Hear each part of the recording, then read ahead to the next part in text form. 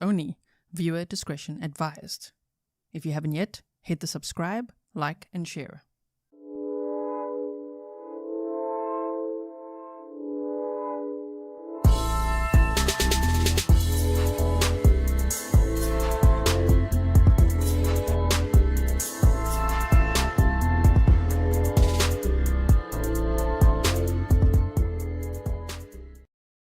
Hello everyone and welcome back to another live stream with me, Grizzly. This is Grizzly True Crime. Today we're going to watch day 2 of the Matthew Pahl trial.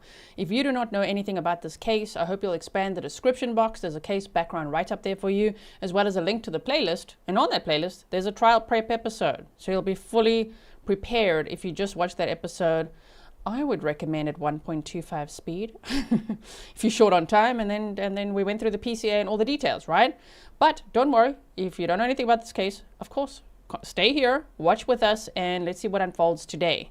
So yesterday, where day 1 left off, firstly, yesterday, day 1 was mostly about the crime scene. The jury even took a site tour there at some point in the day, and there were detectives on the stand talking about drone footage, about responding to the scene when construction workers found Stephanie Pavlons' body on September 9th of 2022. She was murdered on August 23rd of 2022, and her body was left right outside her long-term boyfriend's physiotherapy place, like in a tree line in a wooded area. Right there, where he went for his physio appointments for a broken foot. Okay, wait till we get to the digital evidence in this case, because that's where it's really going to take a turn, I think, to like, oh, he's so guilty. At this point, if you don't know anything about the case, yeah, it might be like, how are they going to prove that? Because they were not able to determine Stephanie Pavlons' cause of death because of severe decomposition. So that is a huge challenge for the state, right? But everything else they have, oh my, okay, I think it's going to be interesting. Not that Mickey said, hashtag Team Stephanie, I pray for her mother and family today during the testimony, right? So when we left off yesterday, her mother had taken the stand, but the jury had gone home. So that was voir dire, where they had been questioning the mother about, you know, the defense wanted to know basically what the parameters are for the level of victim blaming that they seem to want to do. So that was uncomfortable to watch. And today we continue. She's going to take the stand, right? And not that Mickey, thank you for being a member for 27 months. Please like or check that the like button works. It doesn't work every day. You got to check, okay? Does your like button work today? Let me know. And share as well so others know we are live right now. We're starting late on purpose if you're watching live with me, so that we can, just hold on, let me bring it up for you. So we could skip over coffee breaks and lunch breaks. And also, if you're watching the replay, remember to look at the pinned comment. That's, if you go to the comment section, the very top comment that I will pin, because I put timestamps there for you. So follow the timestamps if you're a replay watcher, so that you could just go skip to the key moments if you don't want to watch the whole thing, right? I tell you which witnesses were on the stand and just key moments in the day. Okay, so here we go. Let's put the sound on here and see. Here's something. Here is where the judge came on. And again, all 14 jurors are here.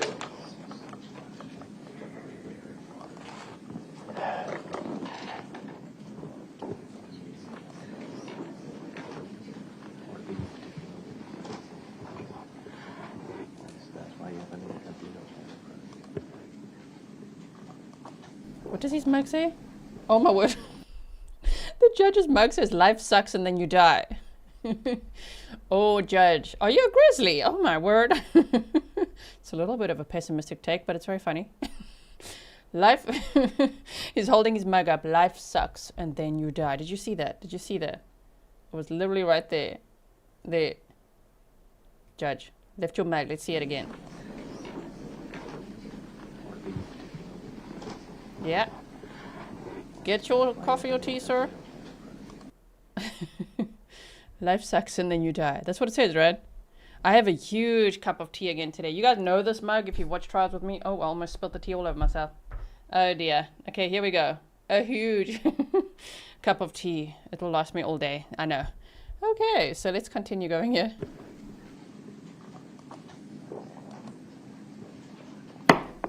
Judge, was that for us? You're smiling. I see you, Judge.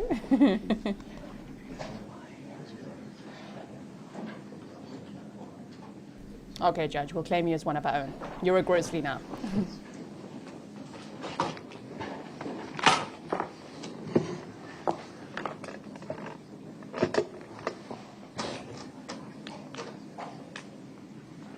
While we wait, I want to say thank you to R Cat for buying 5 strong coffees. Nature Girl bought 10 coffees. SJ, 3 coffees. And Rob, Rob bought 10 coffees. Thank you so much. I really, really appreciate that. Thank you also for spoiling the mods. All the coffee links are in the description box, and Nightbot shared it throughout the stream. All rise for the jury. There's the defendant, everyone. 57-year-old Matthew Pahl. He doesn't look worried at all. Look at him. Dude, you're facing life without parole if convicted, okay?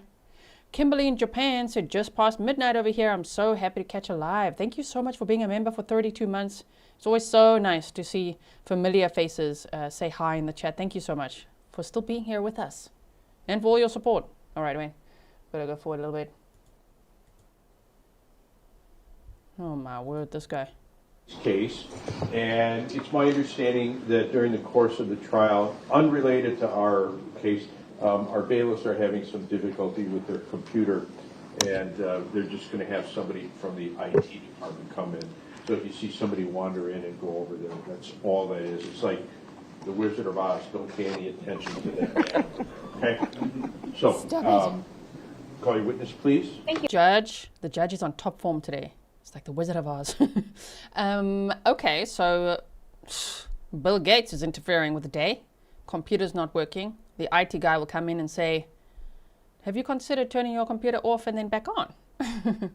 They might even just do that, and then suddenly it works. Mr. Grizzly, my husband, Raphael, is a software engineer. You know, so IT specialist, and damn, sometimes when I have technical problems and issues with Mr. Bill Gates, and he's like, have you considered... Did you turn the computer off and then on again? I'm like, stop that. Of course I did. The state will call Georgiann Pavlons. Ma'am, come on up to the witness stand, please.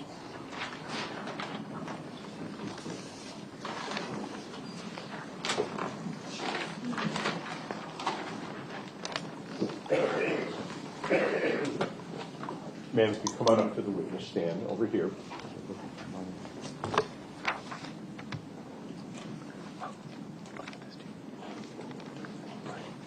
And if you would raise your right hand and face our clerk, please.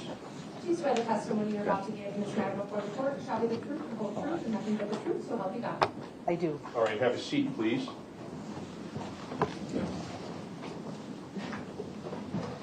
Tell us your name, please. Georgiann Pavlons. And spell your first name for us, please. Georgiann. And Pavlon's the last name? Yes. Spell that. Pavlons. Thank you very much. You're welcome. All right, go ahead. Thank you. Mrs. Pavlons, who are you married to? Richard, And do you have any children? 3. Okay. Can you tell me the names of your 3 children? Rich is our oldest, and David's our middle child, and Stephanie was our youngest. Okay. And do you remember Stephanie's date of birth? Oh, yeah. Okay. What was her date of birth? February 19th, 1978. Okay. Do you have any grandchildren? Yes. Okay. How many grandchildren do you have? 2. And what are their names? Layla Pavlons and Zachary Pavlons.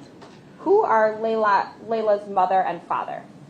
Layla's mom is our daughter Stephanie, and her father is Matt Pahl. And do you remember what year she was born in? 2003. Okay.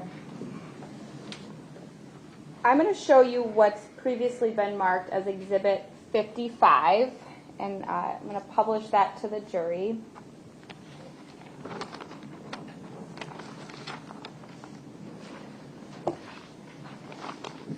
Who's in this picture?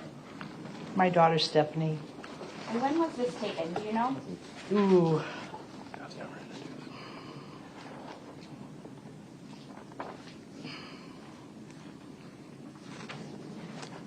I can't remember. Okay. Is it an old photograph or is this pretty recent? Oh, it's pretty recent. Okay. This is how Stephanie looked before she ultimately died? Yes. Okay.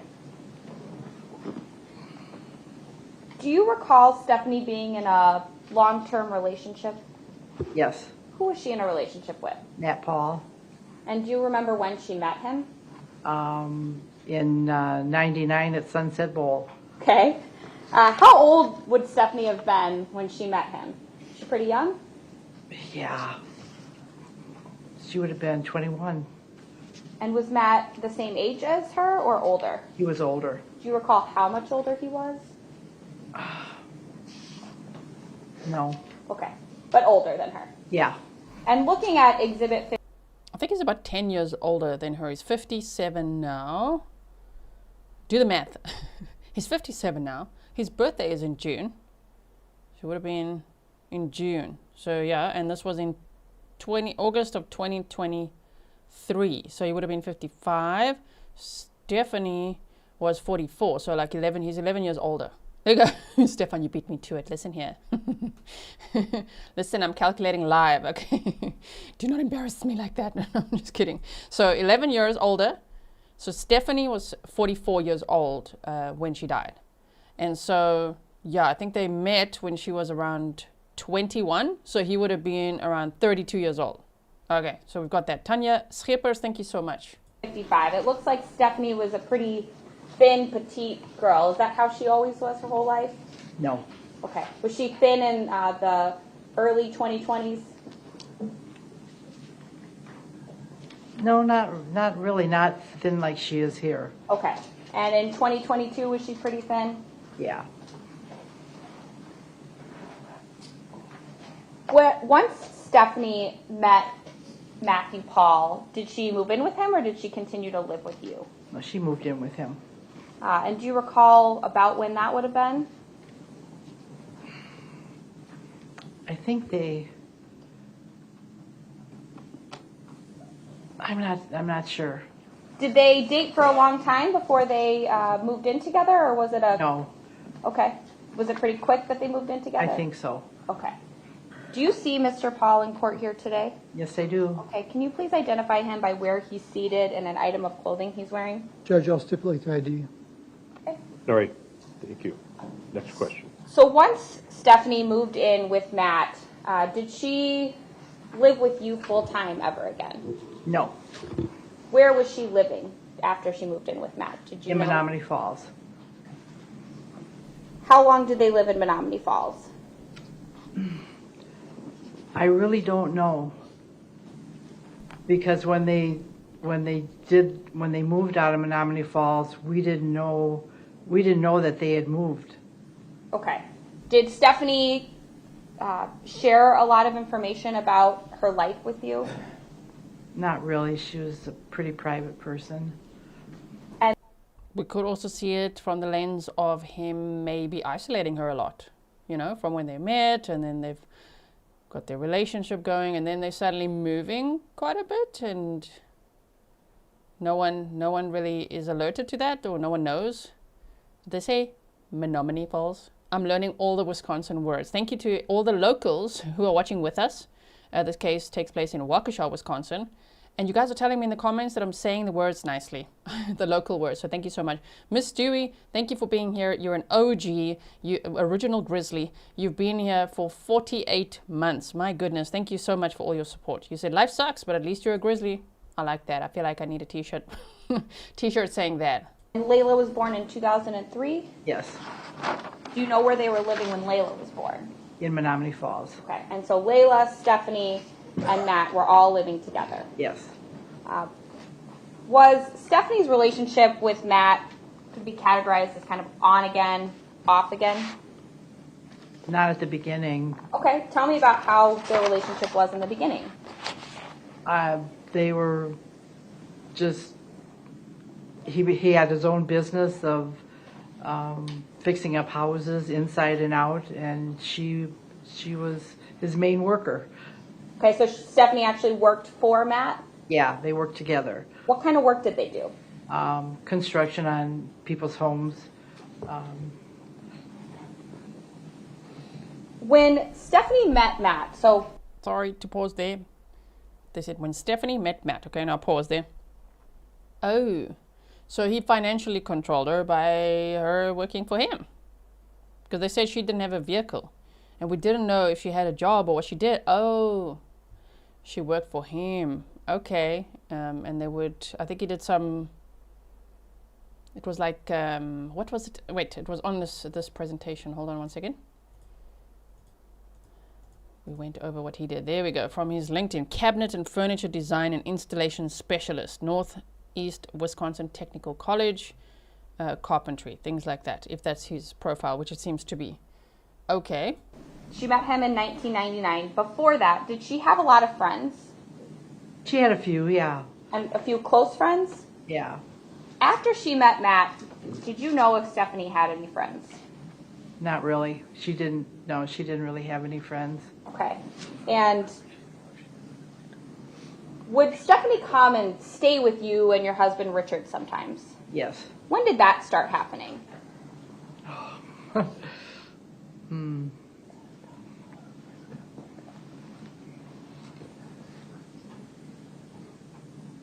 I can't recall. Was it sometime in the last 5 years, 10 years?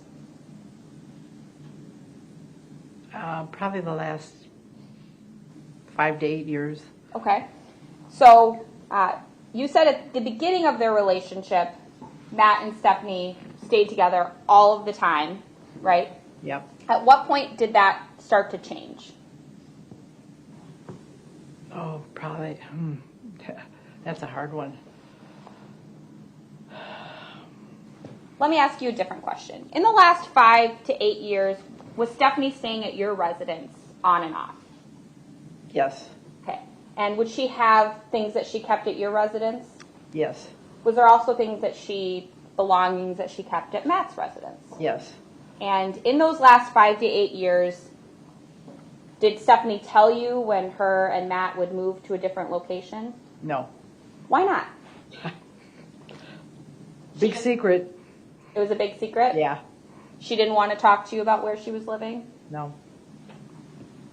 If she did come over to your house, how would you know that she was coming? She'd call me on her phone. All right, so she has her own phone. You have her phone number. You guys communicate via text, call, something else? Mostly calling. Okay. And did she have a key to your residence? I don't think so. Okay. Would she come over if you and Richard weren't home? No. And Layla, when Layla's in high school, she's living in your home. Right. Okay. So does Stephanie come over and spend time with Layla at your home? Yeah. And was Matthew welcome in your home? No. Why not? Because of I liked her face. Was Matthew welcome in your home? No. Definitely not. the way he treated her. Wait, he treated who? Steph. Okay. What bothered you about that? I just thought it was an unhealthy relationship, and she, I don't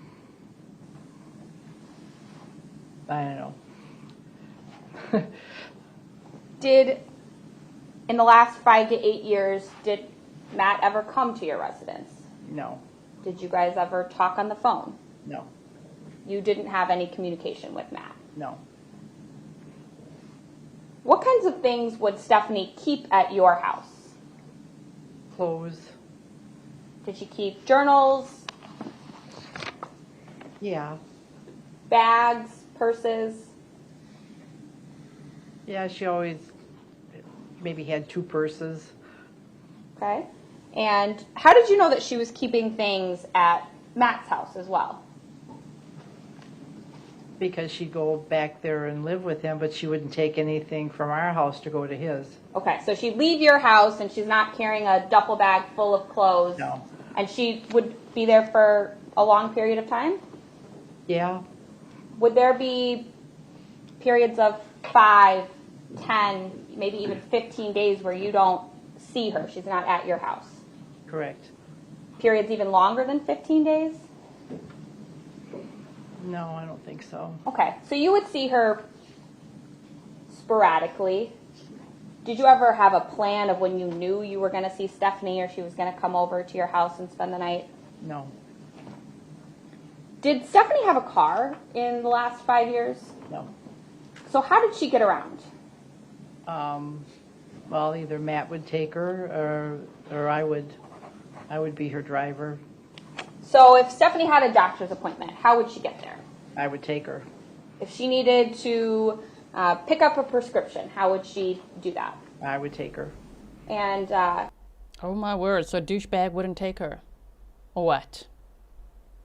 Her long-time boyfriend of over 20 years, the guy on trial, why couldn't he take her to the doctor or to pick up her prescriptions? In fact, we'd read, where did they say that? Was that in part of the motions hearing? I think something like that. It's somewhere out there. So I'll say, allegedly, he was selling her prescription medication and controlling it.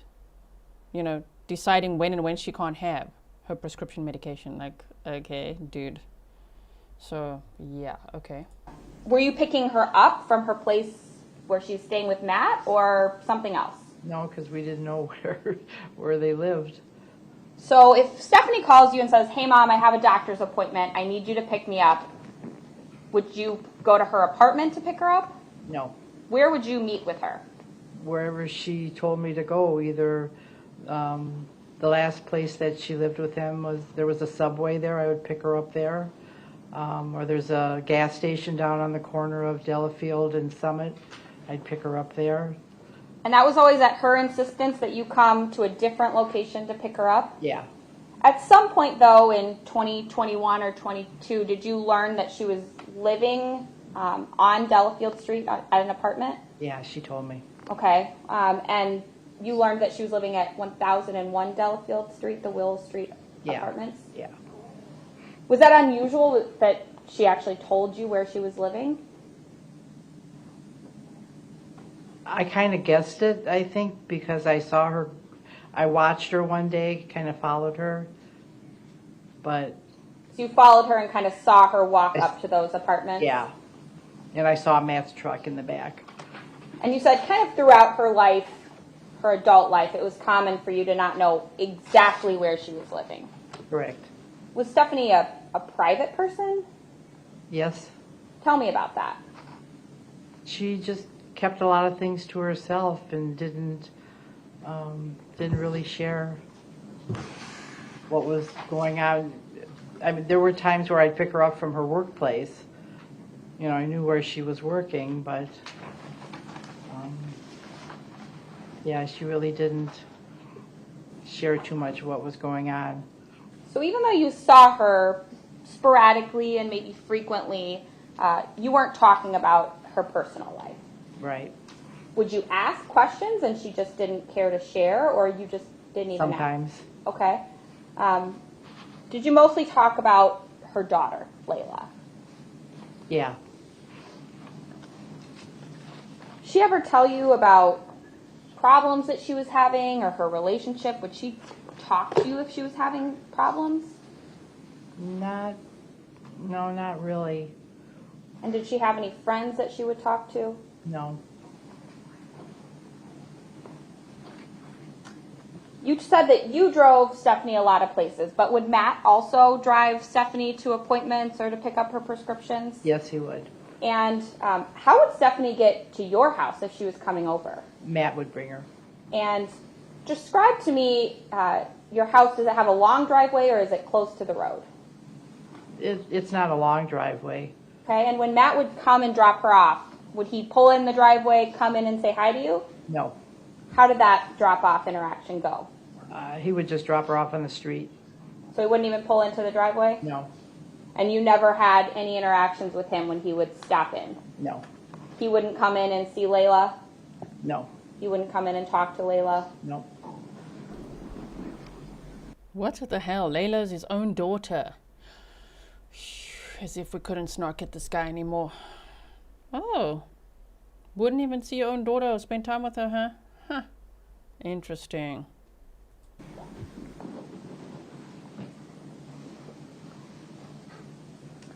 Did you ever have any concerns about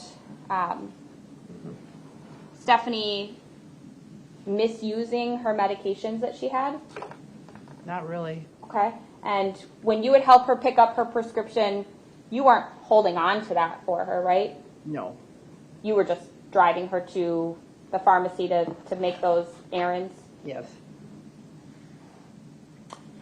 In the summer of 2022, did you learn that Matt had hurt his foot? Yes. Had Stephanie been staying with you when she learned about that? Yeah, I think she had been with us for a few days. And what happens once Matt hurts his foot? Does she continue to stay with you? No, Where does she go? back by Matt to take care of him. So she starts taking care of Matt and helping him with his foot? Yeah. Did you start seeing Stephanie less often? Yes. Was she staying with Matt more and more often after that injury occurred? Yes. Now, you said there was a time that you learned she was living at that apartment in Delafield. Did you ever know where they were living just prior to that apartment on Delafield Street? Yes. Where were they living before that? On West Avenue by Walmart. And you had picked up and dropped Stephanie off in that general area? Yes. When she left that apartment and ultimately goes to the Delafield Street apartment, was there a difference in how many belongings and personal items she kept at your house Yeah, she brought a lot of stuff to our house. when she left the West Avenue apartment? Yes. So she had more of her things at your house after moving into Delafield Street? Yes. But still you knew she had things at Matt's because she wasn't carrying a big duffel bag every time she left? Right. Now, at the end of July, early August of 2022, did you and your family take a trip up to the Wisconsin Dells? Yes. And did Stephanie and Layla accompany you and your husband on that trip? Yes. Is that a trip that you often took with Layla as she was growing up? Yeah, we had a condo up there that we stayed at once a year, a timeshare. And this time in July, or I think it was the early August of 22, did Layla bring her boyfriend? No. So while you're on that trip, how did Stephanie seem? She was excited to go with us because she hadn't gone with us for many years. And how many days do you usually go when you go to the Dells? Usually 10. So you're up there for a long period of time. Yeah. Was Stephanie there the whole time or just a part of it? No, she was there the whole time. Okay, and does she drive up there with you? Yeah. And she comes back with you? Yes. And while you're up there, did she have any sort of disagreement with any of your family members? Yeah, with her dad. Okay. And when that disagreement happens, what does Stephanie do? She went for a walk. Did Stephanie like to go for walks? Yeah. She seems like she's a pretty active person, Yes. working out a lot, Yep. going for walks. Were you concerned at all that she went for a walk that day? Not really. And did she come back? Yeah.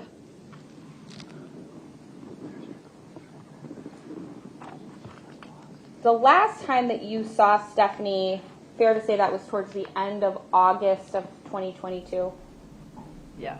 She had August 2022. So that's the story that the defendant used to say to the police, oh, she just walked off into the woods when she went on a trip to Wisconsin Dells with her family, and they had to go and find her. You know, so he said that because, in my opinion, allegedly, he was trying to justify why her body was found in the woods. He's trying to victim blame, right? To say, well, she often, wandered into the woods by herself. People had to go find her. Right. So you want everyone to believe that she wandered off into the woods by herself. It's like a tree line by a golf course.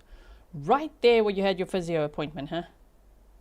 Okay. And then you just went home with her purse, her water bottle, her phone, her everything, but not her. Sure, and didn't report her missing at all. Right. stayed at your residence? Well, when we got back from our timeshare, she went back by Matt. Okay. And did you see her again at your house later in the month? I don't think so. Okay. So from the end of August until ultimately the police come to your residence on September 12th, had you heard from Stephanie? No. Now, tell me, was that unusual or concerning to you?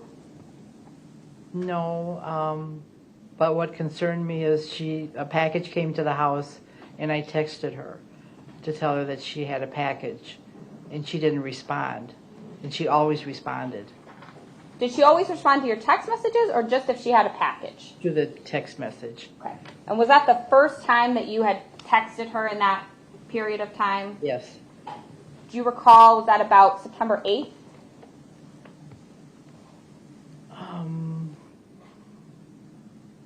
No, I think, no, that was maybe the 25th of August. Okay. And so when you text her and you don't hear a response, that's unusual. Yeah. Tell me why you didn't call the police. I wasn't concerned with what was going on. Did you have any reason to be concerned? Not really. Throughout her adult life, there'd be times where you wouldn't hear from her for a period of time. Yes. And although this might be unusual, were you worried about her safety? No. Had you heard from Matt that something bad had happened? No. Had you heard from Matt that he didn't know where she was? No. If you had heard something like that from Matt, would that have prompted you to contact the authorities or the police? Possibly. Okay, But that's unusual. sure.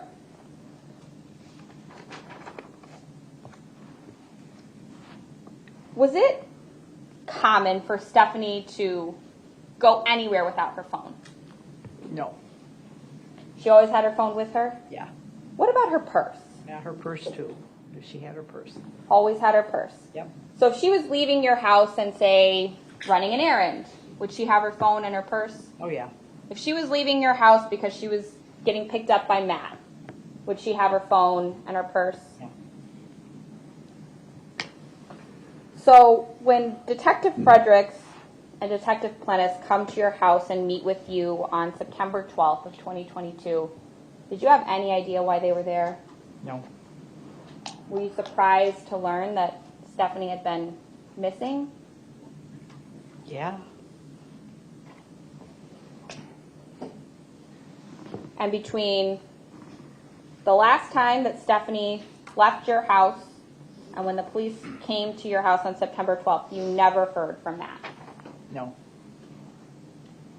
Did detectives then at your house show you some photographs that they asked you to identify? Yes, I believe of a ring and her tattoo. Did I'm they not show sure. you a pair of shoes? Yeah, her shoes. Okay. That's what it was. And what were they asking you when they showed you these pictures? If I knew whose they were. And did you know whose they were? Yeah. I'm going to show you first Exhibit 56.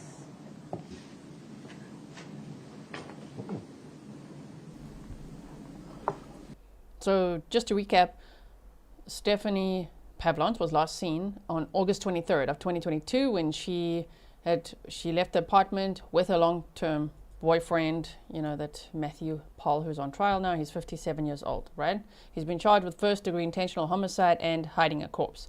So they were last seen leaving their apartments. We did some map time and trial prep and yesterday as well. Maybe we'll do some later, we'll see.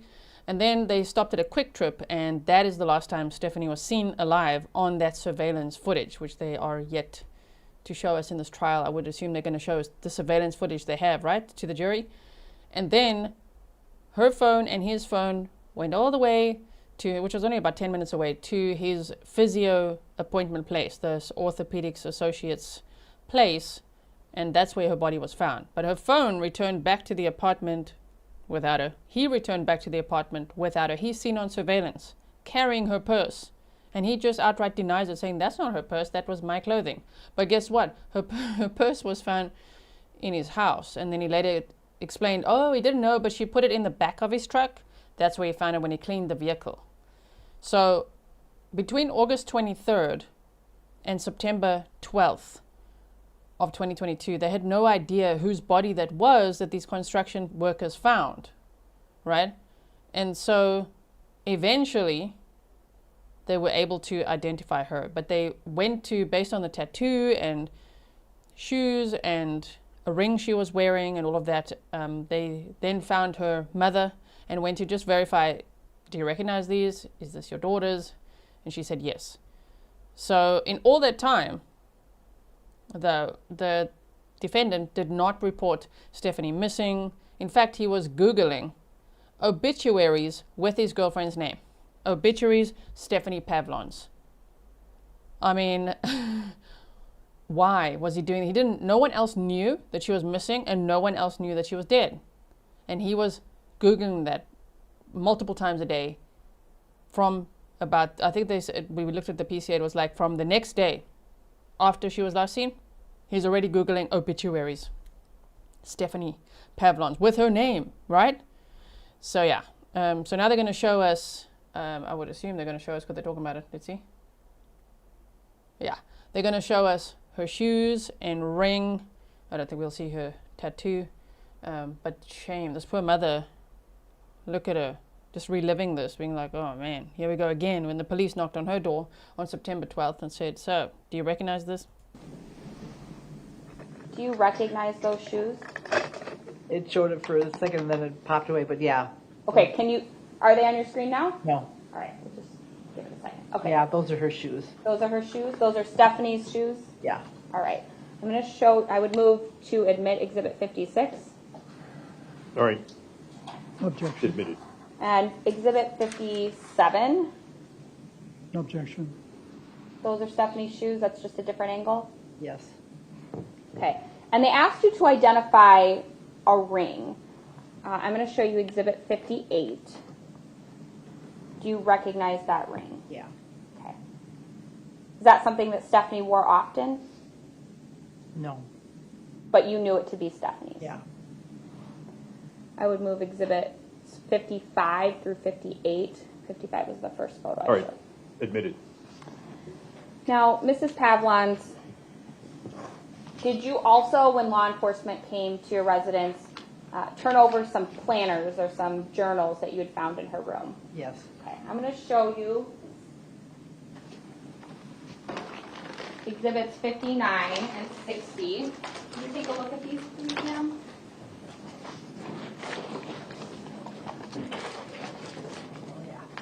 You recognize these? Yes. Okay, and these are the journals that you turned over to law enforcement in September of 2022. Yes. Did you find those in Stephanie's room at your house? Yes. Was it on September 12th of 2022, after you looked at those photographs, that Detective Plennis and Detective Fredericks advised you that Stephanie was deceased? Yes. Did you have any reason before that meeting at your house to believe that she was in danger, unwell, or even deceased? No.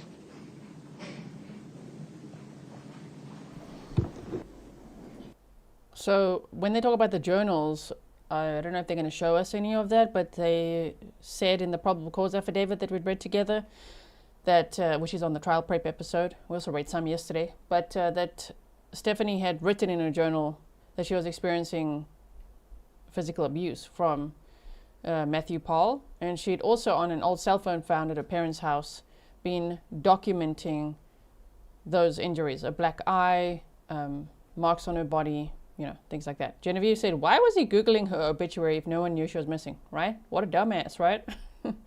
Like, wouldn't he be the one to write the obituary if he knew that she had passed away? Wouldn't he let someone know? Like, what an absolute dumbass to be like, yeah, obituary, Stephanie Pavlons. Like, who would be writing that, dude? Nobody knows. Only you know. But what incriminating evidence that is, you know. Giovanna said, justice for Stephanie. Yes.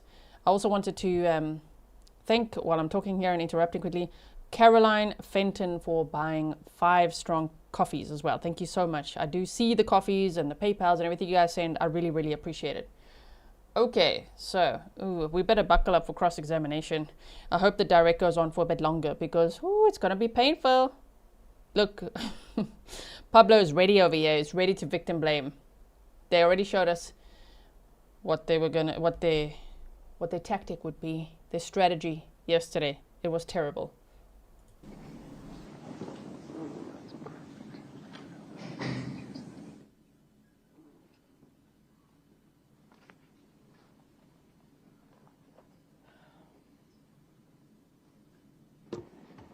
So, Georgiann, after you learned from the police that Stephanie was deceased, did you call Matt? No, Did you talk to him? no, Did you tell him that Stephanie was deceased? no. And so that was on September 12th that you learned and were able to confirm that Stephanie was no longer alive, right? Yes. You talked a little earlier about Stephanie doing some work, and she worked with him in a refurbishing, with Matt in a refurbishing company. Did she have any other work that she did? No, Did she get a paycheck from Matt? no. How did she get paid? He would just pay for things that she needed. He wouldn't give her money from the job. And did you and her father, Richard, want her to get a real job where she would get a paycheck and have some money of her own? Yeah, we wanted her to do that. How long have you and Richard lived at your current residence? 52 years.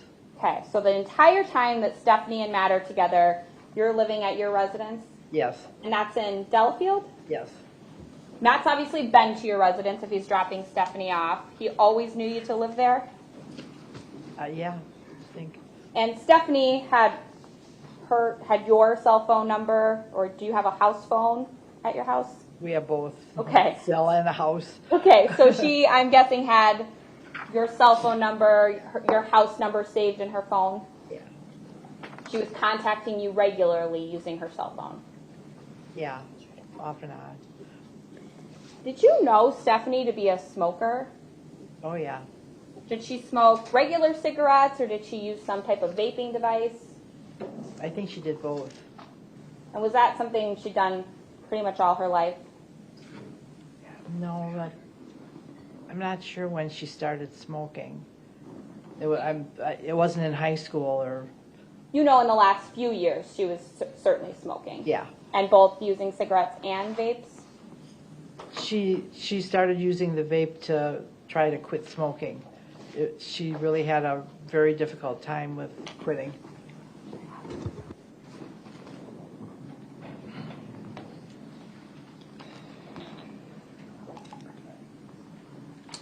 Thank you, Ms. Pavlons. I don't have any other questions.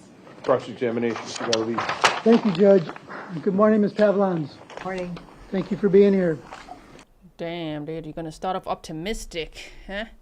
Good morning, Miss Pavlons. Thank you for being here. Now let's start. Okay. We don't say it about all defense attorneys, okay? This one we've seen in Jesse Krzyzewski's trial, though. He does like to victim blame. Okay, that's what they got. Yeah, Stefan says 20 squashy. Yeah, you know it. You know it. So let's start backwards. You know for a fact that Matt was paying Stephanie with cash, true? No, that I don't know. Because you said she was secretive, Right. and she didn't share anything with you really. True? Yes. So you don't know if Matt was giving her cash or how he was paying her, true? True. In fact, she was collecting Social Security, true? She was on SSI, yes. For about 20 years, true? Yeah. And she had a food card, true? Yes.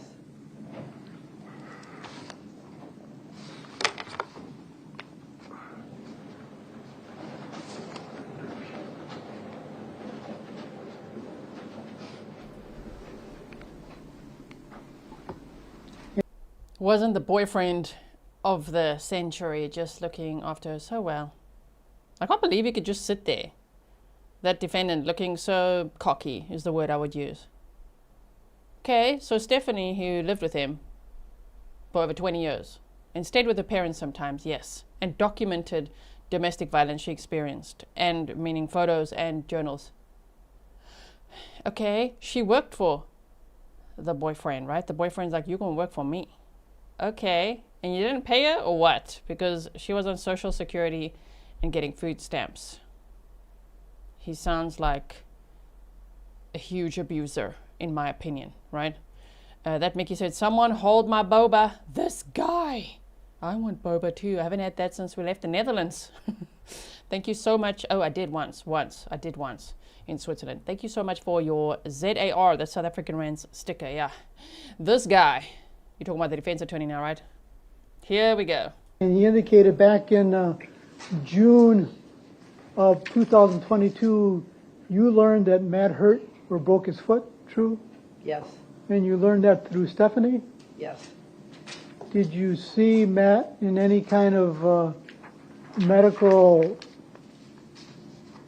did you, strike that, did you ever see Matt during that time? I don't remember. I mean, you don't know for a fact whether he broke his foot, do you? No.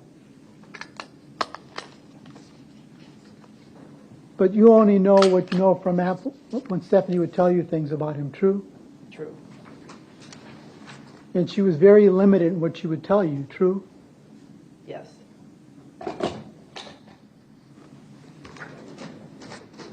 But prior to Matt breaking his foot in June of 2022, she had been living with you, true? No. Our house wasn't her residence. She lived most of the time with Matt. She would come and visit us. So didn't she have a bedroom at your home? No, because our granddaughter had the bedroom So where would she sleep when she would sleep over at your house? in a bunk bed, along with her daughter, In the same room? in the same room. And is that where she kept her diaries? Yes, That's where she kept her prescription drugs? yes, That's where she kept her clothes? yes, She sometimes kept her prescription drugs in the bathroom, true? no, You told the officers that she kept her prescription drugs in the bathroom, but your husband got upset with that. Is that true? well, I don't remember that. But during this period, Stephanie had gone over to Matt to help him because she had told you he had broke his foot, true? True. Do you know what she was doing to help him? I think she was driving him to appointments. He couldn't drive because of the broken foot. But you don't know that for a fact. Stephanie was telling you that, true? True. And you indicated So that might answer that question. Why did Stephanie go with him that day when she was last seen? Meaning, did she go there with him before? That was our question yesterday, right? Probably, because he probably did make her drive him there. Even though he didn't take her to doctor's appointments, he didn't take her to get her prescriptions. But when he needed help with his hurt foot, which the state calls a hurt foot and the defense calls a broken foot. So his foot was hurt, okay? Anyway, so he probably needed her to drive him to his physio appointments. So imagine that. But she got in the passenger seat that day, huh? They said on the surveillance, she's seen getting into the passenger seat. Interesting. So I wonder how hurt and broken this foot really was. Or was it a way for him to play the victim so that he could continue to control her, like get her out of her mother's house? Come stay back with me, I need your help. But you clearly didn't need her help that day because you were driving, right? On August 23rd of 2022. All right. Denny Dawn, the closed caption settings are on your end. You can change you could make different colors. So you can go like subtitles, let's say English. Then you can go to, where is it? Subtitles, they're options. Now you could choose font color, font size, background color. So I've got yellow now here and all of that. Okay, so make sure you change it on your side so that you can actually see them. Oh dear, there we go. I was trying to move that. See? All right, so I'm going to put them off on my side because it is turned on for my channel. So if you want closed captions, you can turn them on. Right? Okay, here we go. that during this time you had no concerns at all about Stephanie being with Matt, true? True.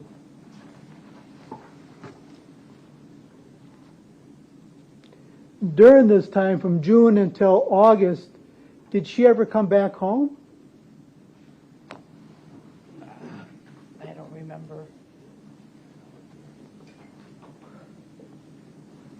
Well, prior to June, when she was going over to Matt's house, prior to June now, did she ever come home?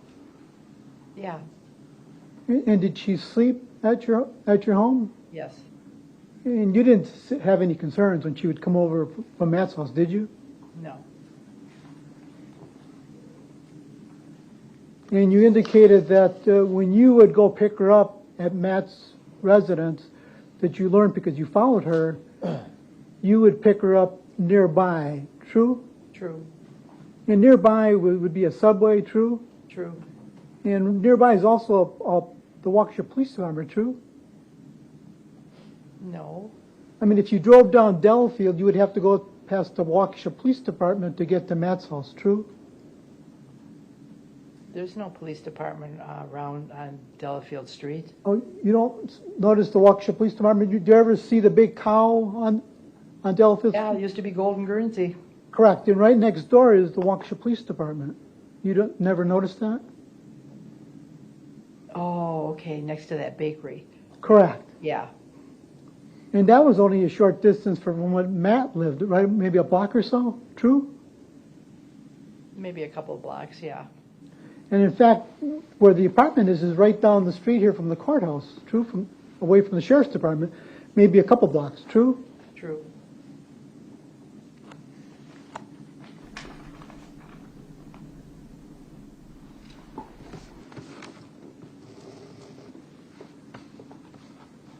And you knew, because Stephanie told you, that she was not on Matt's lease, true? True, She was not supposed to be staying there, true? true.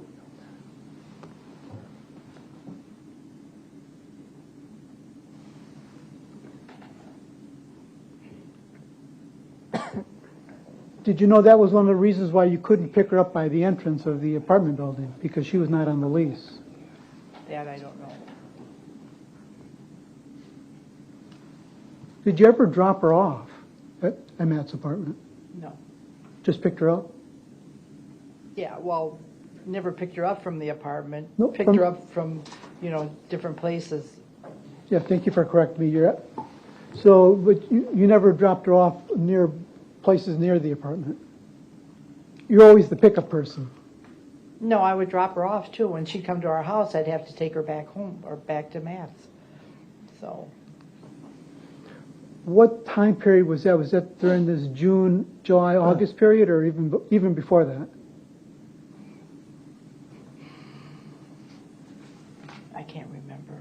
Yeah, and you never noticed that when she would leave your house, she would pack up clothing in a bag and a travel bag to go to Matt's house? Yeah, I think sometimes she would. Yeah, and then sometimes when she would come back from Matt's house, she would come back with her dirty clothes in her travel bag Yeah. and wash her clothes at your house. Yep, You remember that? yeah. And that happened quite often, true? That I'm not sure.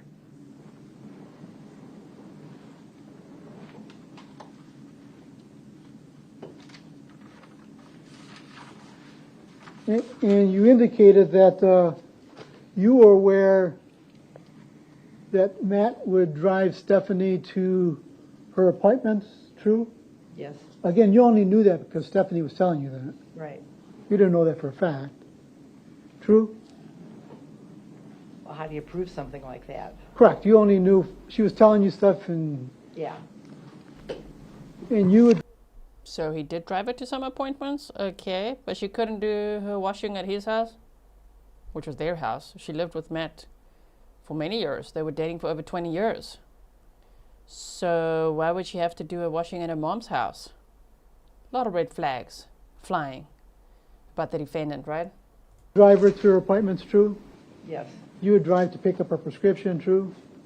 a few times. A few times you picked it up yourself without Stephanie, true? Yeah, And that was her alprazolam, true? I have no idea what I was picking up. The police have records of you picking up her alprazolam. Would you disagree with those records? Nope, but that's what I told them. That's got to be true. You also picked up her buprenorphine patches. I think it's spelled buprenorphine. Whatever. And you were aware she was also taking oxycodone and other medicines for her epilepsy, true? Yeah. And these are some of the prescriptions you were picking up and some of the prescriptions she was picking up when you were driving her, true? Yeah. And where were you picking up these prescriptions at? I think mainly Pick and Save over off of Sunset. The pharmacy over off of Sunset here in the city of Waukesha? Yes.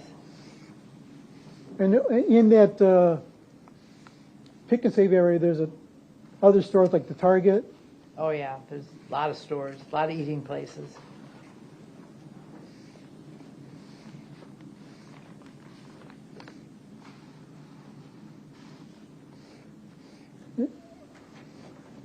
And again, if it wasn't for Matt driving her around, it was you, true?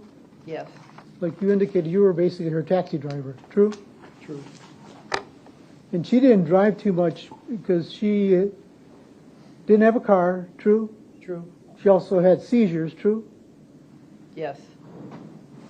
In fact, one time when she was driving, she had a seizure and she crashed her vehicle, true? True. And she got herself injured, right? Yes. And she was taking medicine for her injury, true? Probably. Her back. She injured her back. Yeah.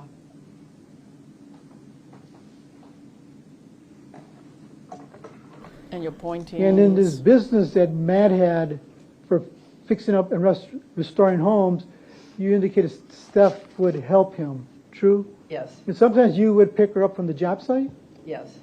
and take her back to your house. Well, I'll take her to appointments. Okay. And you know, Matt and Steph had a storage unit up in Sussex, true? Yes, I The believe Pewaukee so. area. Yeah. Yeah, you went there, true? Yeah, With- she showed me. Yeah, you went with Steph. Yeah. Matt wasn't with you, true? No. Did you enter the storage facility with Steph? No. Objection relevant. Overruled. Continue. Next question.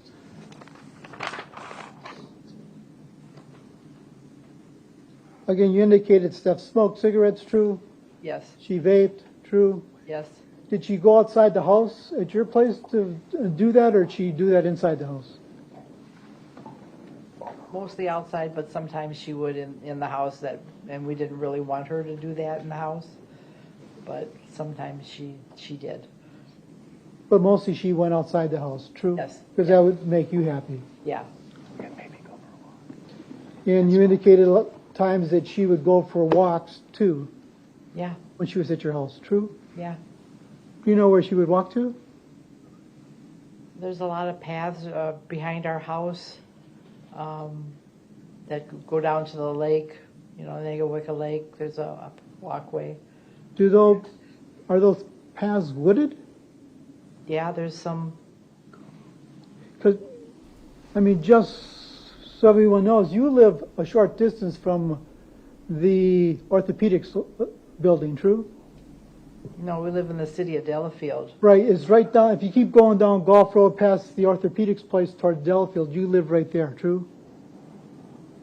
Yeah, in Delafield. Right, it's about 5 or 6. Oh my word.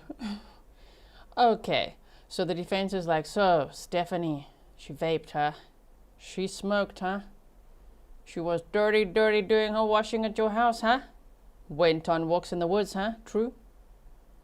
And so therefore your house was right there. It's like, no, we lived in Delafield. It's not right there. If it was right there, then Matthew Pahl's apartment would also be considered right there. Oh my word. And just like, yeah, but she walked into the woods, didn't she? She went on walks. She went on walks. She wasn't confined to the house. Yeah, but she went walking in the woods, didn't she? I don't know. Imagine the jury. What are they thinking? They're probably thinking what we're thinking. Why is he saying true the whole time? Oh, so annoying. Okay. Miles from the building?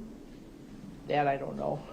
And there are paths that lead from your house to the orthopedics building, true? That I have no idea. What? Oh my word. So you're going to blame the mom now? You want to call the mom the killer or what? Or that Stephanie just wandered out there with her vape alone. And then what? And then what? Because if they're going to go the angle, the defense of her self-deleting, why on earth would her top be pulled up and her bra be pulled up and her belt be undone and the buttons of her pants be undone, huh? Yeah, I don't think so. Okay. And I think you indicated that in the beginning of August, you and Steph and the family all went up to the Dells for 10 days. True? True. Did you take her there? Yeah. And she was having a great time. She was happy. True? Yeah. And prior to that, she had been at Matthew's apartment. True? While we were up there? No, prior to you taking her, she had come from Matthew's apartment. Yes, yes. And again, when she came up there, you had seen her, she appeared to be fine. True? Yeah. And you said when she was up there, her and your husband got in an argument and she went for a walk in the woods. True? True. Oh, guys, she went for a walk in the woods. Should we all tell him that we also walk in the woods? Do you guys walk in the woods? I love going for walks. By the way, if you go from the Willow Park apartments where Stephanie lived with Matthew Pahl, from there to the Orthopedic Associates place is 5.9 miles. So it's even closer than what he's implying her parents' house would be. So even saying, well, there could be paths to there, it just makes no sense. Okay. Oh, my word. And did she take her purse? I don't remember. She probably didn't take her purse, would you think? Probably not. Maybe her phone. Right.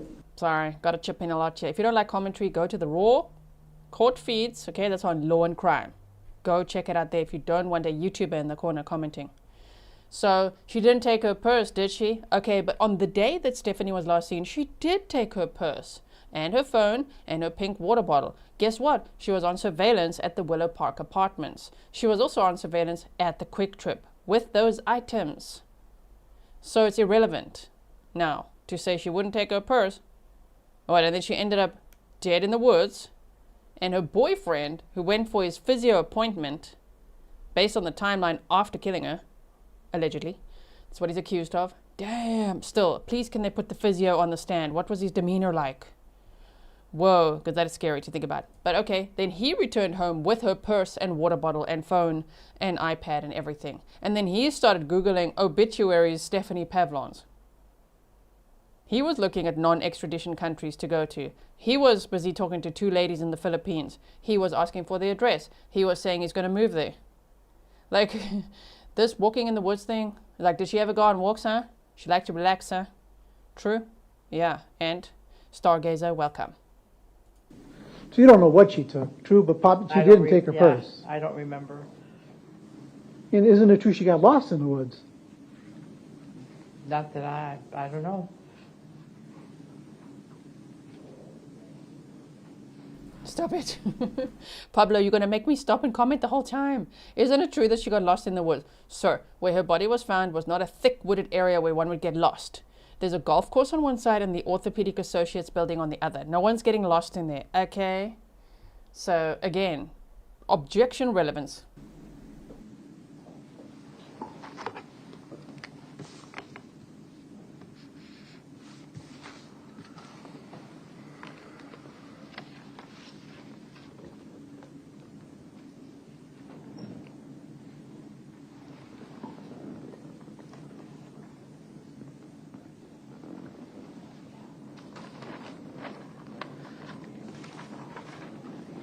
Now, Ms. Pavlons, the last time you saw Stephanie, based upon my reading of what I've received, was around August 20th of 2022. True? I don't remember the date. It's the day we got back from our timeshare. When did you get back? I don't remember. Okay. But if the reports indicate that you got back around August 5th, would you disagree with those reports? Like I said, I don't remember. Fair enough. So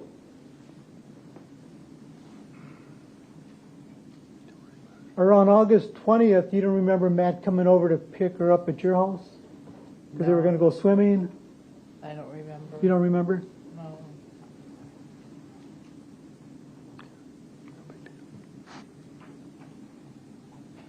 And again, you don't have contact with her. You said around August 25th, she receives a package and you text her. Yes. Do you know what was in the package? No. And she doesn't respond. True? True. You don't have any concerns about that she doesn't respond? No. And again, you don't have contact with her at all until, that was the last time you had contact with her, right? When Matt came up and picked her up. True? Yeah. And then when the police came over to your house September 12th, you indicated to them that you had a feeling that she had passed away. True? I don't remember.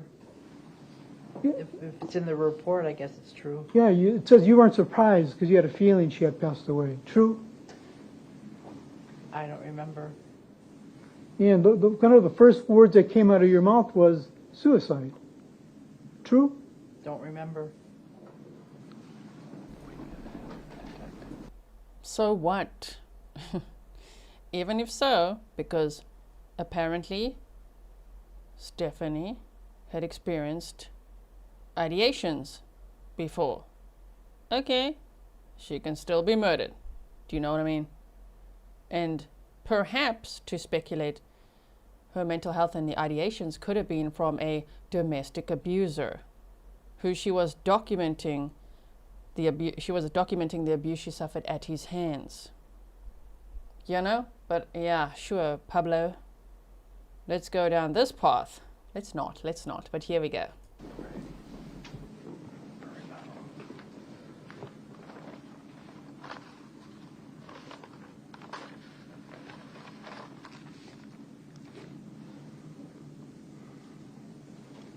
And you kind of indicated to the officer, you did indicate to the detective, Detective Fredericks was the person that was talking to you at the time, true?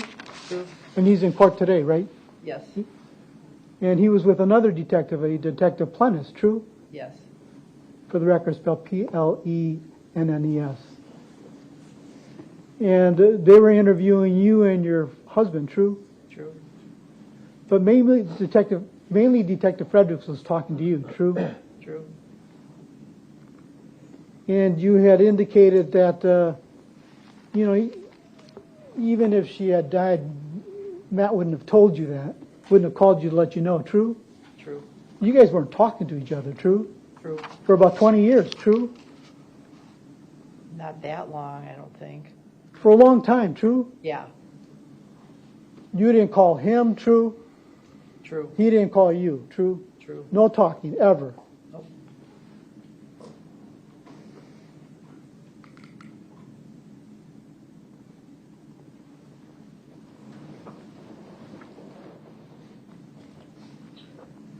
And they kind of told you where they found her body, true, by orthopedics, true? True. And you had no idea why she would be there, true? True. You had no idea that she had been accompanying Matt to orthopedics for his appointments, true? Well, yeah, I knew his appointments were there. You But, didn't know she was going with him to his appointments.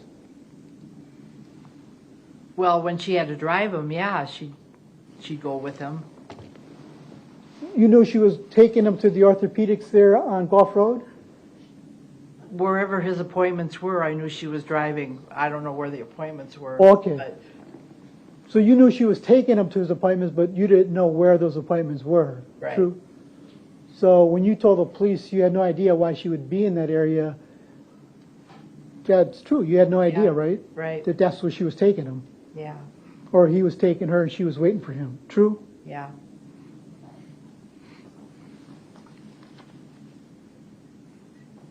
There was something she didn't share with you. True? True.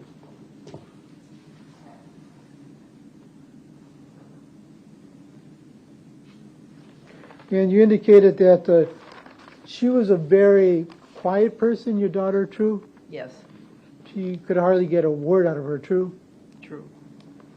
And you indicated that they lived in Menominee Falls for a while. True? Yes. Layla was born there. True? Yes. Eventually, Layla was taken away from them and lived with you. True? True. And you raised Layla since she was about 9. True? True.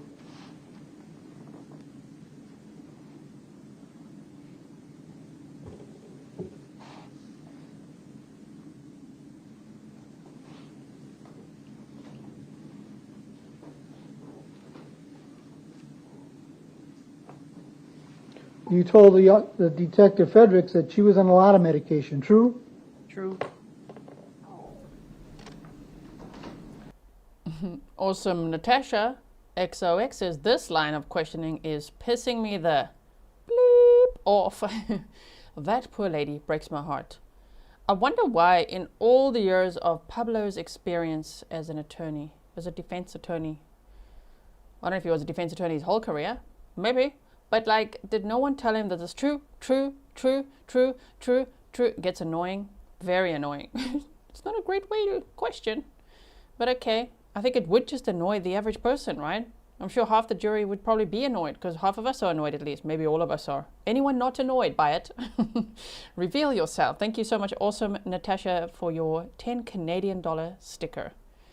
Okay, let's take a peek to see how long this is still going to go on for a while. Okay. Oh my word. Wait. There, 136. 10 more minutes. Here we go. That she got shots in her neck for her seizures, true? Wasn't for seizures. What was her shots for? She had hurt her neck, and she had pain, a lot of pain in her neck.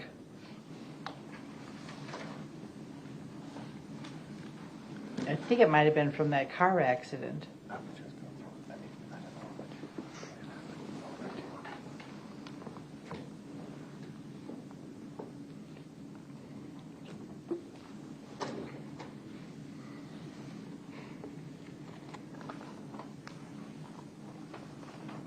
And when they lived in Menominee Falls, Matt and Steph, there came a point in time, did you ever drive over to the residence of Menominee Falls? Oh, sure. Did you do that many times? Yeah. Did you ever have to drive down there because your daughter, Stephanie, called you and she was depressed? No. You ever remember telling the detectives, you told Steph, don't do it, and then you told the detectives at the same time that, you know, my cousin committed suicide, my uncle committed suicide. Remember telling the detectives that? No, I don't. Okay, Pablo, you're going to now say it runs in the family. Oh my word, please, just stop it.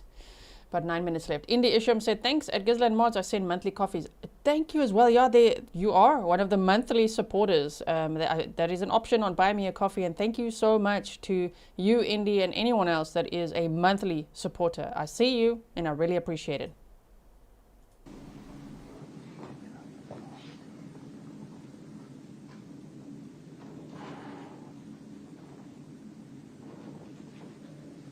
And in that same breath, you told the detectives that when they lived on West Avenue, you went and met Stephanie behind the Walmart by the train tracks, true?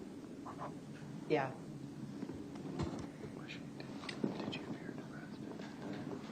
What was her demeanor like when you saw her by the train tracks? She was very upset. Did she seem depressed? No, she was just really upset. Do you know how close she was to the train tracks? Aren't they on the other side of Walmart? Correct. Yeah. Did you know how close she was to the train tracks, or where she was standing? She was on the opposite side from the train tracks. She was by the garden, that side, by the bus stop.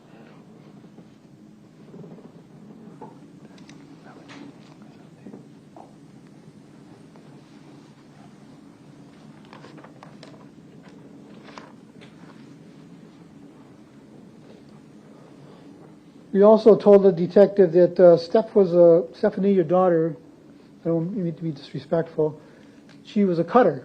Is that true? I don't recall. I don't remember. So, Pablo, you didn't listen to our stream yesterday at all, huh? Sometimes they do. Sometimes the attorneys, they watch the chats and listen to the streams to see how they're doing. Not well, Pablo. Don't say that. Maybe say, you revealed that you believe that she self-harmed. Just say, she was a cutter. I mean, stop it. Just, oh my word. Guys, hold me back. Do I need to take another stretch break? Go punch a wall or something. Just like, stop it, Pablo. So frustrating. So also trigger warning. These are now very triggering topics that he's bringing up. So I hope that all of you are okay. If it ever gets too much for you, just know we'll save you a seat, right? So they're talking about ideations of self-deletion. They're talking about self-harm, mental health, substance abuse, going really far down this path of victim blaming. None of which, I know they weren't able to find Stephanie's cause of death due to severe decomposition. But man, it would make no sense that she would go with her boyfriend to his physio appointment, that he has 16 minutes unaccounted for before his appointment and 20 minutes after, that he returns home without her. Her body's found in the tree line right there where his appointments take place. He's getting police scanners to now listen to police activity when no one knows she's missing. He's looking up obituaries and her name, like a dumbass. He's looking up non-extradition countries, like Donna Edelson. He's talking to 2 women in the Philippines sexually and saying he wants to be with them and planning a future. Like, he's doing all these things and not reporting her missing. I'm looking at him. Okay, I'm not looking at any of this other stuff, but I know the defense has got to do what they got to do, but I do feel protective, okay? So I do hope that Stephanie's family and friends, her daughter, that they know we've got their back, right? Because this is difficult. This is very, very difficult. Shame, this poor mother. I recall telling the detective that Stephanie would cut herself. No, I don't. If it's in the report, I must have.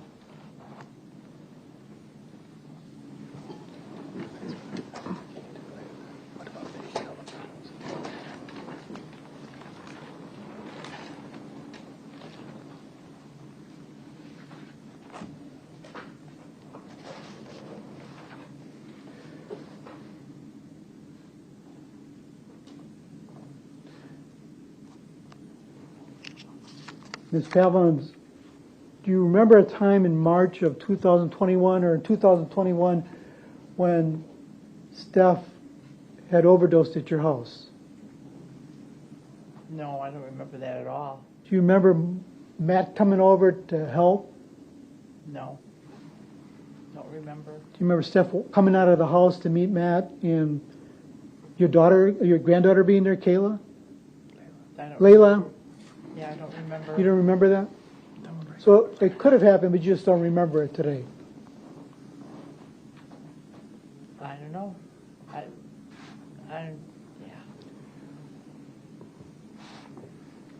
Yeah. Did you ever have, strike that, you indicated Stephanie was taking medication for seizures, true? True. Do you know how long she had been taking that medication? I think from the time that she got pregnant with Layla. Did you ever see her have seizures? Yes. Did she have them frequently? No. Did she have them at your house? A couple of times. And how would she react when she had seizures? I mean, what would happen to her body? She could feel it coming, so she'd sit down. It would Or lose her balance. It would cause her to fall? Yeah.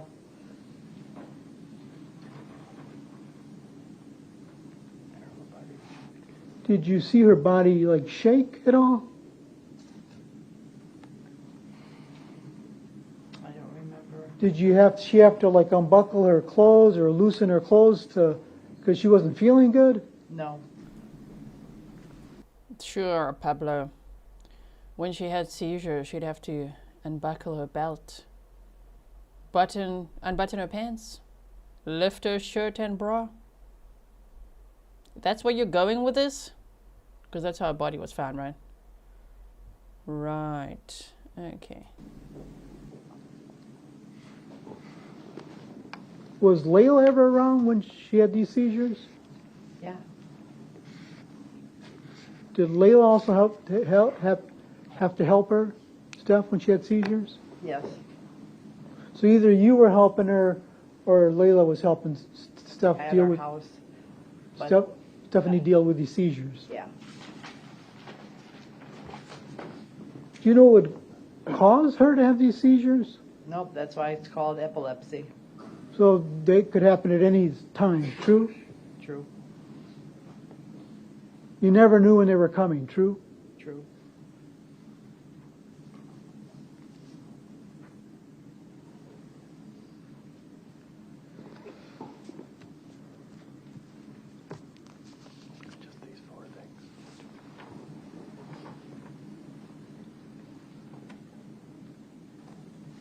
You knew that Matt, sitting here to my right, had bought Stephanie a new cell phone, true? I think so. You think so, true? Yeah. He literally asked, "You think so true?" Oh, you think so true? Okay, so if Matt bought Stephanie a new cell phone, no wonder he kept her phone. He also used the phone. He kept it powered on. He sent himself YouTube videos from her phone and then deleted it. While she was dead, okay? He was the only one who knew that she was dead. He was looking up her obituaries, okay? Stephanie Pavlons' obituaries. Right, when no one else knew she was even missing. And he was using her phone. Like, what the heck? Linda Wolf, thank you for being a member for 2 years. You said this case is so sad. If family members are here, please know that we have your back. Justice for Stephanie. Yes. Thank you so much. And you knew also that Stephanie was planning on going to the Philippines, true? True. You have a family member that lives in the Philippines? My brother. And My she was word. planning on going to visit him, true? True. Do you know that she was going to... Okay, that's an interesting little fact. Stephanie was planning to visit an uncle in the Philippines. Why is that interesting? Because double cheater McDouche, the defendant, Matthew Pahl, was talking to 2 females in the Philippines that he met on some dating site or something. He was talking to them on Skype and planning a future with them. They were having sexual conversations.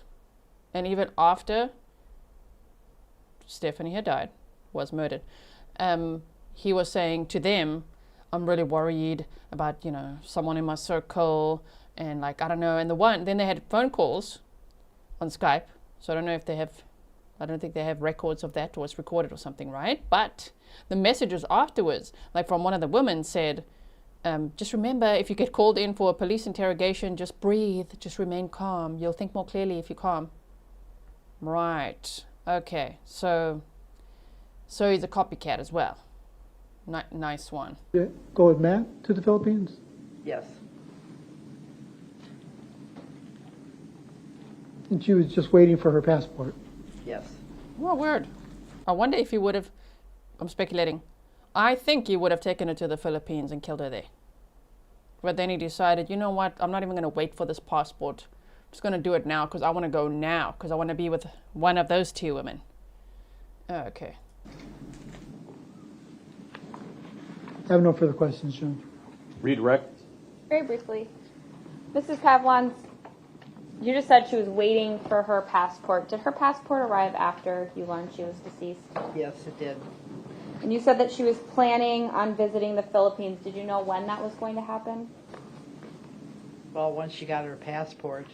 So she needed that to go to the Philippines. Yep.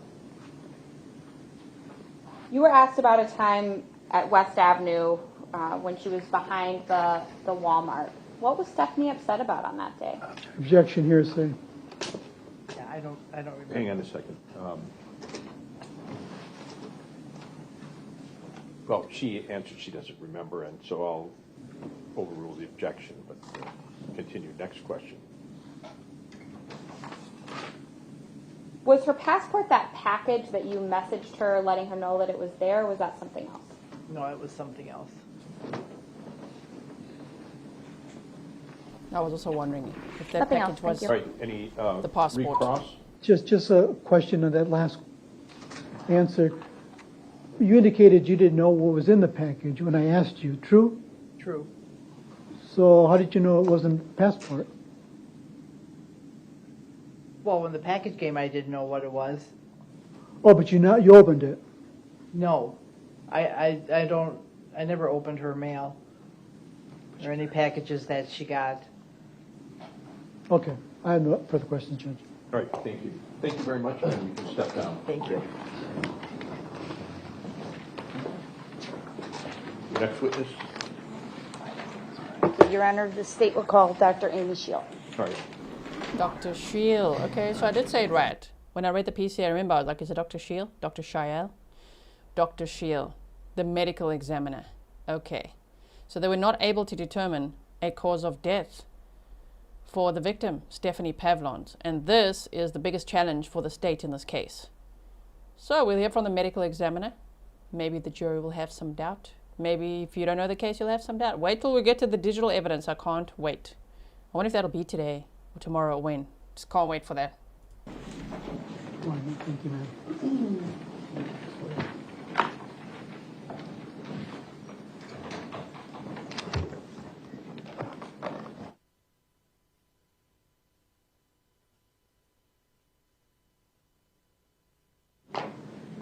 Come on up to the witness stand, please, and once you get up there, remain standing and raise your right hand.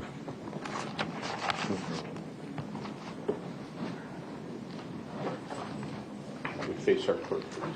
Please swear the testimony you're about to give in this matter before the court shall be the truth, the whole truth, and nothing but the truth, so help you God. I do. All right, have a seat, please. Could you state your name, please? Amy Sheil, Sheil. Sorry. All right, go ahead. I know it's Shield. I don't know why I wrote Shield. Dr. Shield. Sorry about that. I read the document with you. Sheil. Okay, here we go. It's probably because we need to be shielded from the cross-examination that we just heard, right? Oh man, wherever to get your shields. We're going to hear the cross-examination now. Luckily, it's direct. Okay, here we go. Okay. Good morning, ma'am. Good morning. How are you employed?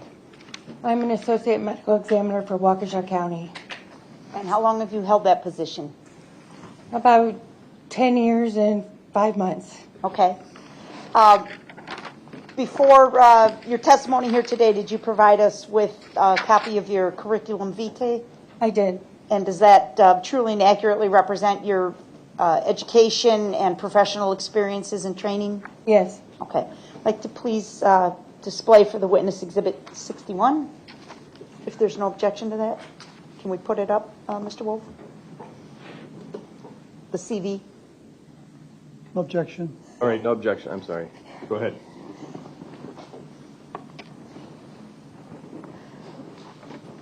Okay, so we're not going to go through this whole document because I believe it's a little bit lengthy, but if you could just explain to the jury your education and background. If we need to refer to portions of the document, we certainly can.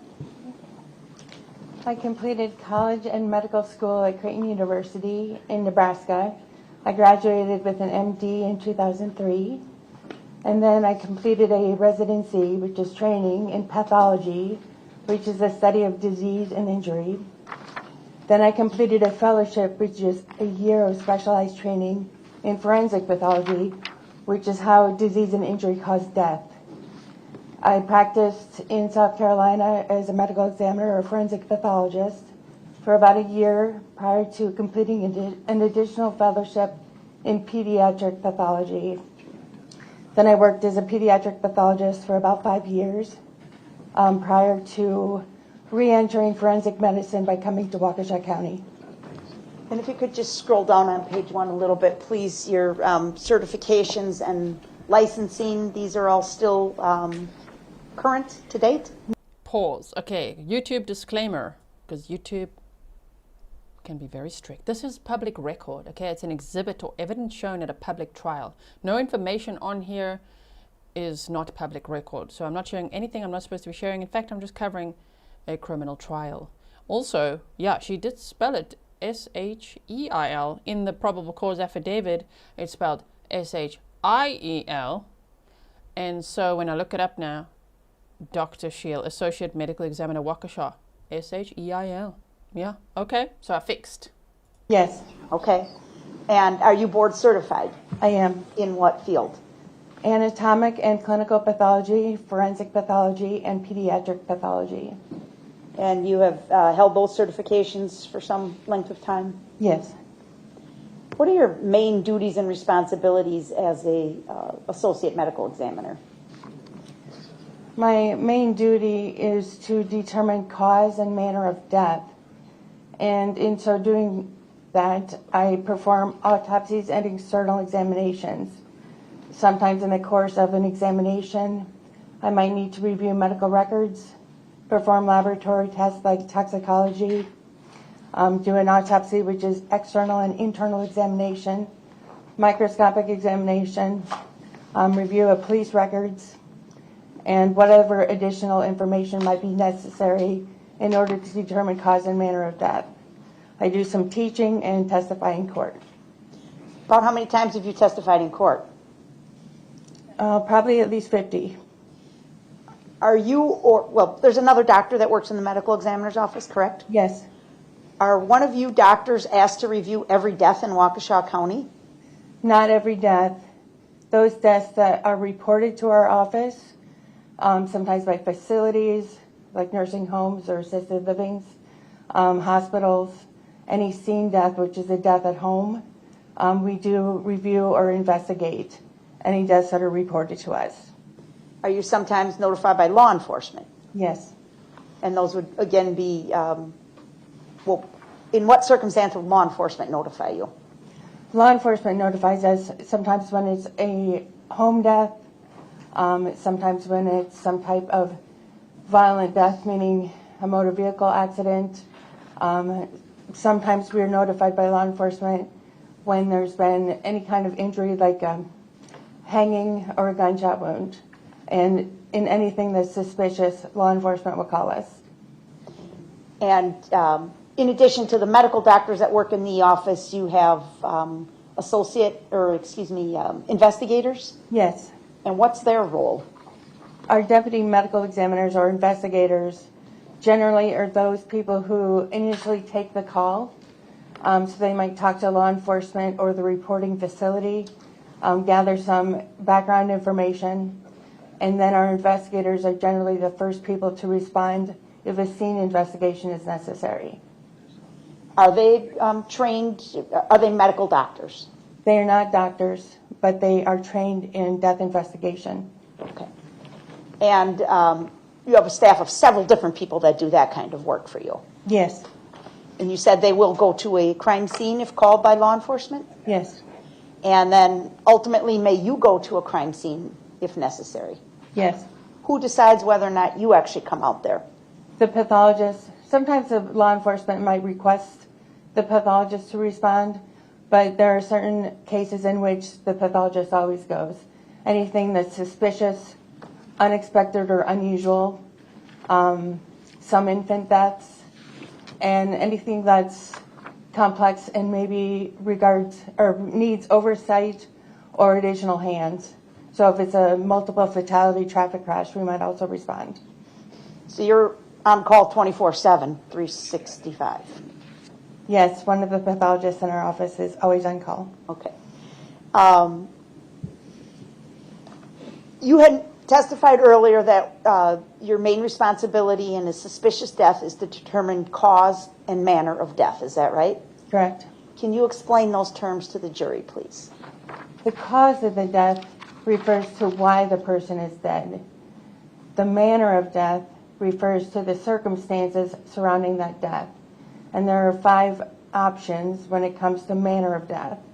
It could be homicide, suicide, accident, natural, meaning only a medical condition contributed to the death, or undetermined, meaning there's not enough evidence to commit to a different manner of death. The cause of the death might be a myriad, there might be myriad reasons why a person is dead, but there are only 5 circumstances that explain how the person became dead. Okay. Virgo, thank you for being a member for 2 years. You said, hi, G-Mods and Grizzlies. Love watching trials with you all. Yes, we'd love to watch trials together. Thank you so much for being here today with us. Can you give us an example of a common cause and manner that you may see in your discipline? The cause of death might be a gunshot wound to the head. The manner of death could be homicide, it could be suicide, or it could be an accident, depending on the investigation and the circumstances surrounding that death. Does that make sense? Have you been called to scenes where you ultimately concluded the manner of death was homicide? Yes. More than once? Yes. And have you been called to scenes or investigated cases where you determine the manner of death to be suicide? Yes. Multiple times? Suicides less commonly, generally because the pathologist's investigation at the scene is not always necessary.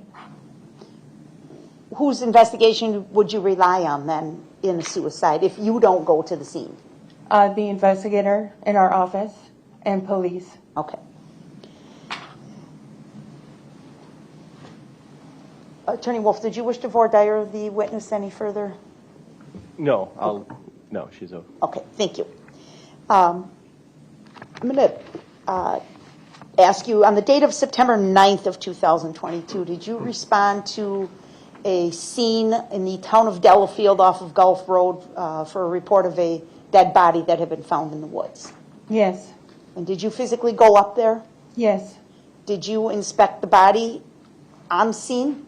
Yes. Okay. And what were your observations of the body in the field? Okay. In the field, I mean the woods. As I was walking towards where police indicated the body was, I noticed that we were walking through long grass towards a wooded area. On the other side of the wooded area was a golf course. As we approached the wooded area, walking through this long grass, I noticed there was a disposable scalpel to one side of where we were walking. We entered this wooded area where there was quite a lot of vegetation, trees, dead brush, grass, leaves, and there was a body lying on its back, partially clothed, not covered by anything other than some leaves. When I examined the body, I noticed that it appeared to be a woman. She was wearing a black t-shirt, a bra, jeans, and athletic shoes, as well as socks. What was the condition of the body? She was moderately decomposed and partially skeletonized. What does that mean, partially skeletonized? So she was decomposing, and in the process of decomposition, as the tissues break down, the bone is then exposed. So partially skeletonized refers to the fact that most of the soft tissue was gone from her face, and I could see portions of her skull. What about her neck area? Her neck was largely skeletonized. She really didn't have any soft tissue left in the neck area. Did you observe any insect infestation? Yes, there were some maggots, mostly pupa casings, which are the casings that surrounded the insect as it was developing. There were beetles, and I believe a butterfly. Okay. Did you, you indicated that the body had showed signs of decomposition, correct? Yes. When does decomposition of a body start? Decomposition starts immediately after death, so cessation or stopping of respiration, heartbeat. The cells die immediately. It takes a while for that change or cell death to become evident grossly, so by the naked eye, when looking at a body, but cell death starts immediately after the person is no longer alive. To your knowledge, doctor, is there an odor unique to human beings that is emitted immediately upon death? The body starts to decompose immediately. My understanding is that from a canine point of view, there are certain odors that are detectable very shortly after death by a dog. Humans, we can't smell that. We don't have that sensitive a sense of smell, so it's not immediately evident to us. And is it, have there been identified volatile organic compounds unique to decomposing human remains as opposed to, say, decomposing animal remains? Yes. So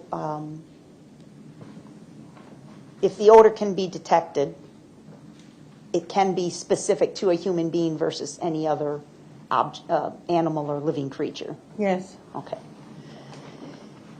How does decomposition progress? Well, cell death starts immediately. We notice at first because the cells lose energy, and that's why rigor mortis, which is stiffening of muscles, comes and then passes. We also see livor mortis, which is pooling of the blood to dependent areas.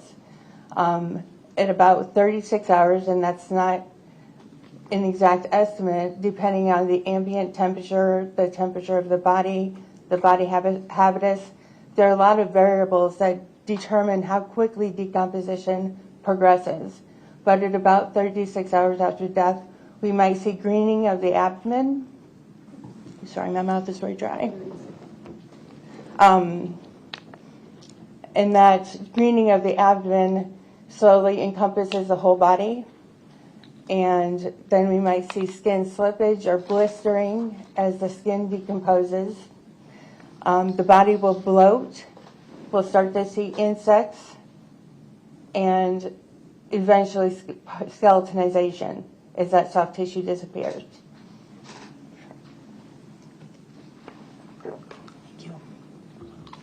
You mentioned environmental factors can play a role. Can you explain that, please? So if a body is outside, decomposition will proceed more quickly, especially if it's in a warm environment or a hot environment. Decomposition will come on more quickly, be evident more quickly, and progress quite rapidly because we're also dealing with insects. In body indoors generally doesn't have the same type of insect activity that a body outside will have because insects will easily find that body outside and contribute to the decomposition process. If the environment is moist, but there's still oxygen, again, decomposition proceeds quickly. Ask Ms. Gussie to please put up Exhibit 19, which was previously testified and admitted with Detective LaFleur.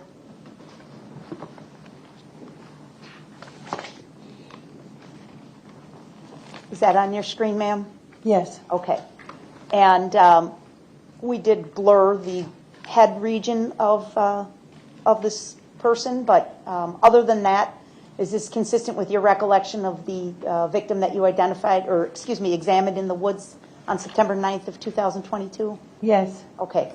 Can you just, I guess, start near the mid-region and work your way up towards the head and identify for us things you're seeing that are important to your analysis and examination of the body? If you start at the mid photo, you can see that the body is at least partially clothed in a black t-shirt. There's a black bra, which is actually pulled up a little bit above the level of the breasts. The skin that you can see of the abdomen, which is below the bra, is very yellow. It looks dry, it's very leathery in terms of quality and wrinkled. The arms are held in a flexed position, so bent at the elbows with the hands near the head. You can see some defects to the chest region where the skin appears to be blackened. This is likely due to a result of insect activity because insects generally will consume soft tissue remains. So insect activity will leave holes in the body, the skin, as they consume the flesh, and that's likely what you're seeing here. One thing to note is that insect activity will start at or around orifices. So the lips, the eyes, the mouth, any orifice on the body that insects can get into, they will, and that includes wounds. So if there's any kind of purge fluid, which is fluid emitted after death, or blood, insects are going to be attracted to those areas, and decomposition will proceed more quickly in those areas. Would that possibly explain why the face and neck were partially skeletonized and the chest area, abdomen was not? Yes. Okay.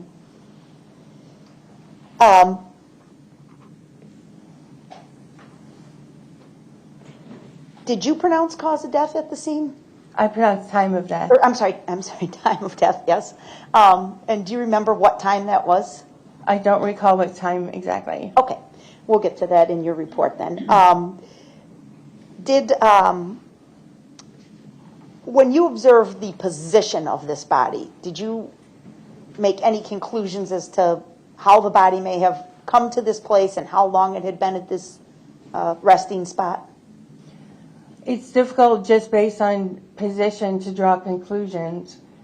I think what was more important was that when we moved the body, there was vegetation death underneath the body. So there was no more living leaves. As you can see around the body, there are green leaves.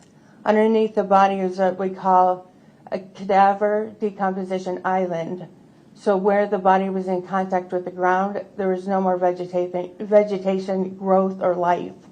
And that's due to leaching of decomposition fluid into the ground. It kills the vegetation because there are increased levels of calcium, potassium, phosphorus, things like that, that will kill the growth. The state of decomposition needed to be taken into consideration with the weather in the area, but I thought it had probably been at least a week to a week and a half, maybe a little bit longer, that this body had been in this area. And did you draw any conclusions or have any impressions of the shirt being pulled up and the arms being up at or around her ears? Conclusions could be just speculative because I don't know why the shirt was pulled up or the bra was pulled up, but it was ostensibly possible that she'd been dragged and dumped in this area or placed in this area. Okay.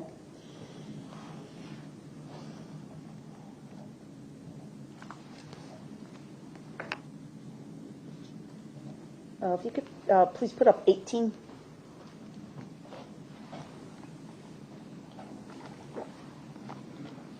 And 18 shows a little bit more of the mid-region and her thighs. Is that correct?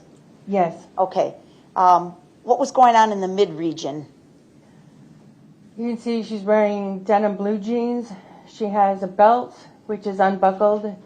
The jeans are unsnapped, and the zipper was a little bit down.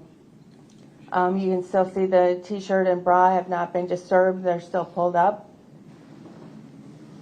You can see her navel just above the waistline of the jeans. Okay. And there's appears to be some white discoloration on the jeans. Do you know what that is? There was some dirt on the jeans. Okay. You remember that? Yes. Okay.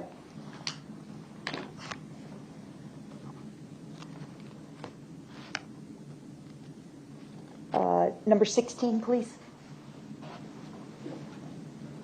This is the lower portion of the body. And that's the position the legs were in? Yes. The body was almost fully stretched out, is that right? Yes. Have you seen other, well, strike that. The one leg is bent, but the other leg is almost straight down. Did you draw any conclusions from the position of the legs or the feet? No. Okay.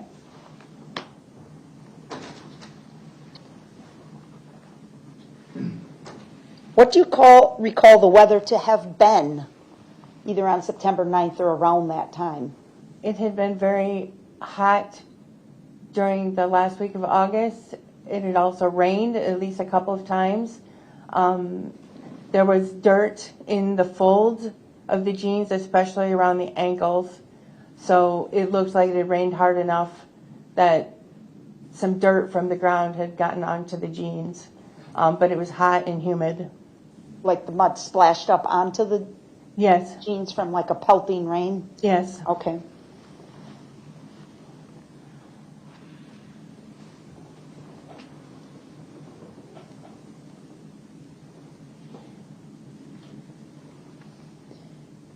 Did you perform an autopsy on, well, strike that, let me ask you, were you ever able to identify this person? Yes. On scene, could you identify this person? No. And how did you identify this person?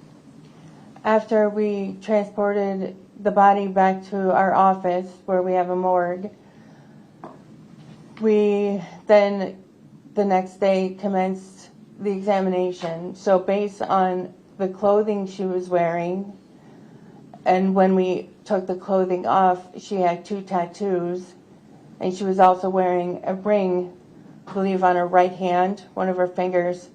Based on the jewelry and the clothing and the 2 tattoos, we were able to make a presumptive identification And what was that identification? that this was Stephanie Pavlons. Did you confirm that identification later? Yes, identification was confirmed based on a surgical pin that was in the scaphoid bone of her right wrist. That was corroborated with Stephanie Pavlons' medical records. We also found a partial denture with her initials SP in the soft tissues near her neck. And were you able to later confirm that through dental records? Correct. Okay. Before I move on, you mentioned the pin in her wrist. What was that about? She apparently had a wrist injury at some point, and it's not an uncommon injury, so a pin is placed in this small bone called the scaphoid to hold it in place and let it heal. So as you were testifying, you were, I think, demonstrating where the scaphoid bone is? Towards the inside of your wrist. Okay, maybe just if you could hold it up a little so the people in the back could see here. Right about there. Okay. Up really near the base of the thumb. Yes. Okay, not down here in the No. middle area of your wrist or start of your forearm. Correct. Placed there for some type of medical treatment in the past. Yes. Okay.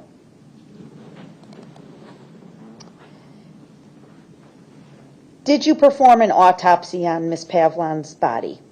Yes. Have you performed autopsies in the past? Yes. How many times? Over 2,000, probably about 2,300 autopsies in my career. What's the process that you use? Well, we start with an external examination whenever we're going to do an autopsy. We don't just jump to the Y incision and do an external examination.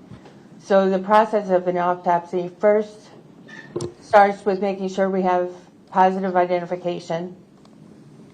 Then we describe identifying features if they're there, like hair color, eye color, any scars, tattoos, and then we move on to injuries, medical interventions, things like that prior to doing the Y incision. At the point at which we're done with the external, we do the Y incision, which is the typical Y incision you may have seen on TV. We open the body and examine all of the internal organs. We look at the organs' relationships to one another, and then we eviscerate, which means we take out all of the organs, further dissect them, and examine each organ individually. We weigh all the major organs and do relatively detailed examinations on each organ. After we've taken out the body organs, then we move on to the head. We always take the brain out after we eviscerate the other organs. And after the brain is removed from the skull, then we do a neck dissection and take out the neck organs. Is that the procedure you used in Miss Pavlons' case? Ms. Pavlons was somewhat different due to the state of decomposition. I did perform a Y incision. I took out the organs she had remaining, meaning the ones that were not absent due to decomposition. I examined those organs, and then for Ms. Pavlons, we needed to do an anthropological assessment. So we had to move on with that, which is another type of procedure we certainly don't do in everybody. Okay, we'll get to that. Okay. Okay. I'm going to show you exhibit marked 62.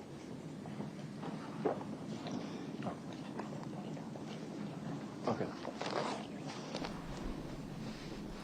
Take a quick pause. Cindy R. said, I'm a bit behind, but I don't understand, right? The defense implying that she walked off or harmed herself because then he should have alerted her family and authorities that she went missing, right? But instead he was looking up obituaries with her name and using her phone and continuing on with his life. As if nothing happened. Like, okay. Downloading police scanners, making sure to keep an eye and ear on what they're up to. Like, my goodness. Still going to appointments at that place. So yeah, I know this testimony can be very fascinating for some, very difficult for others, maybe a mix of both. Thank you for being here. If you do step away, remember to like and share so others can find us. And then I hope to see you back later. But for those of you here with me watching this live, thank you so much. And if you're watching the replay, thank you so much as well.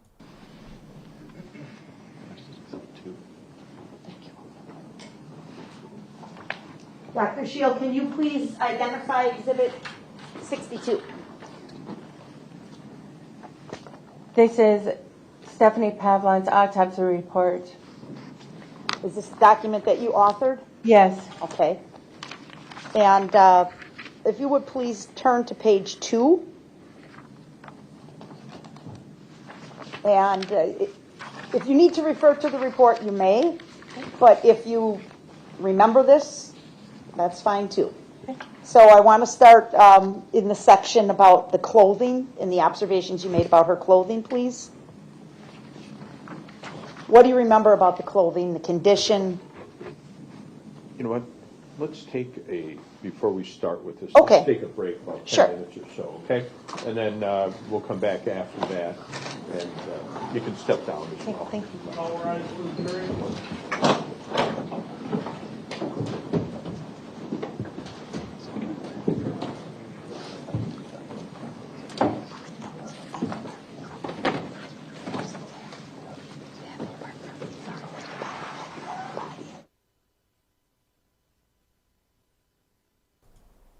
So yeah, some of the organs that were missing was from decomposition. Yesterday there was someone in chat going like, oh my word, he removed her organs, and everyone was like, what? I'm like, why? Why are people following that? Why are people saying that? Why are people believing that? Okay, so we hear it from the medical examiner. That's what we were waiting for, right?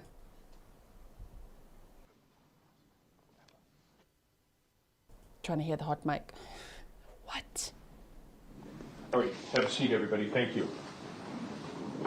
It's just a couple minutes after the 10, so I thought it'd be prudent to take a mid-morning break now. That's all. Anything before we stand down from you, Ms. Opper? No, Your Honor. From the defense? Nothing, Your Honor. Okay, very good. Take a short break, folks, about 10 minutes. And Doctor, you can step down if you'd like, okay? Kenzie, we're going to need some more water over here, too, okay? Look at this one. Yeah, I know. Does he look concerned to you? I think he's got to take the stand, isn't he? We don't know. Also, people throughout trials ask, is he going to take it? Is he going to take it? We don't know until the state rests.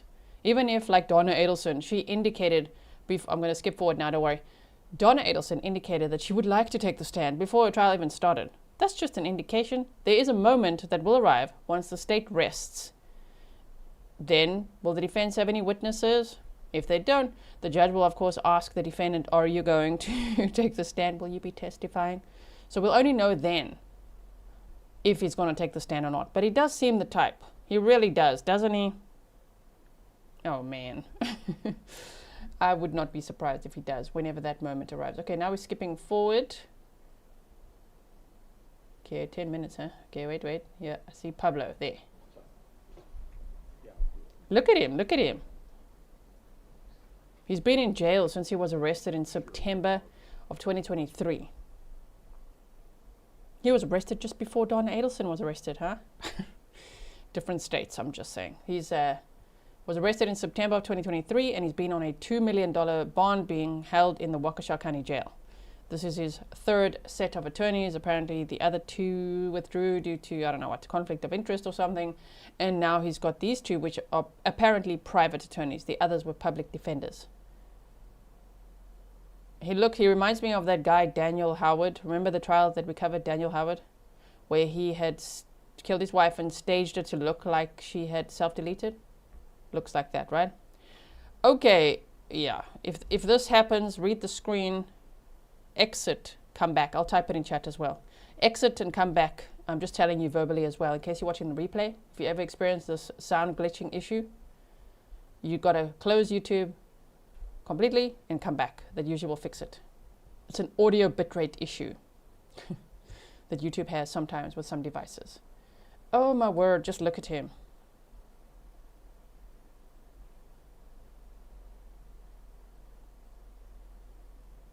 Wow. Jennifer said, are you serious? These are not public defenders. He's paying for them for this. Apparently. That's what I read. So I'm not sure, but I think so. There might also be... No, I think that I was going to say there might be public defenders in a private capacity. No. I think what I read was he had public attorneys, public defenders, and now he has private ones. Pablo Galaviz and Mr. Wolf. Okay, they're coming back in. I could have gone forward, but we want to watch this body language for a moment here, right?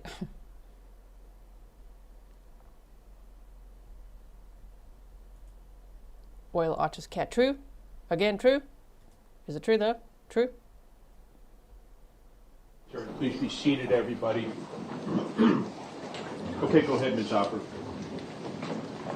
Thank you. So, Dr. Sheil, I was on page 2 of your autopsy protocol, Exhibit 62, and asking you to begin describing the observations you noted about Ms. Pavlons' clothing.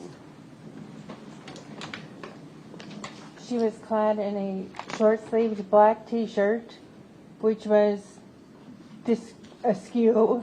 The bottom hem was positioned above the breast, and the left sleeve was around the left hand. Black bra, which was pulled up above the breast. Blue denim jeans. There was a safety pin through each cuff of the jeans. She was wearing a black belt with a white metal buckle, which was unbuckled. Light blue underpants, green and gray socks, and gray, white, pink, and purple lace-up athletic shoes. All right. And then if you could go down to the next section where you describe the general external examination and explain to us the process there, please. Okay. So the first line just is an overall description of the body. So she was a decomposed, partially skeletonized, white female based on her hair and the texture of her hair and the color of the hair. The body weight was 46 pounds. Okay, let me ask you a question there. Sure. That was her weight at autopsy, correct? Correct. After the body had decomposed? Yes. Okay, are you able to give us any indication as to her approximate size prior to her death? No. If I told you her driver's license listed a weight of 118 pounds, would that be consistent with what you observed? Yes. And did you note what size pants she was wearing in the clothing? Yes. What size pants? Size 7 jeans. Okay.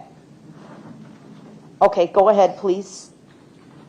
The estimated body length was 64.5 inches, and that was estimated because her cervical spine, her cervical vertebrae, the vertebrae in her neck, were disarticulated, so I couldn't get an exact body length. What does disarticulation mean, please? Oh, they were separated because of decomposition. So, in layperson's terms, what does that mean? They were apart, so instead of being in a column and attached like they should have been with ligaments and tendons, they were separated. Just the vertebrae? The cervical vertebrae. Okay. All right. So, you know, the Celeste Rivas case, it reminds me of that when the police said the remains were not intact. Perhaps they meant disarticulated, perhaps from decomposition, for all we know. Just made me think of that for a moment here. But let's focus on this case. Sarcasm said, I cannot wait for the digital and data evidence. Oh, that digital data is going to be amazing. I want to see it all. And I want to see his face when they show it all. And when the jury's probably looking at him like, what? Yes. Go ahead. She did not have any rigor mortis. And livor mortis, the blood pooling that I mentioned earlier, was not discernible, again, due to decomposition. She was, in terms of the decomposition, she was missing portions of soft tissue from her scalp, face, neck, and areas of the chest and back. And where the soft tissue was absent, the bones were exposed. Okay. Her skin was discolored and desiccated, meaning starting to dehydrate, with areas of sloughing or slippage, meaning the skin surface was coming off. And she had insect activity, including maggots, fly eggs, beetles, and those pupa casings. Is that consistent with what you had described for us when we had Exhibit 19 up, or 18, showing her body? It was difficult to see the insects in that photo. Okay. But the rest, as far as the leathery skin Yes. and the discoloration, things like that? Yes. Okay. Did you take any action as it relates to the insects? I did collect pupa casings and representative insects, including maggots. For what purpose? These were sent to a forensic entomologist at Purdue. The forensic entomologist can examine, speciate these insects or insect casings and give us an estimated range of time these insects would have appeared on the body. Okay. When, during the autopsy, did you observe voluminous number of insects Yes, in various stages? in various stages, yes. Okay. All right. What about her head? What observations did you make during the general observation of the head area? The scalp hair was largely sloughed, meaning it had already separated from the scalp, and what little soft tissue was left on the scalp, the hair was matted and tangled underneath the skull. The hair was light brown with gray roots, straight and about 10 centimeters in length. As far as other features, her eyes were absent due to decomposition. The nasal skeleton, what remained, was intact.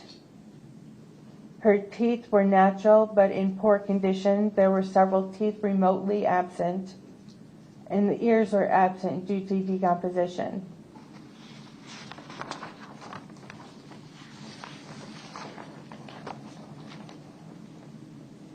Okay. As for next page, page 3, the torso, what did you observe there?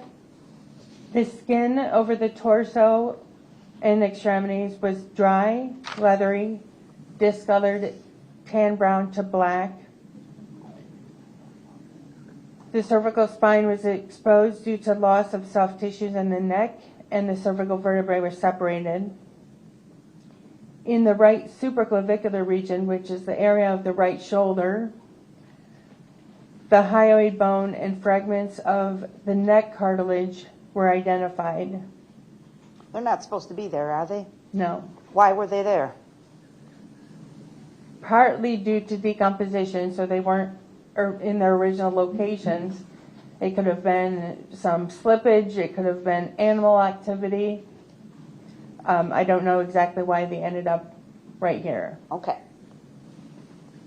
What did you note about the hyoid bone?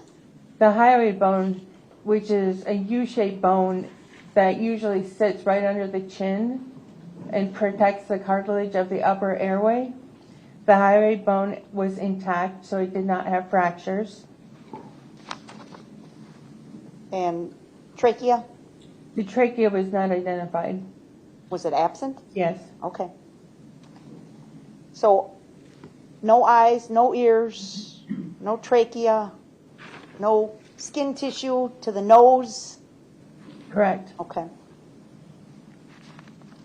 And all of that you believe caused by the insect activity? Decomposition and insect activity. Okay. All right.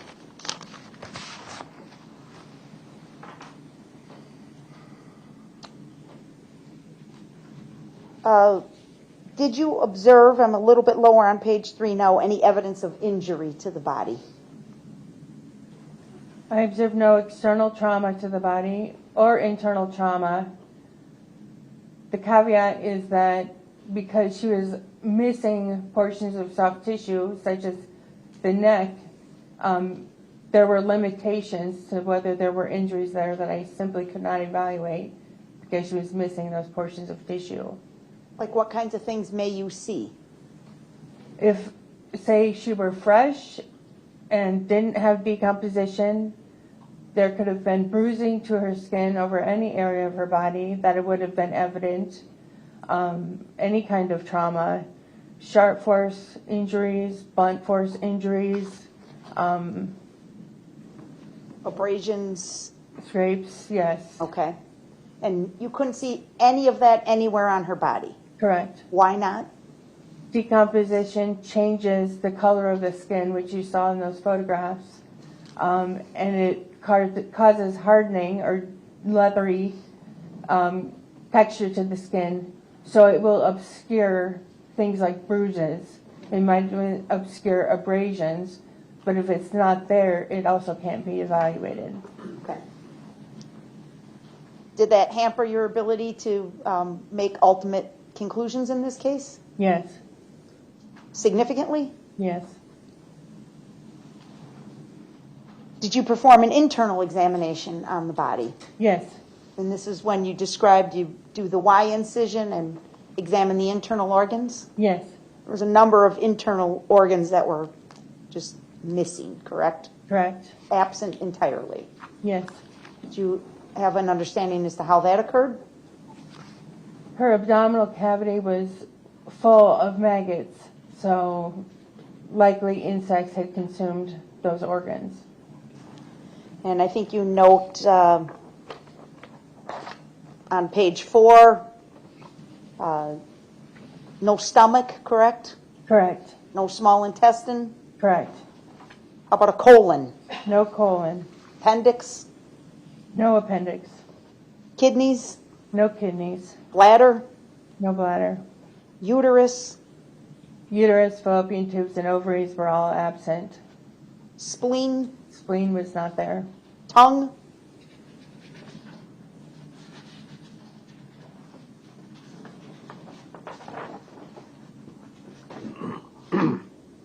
Tongue was not identified as well. How about the brain? There was no brain tissue left in the skull. Again, did that significantly hamper your ability to draw conclusions in this case? Yes. Are these the types of organs that you would ordinarily examine and perhaps analyze if necessary during the course of an autopsy? Yes. Did you collect any toxicology samples? I collected skeletal muscle as well as tissue from the area of her liver and sent both of those specimens for toxicology. Ideally, are those good sites to obtain samples from? Generally, the liver is a better site than skeletal muscle if one has to use tissue for toxicology.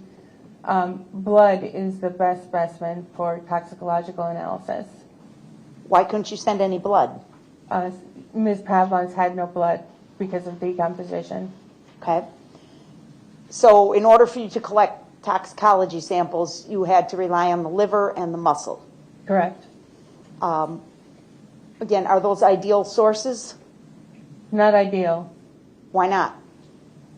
They're not as representative as blood would be. Like I said, liver would be a better specimen than skeletal muscle in some instances. In this case, for Ms. Pavlons, her liver was likely contaminated by insect detritus. So it's hard to know whether the levels in this specimen that was sent as liver are actually representative. For her, skeletal muscle is probably more reflective of the medication she had in her system. You refer to So hectic, because her body was out there for 17 days and decomposed to this level, right? Because, just out on the grass, in the elements, with all the insects. And G said in Wisconsin in September it's 70 to 80 degrees. Thank you for that. If you're local, do you agree with that as well? I mean, I could look at weather charts too, but that would be in Celsius, that would be between 21 and 26 degrees Celsius, somewhere around there. I just convert as well because we use Celsius here as well, South Africa, Switzerland, Europe. So I just got to convert so I understand too. 21 to 26 degrees Celsius, 70 to 80 Fahrenheit-ish. Sure, but in 17 days, damn, that was a lot of decomposition, right? Oh my goodness. Insectistritis? Detritus. Could you spell that? I saw Deidre give me a look. Detritus. What is that? Droppings. Okay. Insect droppings. Yes. Okay. So was the quality of the sample that you obtained from the liver in Ms. Pavlons' case good quality? No. It was contaminated by these insect droppings. Necessarily so. I mean, there were probably fragments of decomposing maggots too, because maggots have a finite life cycle. So it's hard to know how much was actually liver tissue and how much was insect tissue. Okay. What about the muscle? You said skeletal muscle, correct? Yes. Where did you obtain that from? Do you remember? Skeletal muscle was obtained from the thigh Is that, of quadriceps. I'm sorry, is that generally a good source for toxicology testing? It's not great, but it was more protected and less likely to be contaminated by insects or insect droppings than the liver tissue. Okay. Sometime I've seen cases with you where you're able to collect toxicology samples from the vitreous fluid in the eyes, correct? Correct. Were you able to do that in this case? No. There was no other good source for you to get a sample for toxicology testing other than the liver and the skeletal muscle? Correct. Okay.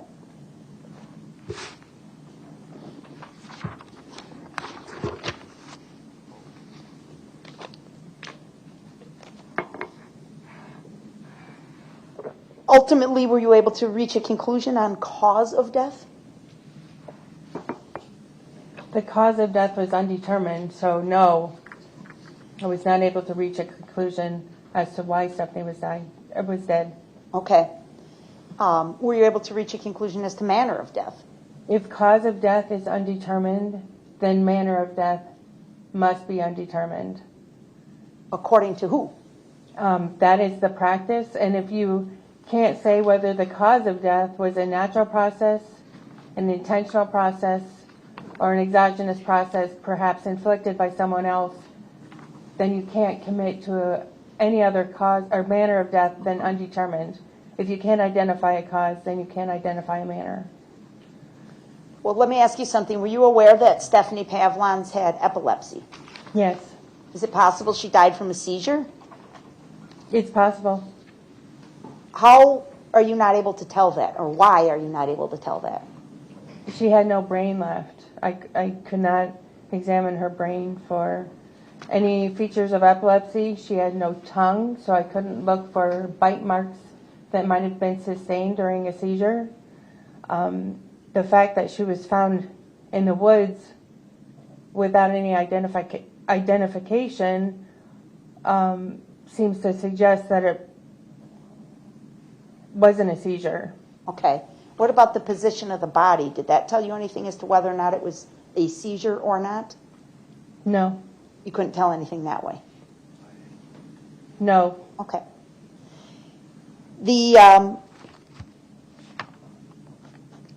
So you said basically the fact that you cannot determine cause of death means you cannot determine cause of death, or they both must be undetermined. If cause of death is undetermined, then manner of death has to be undetermined. Okay. Did you review Ms. Pavlons' medical history? Yes. Did you review the police reports in this case? Yes. Did you review, or were you given information by detectives as the case was investigated further? Yes. Would you speak with them on occasion? Yes. aside from the limitations at the autopsy because of the decomposition, was there any piece of information that you felt was missing or unavailable to you that would have assisted you in this case?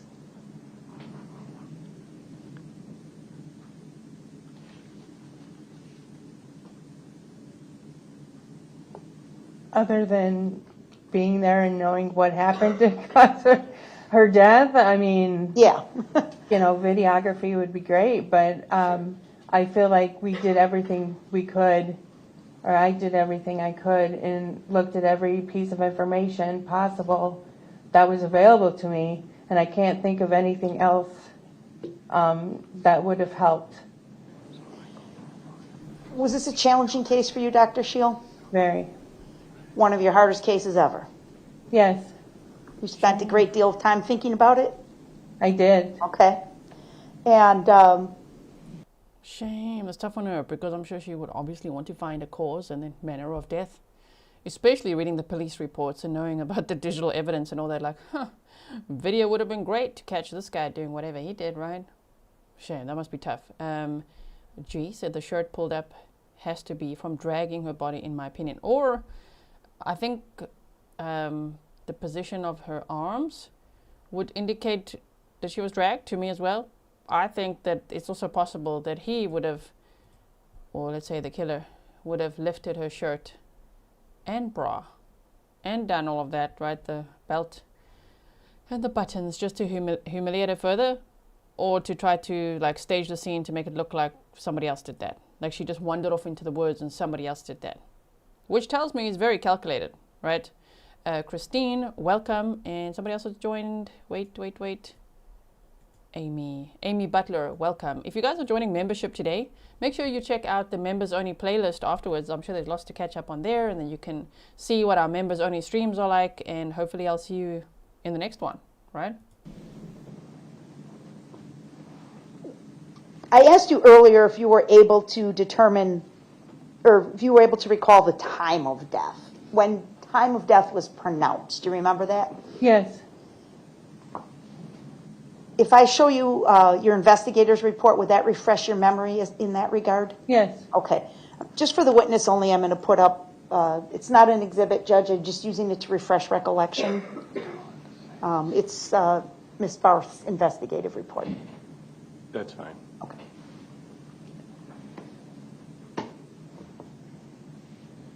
I'm with you. Is it on your screen? Stefan, that's what I think. You said planned, premeditated, and calculated. I can't say the word. Calculated. Hello, mouth. Brain. Could you work together? Thank you so much. My brain is going too fast for my mouth at this point. Planned, premeditated, and calculated. That's what I'm thinking. I think he thinks, and I still think, as he's sitting there right now, I mean, they just started with the medical examiner's testimony just before the break. And he's all upbeat there in the courtroom. Dude, if that is your girlfriend, okay, of 20 plus years, the mother of your child, why on earth are you so upbeat at this trial? Are you not sad that you lost her? Not grieving? I don't see any of that. We don't see any evidence of that just from the probable cause affidavit as well, based on his digital activities, which I can't wait for them to get to as well. But yeah, okay, so let's continue. Yes, I just saw it. Okay. What time did you pronounce time of death? 13:30 or 1:30 p.m. Does it also note in Ms. Barth's report, or do you remember, I should ask first, do you remember when you got out to the scene, you examine the body, you make these detailed observations, correct? Correct. Are you taking notes, or is Ms. Barth taking notes, or? Ms. Barth is taking notes. Okay. And photographs of the body? Correct. About how long does it take you to do all this out there? It depends on the case, but I believe I was probably out there for a bit longer because I was also collecting insect specimens. Okay. And did you, at some point, the body is put into a body bag? Correct. Is that one of the last things you do?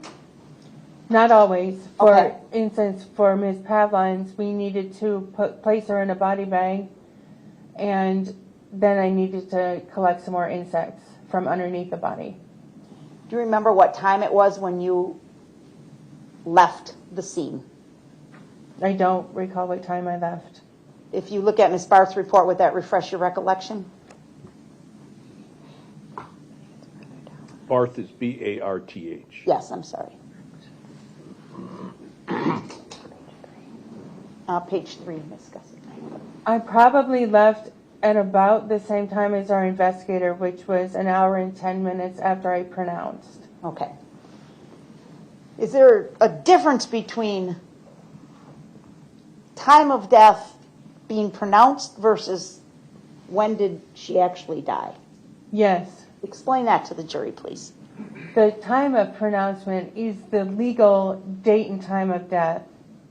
So for purposes of the death certificate, we need to know what date she was actually pronounced dead. But the actual time of death is often different from the time of pronouncement. So for Ms. Pavlons, clearly she'd been deceased for a while when she was pronounced dead, which was her legal pronouncement, but her estimated date of death was different than her pronouncement time. Were you able to reach a conclusion as to her estimated date of death? Yes. What factors did you rely on? Relied on the police investigation, some details they provided me regarding the last time she was known to be alive, and I believe her mother's account of when she had last seen Ms. Pavlons, and Ms. Pavlons was no longer seen after a particular date. Was there anything forensically or scientifically that assisted you as well? The body examination, the forensic entomology were both very helpful in estimating her date of death. And what is your conclusion as to estimated date of death? August 23rd, 2022. I wanted to ask you, we've talked about, through your testimony, the unbuckled pants. Yes. Was there any evidence of a sexual assault of Ms. Pavlons? There was not evidence that I could see, but she was decomposing and had insects in her genital regions, so that could have obscured trauma. Other than the fact that her pants were up, pulled up to her waist, there was no other evidence of a sexual assault. Okay. That is something you would routinely look for, Yes, but you couldn't see anything. correct. Okay.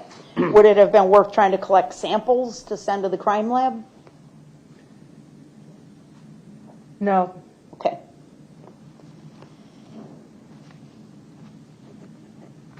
I also want to ask you, obviously you've told us you were not able to determine the cause of death, but can you help us understand, is there a way that Ms. Pavlons could have died that you just couldn't see from the autopsy? Specific to a homicide. Specific to a homicide? Yes, ma'am. Yes, based on the autopsy findings, I could not rule out strangulation. I could not rule out a smothering. I could not rule out head trauma. I could not rule out sharp force injury to the neck. I mean, there are a lot of things I couldn't rule out, which is one of the reasons her cause of death is undetermined. Okay. Tell us, you mentioned strangulation and also suffocation or, I'm sorry? Suffocation or smothering. Smothering. What's the difference?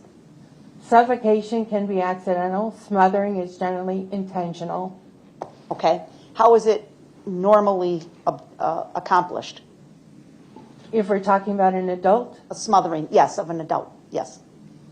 Usually it's something held over the face to obstruct the nose and airways. Usually it's in a compromised individual, so perhaps unconscious already or debilitated by some other type of physical condition, but generally obstruction of the airways. And how about strangulation? Strangulation can be manual, so that's with the hands. It's compression of the neck vasculature, preventing blood flow to the brain. It can also be done with an implement, such as a piece of fabric or a garrote, and neither one necessarily results in fracture of the hyoid bone. In the instance of a smothering of an adult, do you have an opinion as to about how long someone would have to block the nasal and mouth airways in order until death occurs in a smothering situation? If the adult individual is not compromised and is able to fight, it's hard to say. If the individual, the victim, is compromised and for some reason unconscious, it'd be a matter of minutes. What about strangulation? Again, same thing. If the individual is fighting and is able to fight back, then it could take upwards of several minutes. If the individual is already compromised, it might not take very long. I'd say a minute or two max. Okay.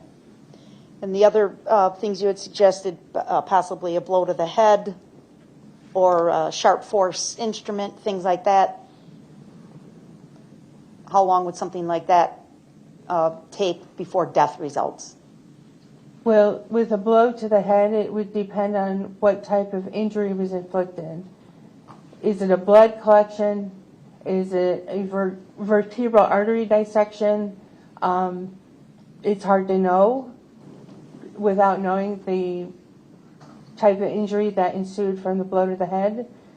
Sharp force injury depends on the vessel that was cut. Okay.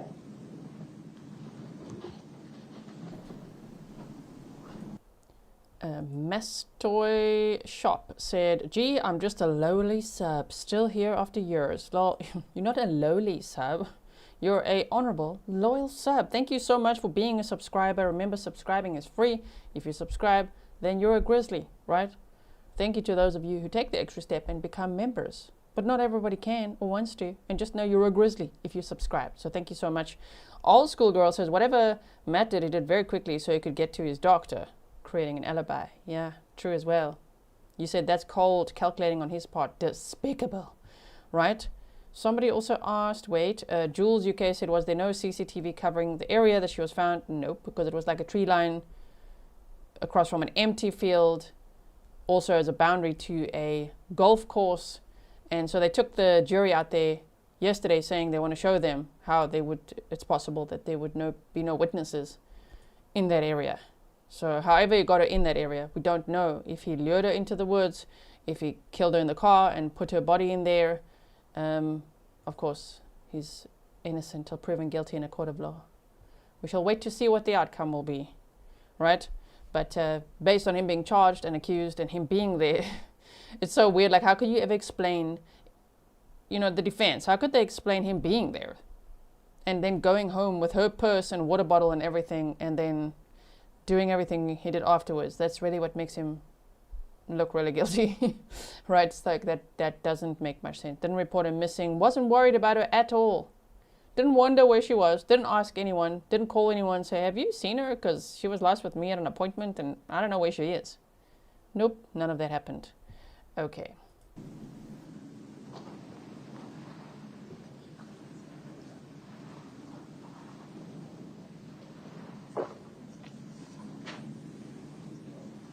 Yes, let's look at him.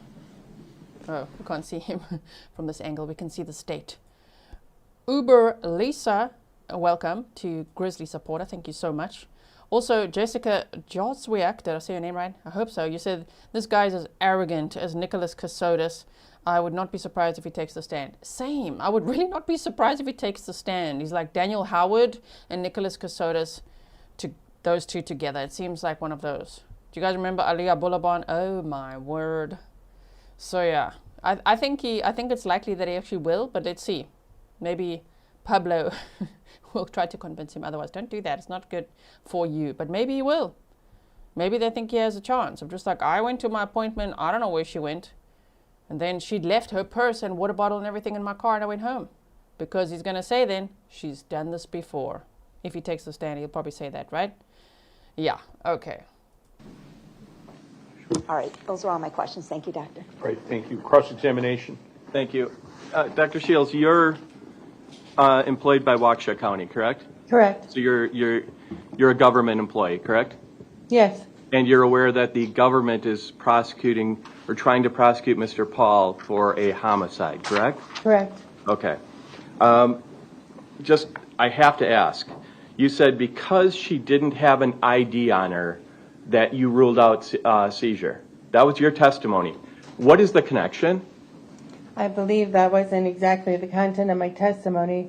I said she was found in a wooded area without any identification on her, so I didn't think a seizure was probably likely. Is there some connection between having ID in your pocket or being in the woods that prohibits seizures? No, it's the circumstances that are concerning. And let's talk about circumstances. So you had a chance to look around the body in the wooded area, correct? Correct. And it was kind of a clearing area, correct? Damn, the cake baker has found his ferocity. Yesterday, the opening statements were as dry as the cake ingredients he was describing. And here he is like, wow, oh, he bites. Okay, we're listening. It was, sorry? There was kind of a clearing. There weren't trees right up against her body, correct? She wasn't pressed up against a tree, but there were trees over her, yes. Okay, but the nearest tree trunk was probably there was a clearing there, correct? You saw the picture, correct? Yes. Okay, and there were no trees right up against her, correct? Correct. Okay. But you did see, you examined the ground in the area around her, correct? Yes. And there were no drag marks to where she was positioned, correct? If there had been drag marks, they may have been obscured by the weather Okay. since she died. But you saw absolutely no evidence of her being dragged to that location, correct? I saw no evidence of her being dragged to that location. Thank you. You also told, do you remember meeting Detective Fredericks at the scene of where Miss Pavlons was found? Do you remember going to the scene? Oh, yes. Okay. And you also, do you remember initially telling him that you believed that she died at that location, correct? I don't recall telling him that, no. Okay, but you could have, correct? I may have suggested that she could have died there or somewhere else. Okay, but your initial impression was that she died at the scene, correct? I don't recall that. Look at the defendant, he's like, You also recall that you initially told him that she had been there anywhere from 1 to 4 weeks because it would be hard to make a conclusion, correct? I don't recall that. I believe I said 2 weeks.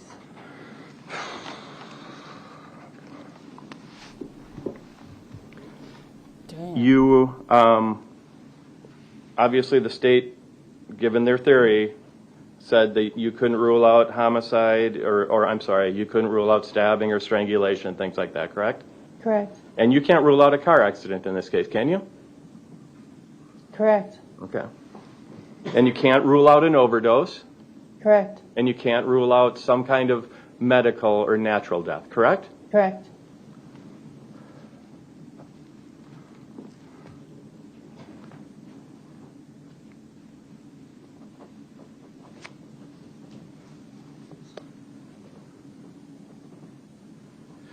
You examined Miss Pavlon's clothing, correct?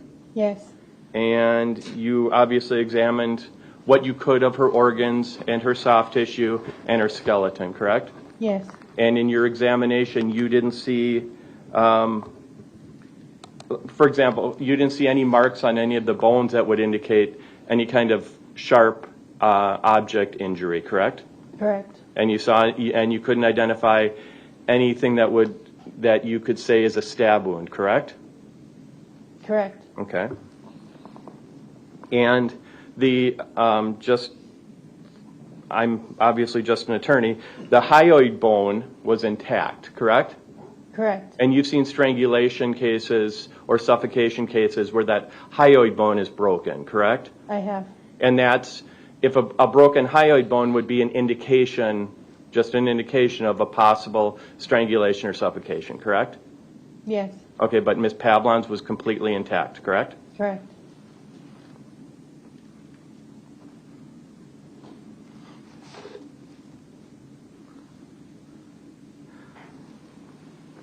In looking at your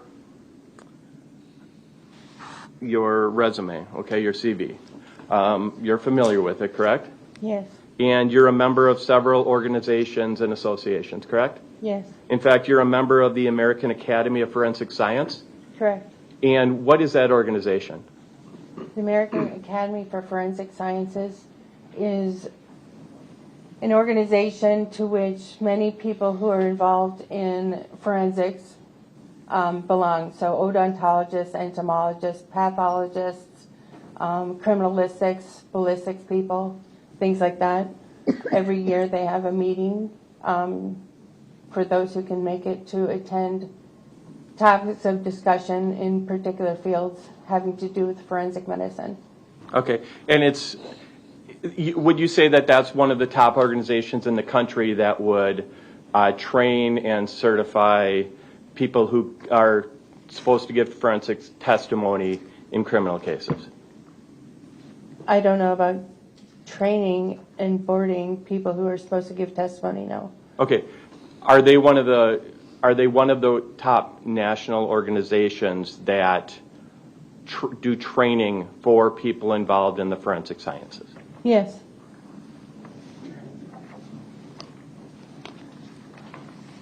And you believe that any standards or anything that might come through that organization are very important for people, for training and for training of people who are involved in forensic science?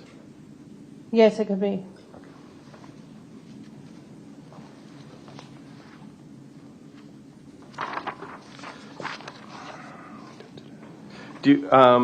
Do you get certified on a regular basis as a medical examiner? No, every year I have to renew my Wisconsin medical license Is there any training or testing that you go through as part of that process? for the medical license. Correct. No, Is there any testing that you go through on a regular basis for any of your certifications? yes, Okay. And can you describe some of that testing that you go through? yes. Every 2 years I have to provide documentation that I've done so many hours of continuing medical education to maintain my certification through the American Board of Pathology.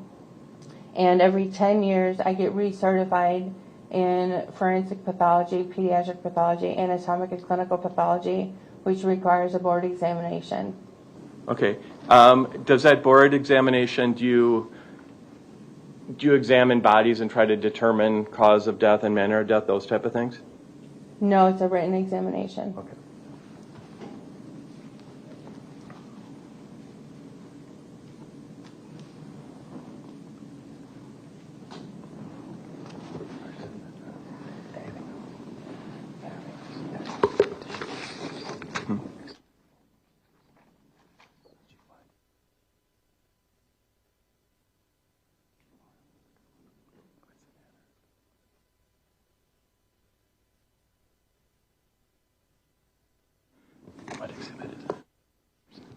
Dr. Shields, I'm going to show you what's been marked as Defense Exhibit 446.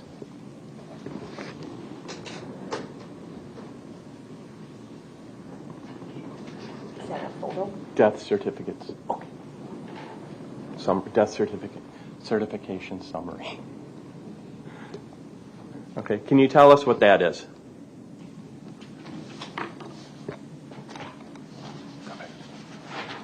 This is a death certification summary, which includes information germane to Stephanie Pavlons. And when did you file that report? I didn't file this report. It's a report that's generated from a query of our medical examiner database. Okay. So that's not a report. Do you know when this report was generated? I don't. Okay. If there's a date of September 7th of 2023, would that at the bottom, is that likely when this report was generated? Yes, So that was approximately a year after Ms. Pavlon's death? correct. And that was after extensive, obviously, examination and investigation, correct? Yes, And on that document, you indicate the cause of death is undetermined, correct? Correct. And on that document, you indicate manner of death is undetermined, correct? Correct. Nothing further, Your Honor. Mic drop. Redirect. Yes, just briefly. Dr. Sheil, you were asked on cross-examination that I guess the implication was because you and I both work for Waukesha County that you're biased in my favor. Do you remember that question? You're a government worker and the government is prosecuting Mr. Pahl? Yes. Okay. You don't work for the district attorney's office? No. You don't work for the sheriff's office? No. You work with these entities, correct? Correct. You are free to reach whatever opinion and conclusions you want, absent oversight from the DA's office or the sheriff's office, correct? Correct. Did you do that in this case? Yes. Okay. You were asked about drag marks at the scene, correct? Yes. And I assume Mr. Wolf was referring to drag marks on the ground. Is that what you understood him to be referring to? That was my presumption, yes. Okay, and you said they could have been obscured by conditions. Yes. What did you mean by that? Just that it had been a while since Ms. Pavlons had died. So if there had been drag marks on the ground, if there had been, they may have been obscured since it had been a period of time, including, weather conditions, rain, just the passage of time. You could please put up 17.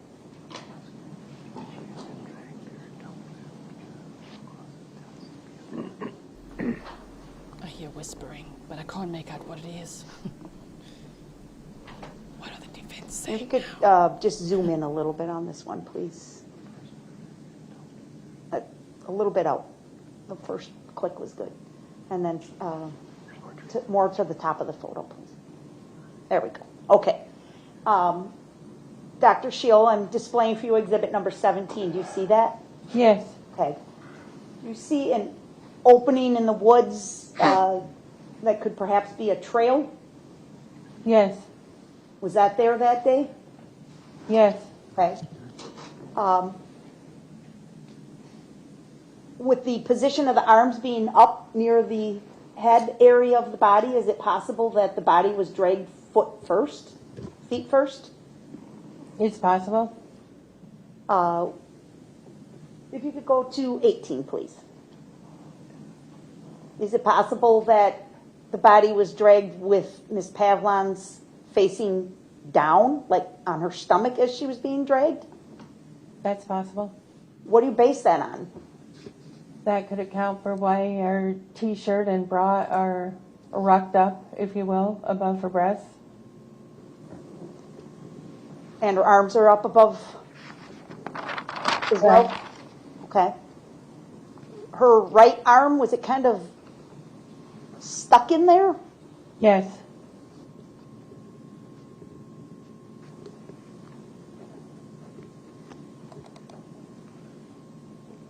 If she had been dragged face down on her stomach by her feet, could there be abrasions, cuts, whatever, to her head and face?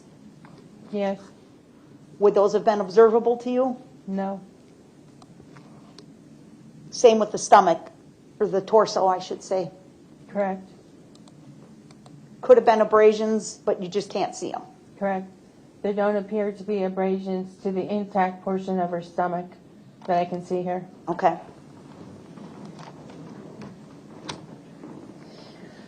You were asked about the fact that her hyoid bone was intact, correct? Yes. And Mr. Wolf said that can be an indication of strangulation. Yes. And that's a fact, isn't it? Yes. That's something you look for. Yes. Have you also seen cases where a person was strangled and the hyoid bone was not damaged, fractured in any way? Yes. It remained intact even though strangulation occurred. Yes. You've seen that personally. Yes. Does the research and literature also support that? Yes.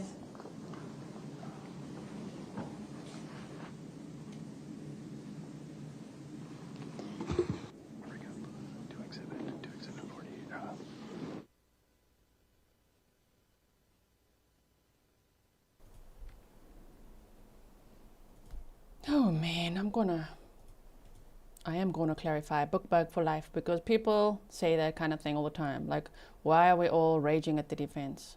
I don't think it's over the top based on victim blaming. They're allowed to bring up facts. Facts are fine. Don't victim blame, right? If they say all sorts of things like she was a cutter, that's inappropriate. It's inappropriate, right?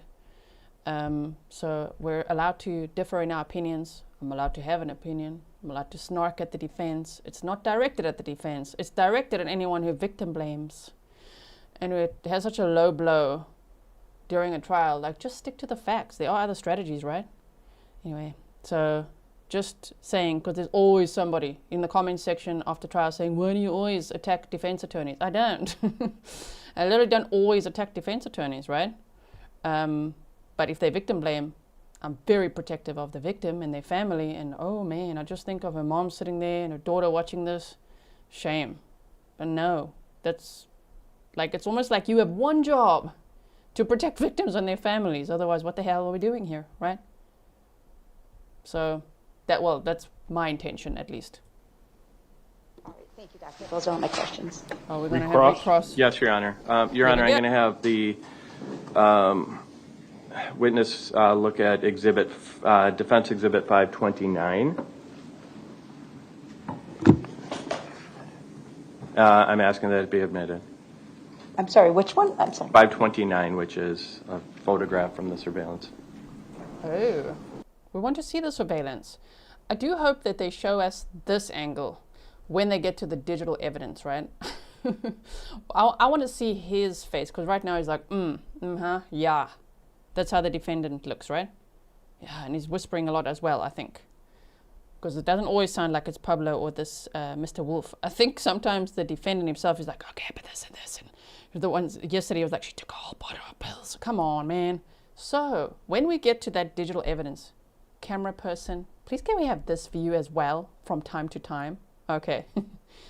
How do I say it? Mimir, Janice. Did I say it right? Thank you so much for your $9.99 sticker. I really appreciate it. Yeah, Pernille said it's directed at the manner. I like that. The manner in which they defend. Yes. I mean, I'm not American, and I fully understand that defense attorneys are there to protect the Constitution for all people so they can all have a fair trial. They're very important. I like them. I just don't like it when they victim blame. You know what I mean? Like, I really like Josh Ritter. He's a defense attorney, you know what I mean? Huh? There's quite a few of them, actually, that are very nice. So it's not about that. Just don't victim blame, okay? Don't be like, she was on drugs, and she was dirty, and she was a cutter, and she was ideating, and she was this, so therefore she did it to herself. Like, oh my word, no, let's not do that. Because one could say there's no evidence that she was murdered because the cause of death and manner then was undetermined, right? And you can end it there. Less is more. The defense doesn't have to put on a case. The state has to prove their case. And that's hard enough. That's going to be difficult if they didn't have this digital evidence, right? Now, what if they're going to show us this exhibit? Let's peek. Ooh, they are going to, okay. It's always sad when one sees the last picture or video of someone alive, right? And this, I think that what they're going to show now is from the quick trip surveillance footage. It's probably a still. I'm not sure. I just peeked, right? I just look like that. And that is the last time that Stephanie Pavlons was seen alive. 44 years old, August 23rd, 2022. They went from the apartment in the morning to the quick trip and then to the Orthopedic Associates place for his physio appointment. And she was seen on surveillance there. So they know that she was with him. And they know that he went to that appointment and then her body ended up right there, right? Okay, so here we go.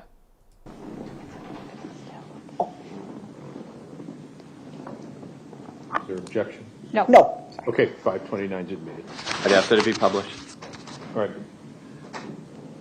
Dr. Shields, you did observe the clothing that Ms. Pavlons was wearing on the date, when she was located in the woods, correct? Correct. Is the clothing in this picture that you see consistent with the shirt, at least the shirt and pants that she was wearing on that particular day? Sorry, before they pan away, I just want to keep it here. Here's her pink water. So this is at the apartment. It's not at the quick trip. This is at the apartment, right? So here's the pink water bottle. Here's her purse that they described in the probable cause affidavit with this chain type of strap. and the clothes she was last seen wearing. Shame. Okay, so here she was, and then there was also footage at the Quick Trip, and she was found in the clothing, according to the PCA. We'll hear the answer now, that she was last seen wearing. And then he, the defendant, came back after his physio appointment with her water bottle, with her purse, with her phone, with her tablet. Like, what the hell? This guy. And then lied about when he found the purse. He told the police, oh yeah, I discovered the purse when I was cleaning the vehicle. They confirmed he went to clean his vehicle on September 6th, like at a car wash.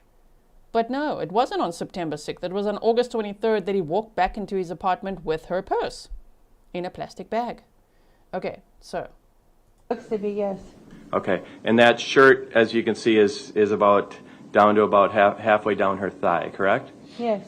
Okay, so, and that's the shirt that we see in the picture in the woods that's kind of pushed up, correct?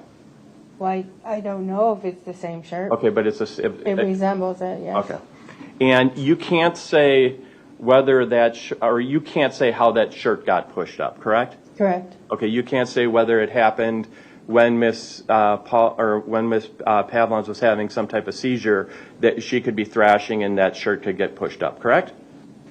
You can't say that didn't happen. That's correct. And you can't say that animals didn't pull that shirt up, correct? No. Okay, and you can't say that she didn't pull her shirt up to use the woods as a restroom, correct? I can't say that. Okay, so you don't, again, you have no idea how her shirt got pulled up, correct? Correct. Nothing further, Your Honor. All right. That's it. Thank you very much, Doctor. If you could hand me that exhibit, please, I'd appreciate that. And you are excused. Thank you. All right, we got 62. The defense attorney, Mr. Wolf, is so different today. What about the exhibit? He's added some cayenne pepper, some spice, some chili to his cake baking ingredients today. He's feeling spicy, everyone. Oh my word, okay. 2, 446, and 529. Yes, I move for admission, and I have no objection to the defense exhibits. I think there was 61, also her CV. Yes. Move to admit 61 and 62, no objection to the defense exhibits, Your Honor. All right. Wolf? I'll state the similar. I will move to admit 529 and then not object to the state's exhibits. And what about 446? I would move for 436, I'm sorry. All right, then they're all admitted. All right, who's your next witness, please? State calls Dr. Hans, Krystal Okay, Hans. very good. Come on up, doctor. You come up to the witness stands to my right. Please. Right, just Coleman Kim said, so according to the defense, she pulled up her shirt to use the restroom? Shame, okay. And Charlie says, use the woods as a restroom. Like, what? Okay, but I mean, can't rule it out, but it's just like, okay. And not the pulling the shirt, I think one could probably rule that out. I don't think ladies are pulling up their shirt and bras to use the restroom. That doesn't make any sense. But okay, also how she was found and everything, how would that be self-deletion or anything? But they've got to do their work, right? Self-deletion, seizure, being attacked by someone else. Those are possibilities because, why? The cause and manner of death were undetermined. So this is the strongest the defense will be in this case, in my opinion, on this day. And then they're going to bring in the digital evidence. And then it's going to be like, oh my. Oh dear.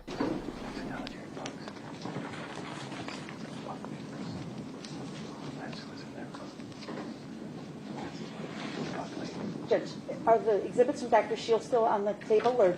No, I'll get them back. And if you could raise your right hand to be sworn in, please. Just swear the testimony you're about to give this matter before the court shall be the truth, the whole truth, and nothing but the truth, so help you God. All right, have a seat, please. And if you could tell us your name, please. My name is Krystal Hans, H-A-N-S. Okay, thank you. And you needed some exhibits with her, ma'am? No, sir, I'm sorry. I just wanted to make sure they weren't left They're behind not. so that Okay. Dr. Hans has a clean workspace. All right. Okay. Dr. Hans, please tell the jury your occupation. I'm an assistant professor of forensic entomology at Purdue University and a forensic entomology consultant. Did you, at my request, send a copy of your curriculum vitae documenting your educational and professional work and experience? Yes, I did. All right, I'd like to, please, any objection to publishing her CV? Absolutely not. Okay, thank you, sir. Exhibit 64, we're going to put up on the screen. And this is a 29-page document, according to the PDF. Yes. Pretty lengthy, huh? Okay, and this is a document you created? Yes. This is. Okay. And if you could just, we're not going to go through it all, but explain your education, formal education and training, please. Yes. I received a bachelor's in biology from William Smith College in Geneva, New York. I then received a master's in biology with research in forensic entomology from Cleveland State University. 1 second, please. Yes. Doctor, could you do me a favor? You're soft-spoken, which is okay, and you're facing the screen. If you could pull the microphone bar over that way. Sure thing. Thank you so much. Okay, just quick pause. So Jackie Steed said, thanks for pointing out the purse. We call it a handbag in the UK, and a wallet is a purse. A wallet is a man's purse. Same in South Africa, right? So yes, I've converted my language to American when it needs to be. But yes, a handbag and purse in this case in America. So okay, here we go. Happy to help. Is it on that screen right in front of you? It is, Okay, yes. that might be a little easier Yes. for you. Okay, thank you. Sure. I then went on to complete my PhD in biology with research in forensic entomology from the University of Windsor in 2016. And you said you're currently working as, you have 2 titles, right? Associate professor? Assistant professor. Excuse me? Yes. Assistant professor and also a consultant. And a consultant, that's correct. Tell us about your work as an assistant professor. As an assistant professor, I teach forensic science and forensic entomology courses in the Department of Entomology at Purdue. I also have a research lab where I train graduate and undergraduate students on research related to forensic entomology. And this is Purdue University. That's correct. West Lafayette? West Lafayette campus. All right. Boilermakers. Yes. Okay. Well, welcome to Wisconsin. Thank you you. for coming. So you teach both undergraduate and graduate level courses? I do not teach graduate level courses, but I train graduate students in my research lab. I see. Okay. Yes. What types That's of wonderful. Training graduate students is a significant contribution to academia and research. How do you find Throw this thing away, somebody? Judge, I know you're going to kill me, so I'm just going to throw this in the garbage right now. I'm sorry. I'll do it outside the presence of. Okay. Turn that thing off. All right, my apologies. I know that's really one of Judge Ramirez's least favorite things, so I apologize to the court and to everybody. Okay, so Dr. Hans, what types of courses do you treat at Purdue University? I teach several courses throughout the academic year, including forensic investigation, forensic analysis, forensic testimony and ethics, and then an investigating forensic science introductory level course. And this is all specific to the field of entomology? It all includes entomology, but covers a broad range of forensic science. Sure. And forensic meaning relating to a court proceeding? Yes, that's correct. Okay. Have you ever testified in a court before? Yes, I have. How many times? One time previously. When, where, and when was that? That was in Lake County, Indiana in 2021. What kind of case was it? That was a criminal case as well. Okay. And were you, in that case, asked to give an opinion as well? Yes, I was. Okay. Have you had other opportunities to testify but never actually made it to the stand? Or let me ask you a better way. Have you worked on other criminal cases? I have. Okay. Can you estimate for us about how many? About 43 cases. Okay. And is that part of your work as an independent consultant? That's true, as a consultant. So that's separate from your work at Purdue University? Yes. Tell us about your independent consulting practice. So I'm contacted by a variety of different individuals, pathologists, coroners, death investigators, when there's insect evidence that's associated with a scene or with remains. Sometimes I collect the evidence. Sometimes others collect the evidence and ship it to me for analysis. Okay. And are you a part of any professional organizations? Yes, so I'm a member of the American Board of Forensic Entomology, which is our certification body in North America. So you are board certified in this I am field? board certified. Okay. Any other professional organizations? I'm currently the president of the North American Forensic Entomology Association, which is our professional organization in North America as well. And do you host conferences and trainings and things like that? Yes, I do. I hosted one at Purdue this summer. And, so you're actively involved in that. And you get people from all over the world? Yes, it was an international conference, and Okay. yeah. And also, again, we're not going to go through it, but you have your published works, is that correct? Yes. Quite a few published works? Yeah, about 25 between papers and book chapters. Okay. And that's, again, specific to the field of forensic entomology? Yes, that's correct. Okay. Mr. Wolf, any further voir dire for this witness? No. Okay, thank you. All right, thank you for explaining your background to us, Dr. Hans. We're going to move forward then and ask, I want to ask you about questions specific to this case, okay? Yes. I'm going to show you a document that's been marked as Exhibit 65, which is her report.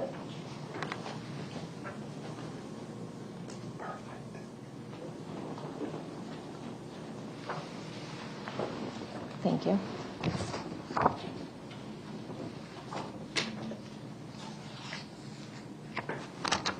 Can you identify 65? Yes, this is a report that I submitted. Okay. Specific to this case? Specific to this case. How is it that you became involved in this case? I received an email from Dalen Modrak, the deputy medical examiner for Waukesha County Medical Examiner's Office. Okay. Asking if I would assist with the insect evidence associated with this case. I'm sorry to interrupt. What's that person's name again, please? Dalen Modrak, Spell that. Is it D-I-L-L-O? Dallynn, Okay. Okay. Modrak. Thank you very much. Yes. To your knowledge, have you ever worked with the Waukesha County Medical Examiner's Office before? On one case previously. Okay. So they called you up and asked for help, is that right? Yes. That's All right. And was this early on in the case? This was, I believe, the day that the autopsy had taken place. Okay.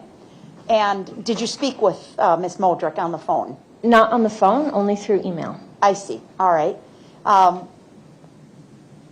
Were you made aware of the fact that they were collecting specimens and wanted your assistance in identifying those specimens? I was made aware that the specimens had been collected and see. they were looking to ship these insects to me. Okay. And you agreed to assist? Yes, I did. 1 second, please. All right. Did you receive more than one specimen or sample, I guess is a better word? I received a total of 5 samples. 5 samples from the Waukesha County Medical Examiner's Office. Describe each of those 5 samples, please. The samples were, 2 of them were in plastic Tupperware containers that had live insects and tuna fish, which was the food source for the insects. Okay. In addition to that, there were 3 glass vials that contained preserved or already dead insect samples as well. I see. All right. And is that the preferred method, that you receive some live samples and some preserved samples? The standard method is to have a combination of both. We have live samples, especially for maggots or baby flies, so that we can raise them up until they're adult flies for Okay. positive identification. We also have a sample of preserved insects, meaning that they were preserved when they were collected to stop their development, so that we can examine them in the lab to determine what life stage those insects are in. Okay. Was the when you received the samples, did you have any reason to doubt the integrity of the samples? I did not. Okay. So let's start with the live insects that you received. I think one of them was labeled as maggots from torso. Do you remember Yes, that? that's correct. What did you do with those samples, please? So live maggot samples, they came to me already in that tuna fish food source. I transfer them into a glass mason jar, the same kind of jars that you would use at home for canning or preservation. And once they're in that glass jar, I add pine shavings and I give them extra food. So we use beef liver in the lab. It's a nutritious food source for the maggots as they're developing. I then place a piece of landscape tarp on the top. It's the same as what you would use in your garden to try to prevent weed growth. I then place the ring of the jar to keep it secure. And while the maggots are in this jar, they can feed. And then when they're finished with feeding, they can burrow into the pine shavings, into that substrate to complete their development. And that's what you did in this case? And that's what I did in this case. Were you able to develop the larvae into an actual insect, adult insect? Yes, I developed those larvae into adult blowflies. All right, so let's talk about what is a blowfly. Yeah, a blowfly is a very common fly. I'm sure that you've seen them hovering over your garbage can or maybe stopping by to visit your food if you're eating outside. They're shiny, metallic. I think they're beautiful as an entomologist, but they're very common flies for us to see out in the wild. Okay, and how, in the wild, how would they develop? In the wild, the female flies are attracted to decomposing tissue, and they can detect the odors of decomposition far before we can as humans. So female flies will arrive to the remains or to a carcass, and they're looking for locations on the body that are suitable for them to lay their eggs. Typically, the flies will go for the natural openings of the face, so the eyes, ears, nose, or mouth. And once they deposit those eggs, they're looking for these protected spaces that have liquid, have mucous membranes. And that's important because fly eggs are really prone to drying out. And if they dry out, they won't survive. So the female flies are always looking for those locations on the remains to deposit their egg. Those eggs will hatch into very small maggots. And maggots go through 3 different life stages. And once they hatch out of an egg, they can start feeding on the tissue and on the liquid of the remains. Oh dear. Now it is, I'm scared to refresh in case they just hold on just 1 second. I just quickly want to see what's happening here. Because now it's not in sync anymore, right? So let's see if I can open it here as well. And how far back? Okay, we can go. See, this is the problem. Let's just play it a little bit more. Okay, I'm going to have you take us through the life cycle. See, that's the problem. I hate it when they do this. I don't know why Law and Crime is doing this. They, as soon as they go for lunch, I think, then they switch it to, you can only watch live. So then you can't watch back. So now we're missing that, but at least they're back now. We'll have to catch up on that later. Unfortunately. Unless there's other feeds. Let me see. I don't think so. That's the problem. There's no other feeds. So we might have to make a new plan for tomorrow. Like, why would they do that? Why switch it? Now we can only go back an hour. Do you understand what I'm saying? We started an hour and a half late to skip over lunch. And now we can only go back 55 minutes. So we're going to miss half an hour of that lady's testimony. So annoying. Okay, so hold on. Let me quickly just see. Broken Baker is streaming this. I just quickly want to see something. You guys are like, missed what happened. Are you understanding what I'm saying? Okay, wait, let me just refresh this feed. Hold on 1 second. We're going to refresh it. And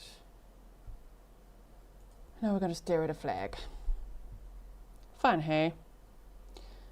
You guys are like, why? I don't know why. I don't know why they're doing that. I quickly just want to see if there's any way. You know I like to find a way, right? Yeah, like this one.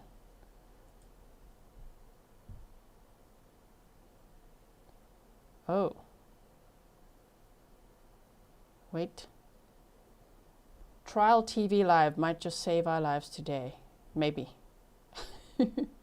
I don't know if he's going to say anything, but hold on one second. I'll pull his feet up for a second here.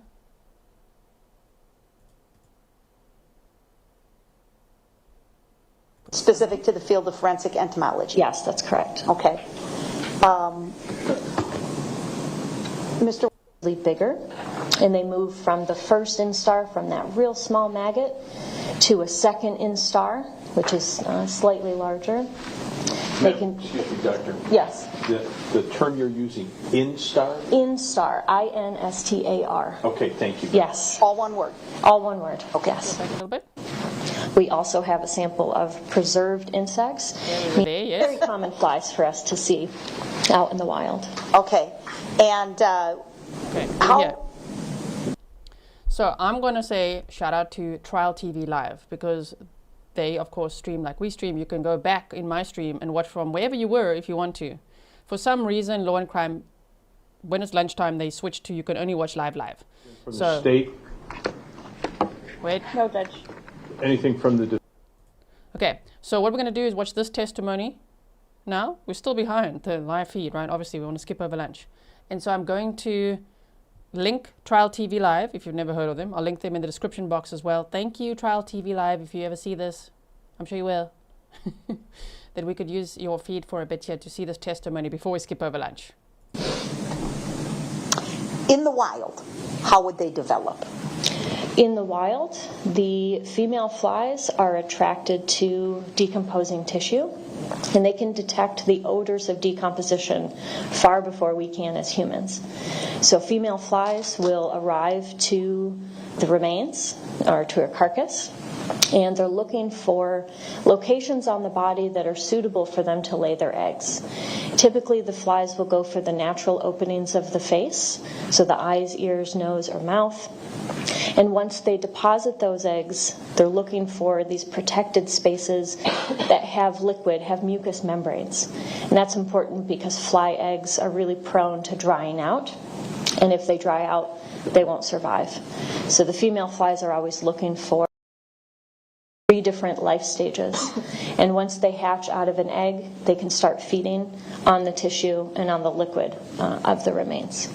Okay, I'm going to have you take us through the life cycle, Yes. but before I do that, Alicia, thank you so much. You said, gee, you rock. Thank you very much for that. And thank you to Trial TV Live. I wanted to ask, you said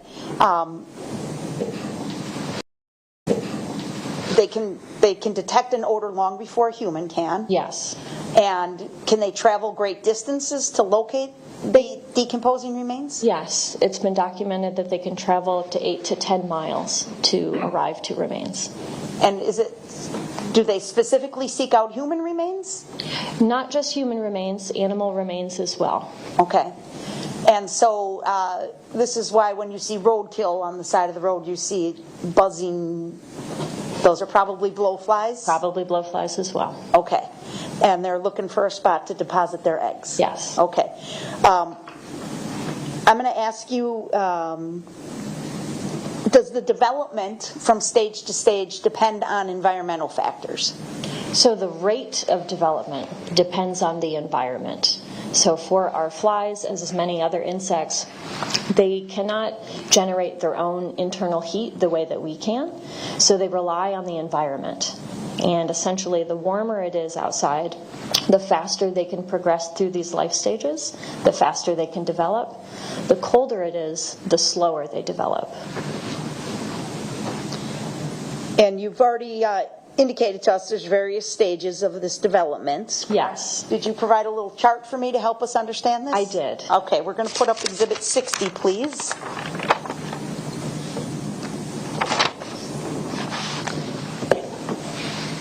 I'm sorry, 66? 66.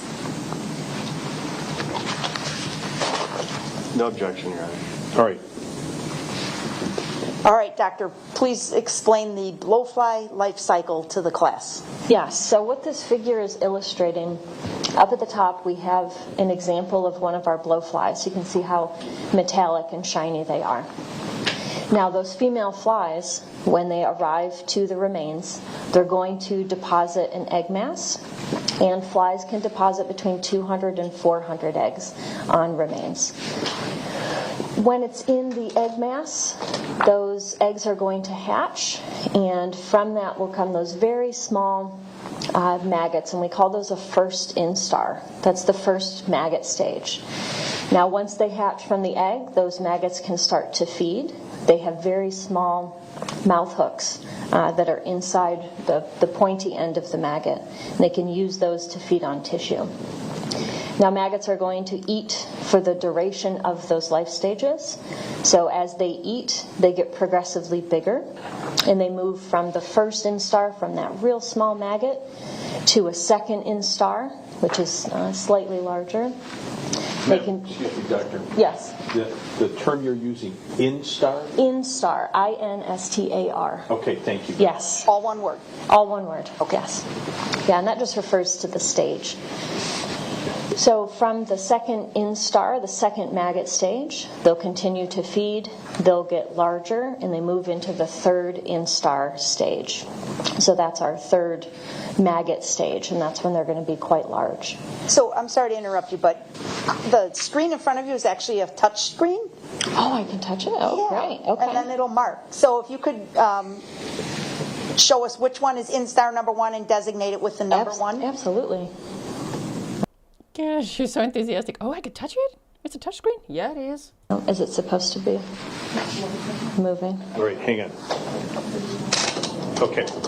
There's 3 lines on the bottom. This? There. Right. Touch that, please. Not working. Nope. Hang on. Let's see what's going to be. It's because it's drawing a white line. Oh, I If see. you ever touch it again, it should be a color. Touch it for a little bit. No, it doesn't seem to be reacting. Okay.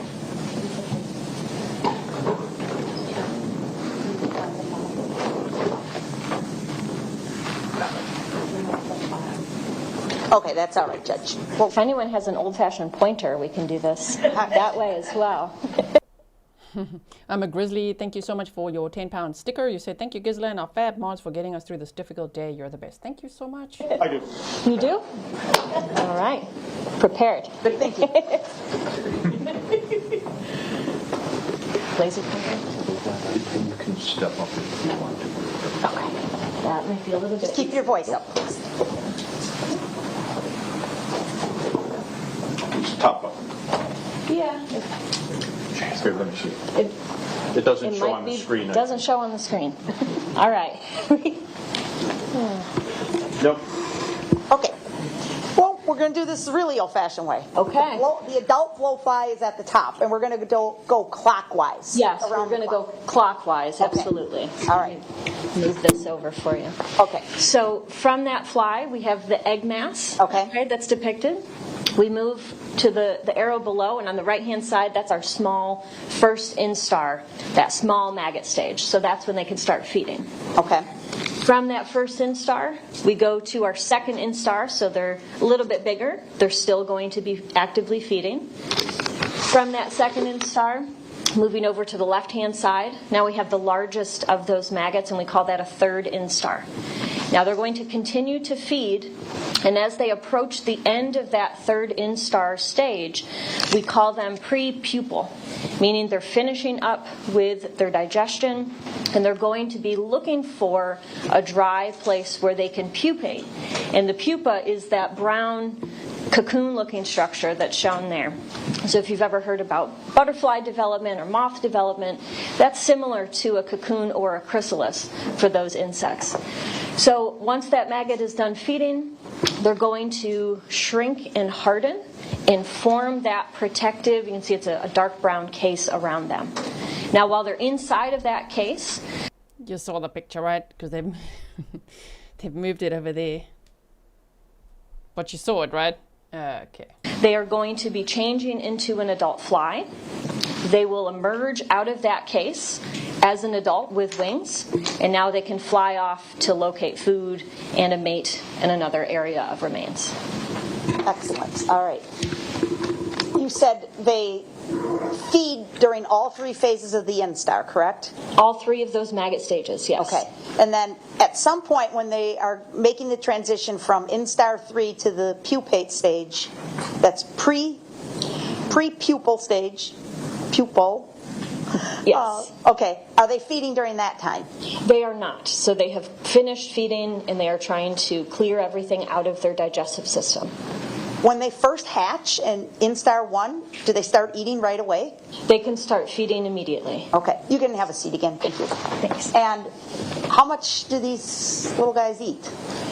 So it's estimated that each individual maggot can eat about 1 gram of tissue throughout those stages. They eat a lot. They do. Okay. And they eat continuously? Yes. Okay.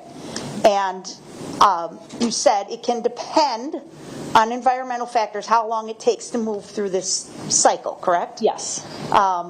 Is there a range that it generally takes? Well, that depends on the species of fly. Okay. And so we have published data sets that document how long it takes for each species to develop at different temperatures. Okay. And getting back to our cycle here, about the 10 o'clock spot, the pupa, yes. Pupa.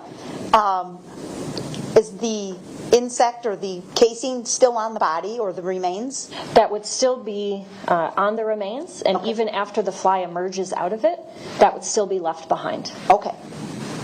I'm sorry, the remains of the source of the food, the human remains. Yes. Yes. Yes, that pupal case would still stay in that location. Okay. Yes. And so we just had Dr. Sheil, the medical examiner, testifying that she could observe some pupae casings. That's what she would be referring to. Yes. Okay.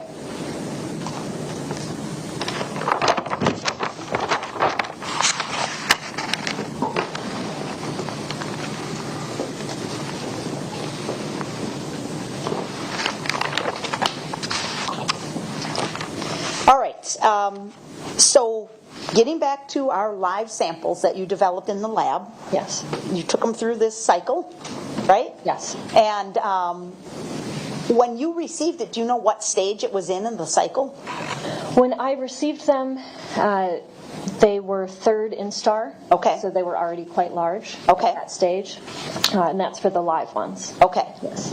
And do you know in your lab how long it took you to develop them fully to adult fly? I do not have it in this report. Okay. Yes. It's okay. Can you identify the species when they are in the maggot stage? It's easier when they're in that large 3rd instar Okay. stage to identify them. Okay. But even easier when they're an adult fly. Okay. So were you... Trial TV Live is here, even while streaming. You said, love you, my friend. Oh my goodness, thank you so much saving our ass over here today. when the court feeds, pull a fast one on us, making it impossible for us to defluff the way we want. Listen here. Thank you so much, Trial TV Live. We are streaming from your feed now. Let me show you guys like this as well. Look, there's even a cat tower behind. Oh my word, I love it so much. So I've just got you here so we could just continue watching, but I'm going to link your channel and everything. Thank you so much that we can watch because we are behind the live feed, right? ultimately able to make identification? Yes, of those adult flies, yes. And what did you determine? That they were the blowfly Formia regina. Okay. That's the scientific name? It is. The common name is the black blowfly. Black blowfly. Okay. And Ms. Opper, would that be a name that my court reporter would necessarily know, perhaps not being so experienced in flies? No, probably not, Judge. Perhaps you could ask the witness to spell that? Happy to spell that. Formia is Phormia. Regina, Regina. Thank you. Thank you, doctor. Thank you very much for You're spelling that for us. And that was that identification occurred. How do you do that? Will you look at it, visually examine it, or? Yeah, so we do what's called a morphological examination. So I'm looking at each individual fly under a microscope, trying to determine the characters that it has on its body to determine the species. Okay. And so you had to do this step in order to know how long the stage of development took. You have to know the exact species. I have to know the species, yes. Okay. So, from there, once you've identified the species, are you able to calculate an approximate time that it took for this cycle?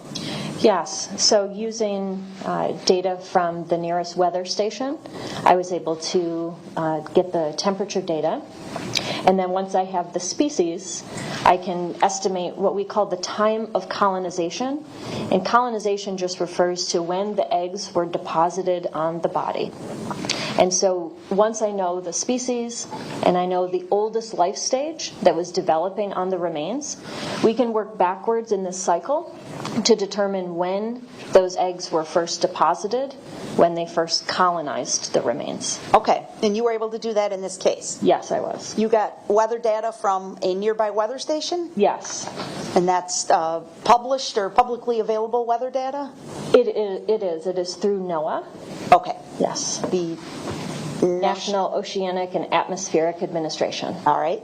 A reliable source of information? Yes, that's correct. And did you have to have any other factors available to you to make this calculation?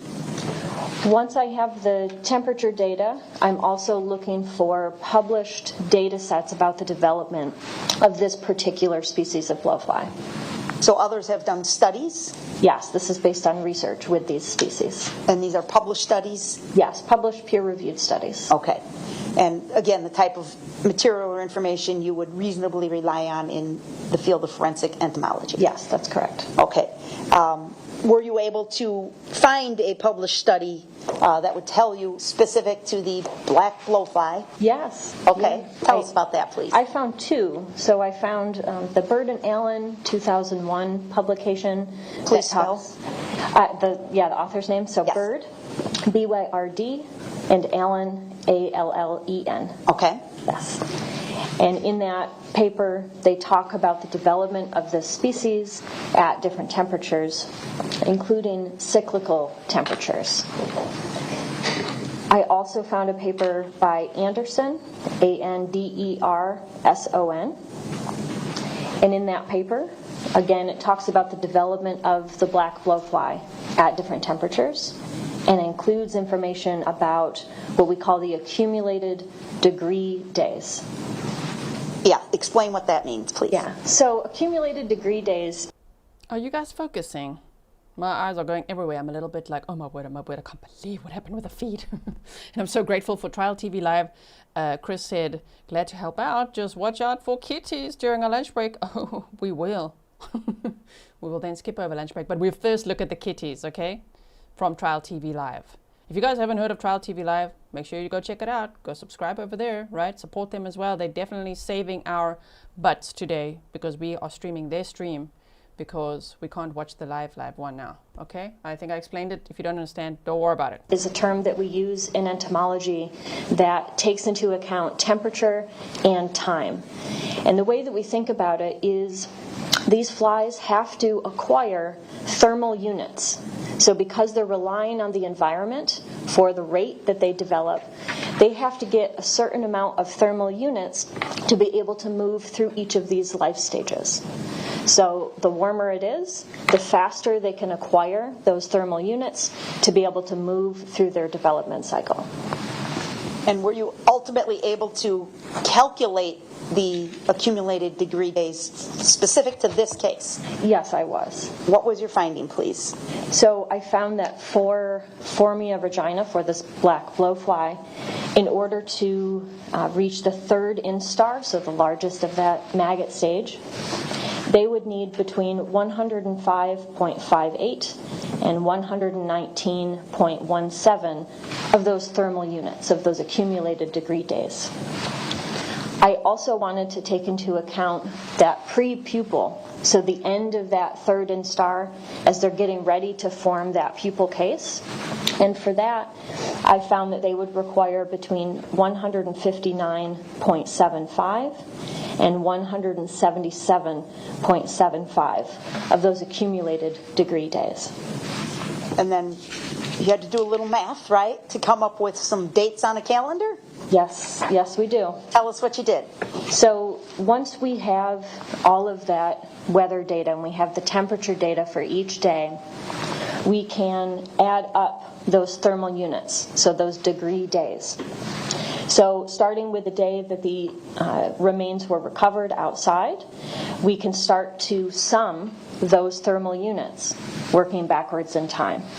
So I was able to accumulate those degree days in time, and using those reported values of how many of these thermal units, how many degree days these flies would take, that puts us at a range for our pre-pupal black blowflies of August 25th to August 26th, and for those third instar maggots of August 30th to August 31st. Loretta Pahl says, am I really the... Why do you ask that? You said, am I really the only one finding the bug lady fascinating? Hell no. We all do, right? Not? Well, I do. I definitely do. So, you're not the only one. Loretta, me too. If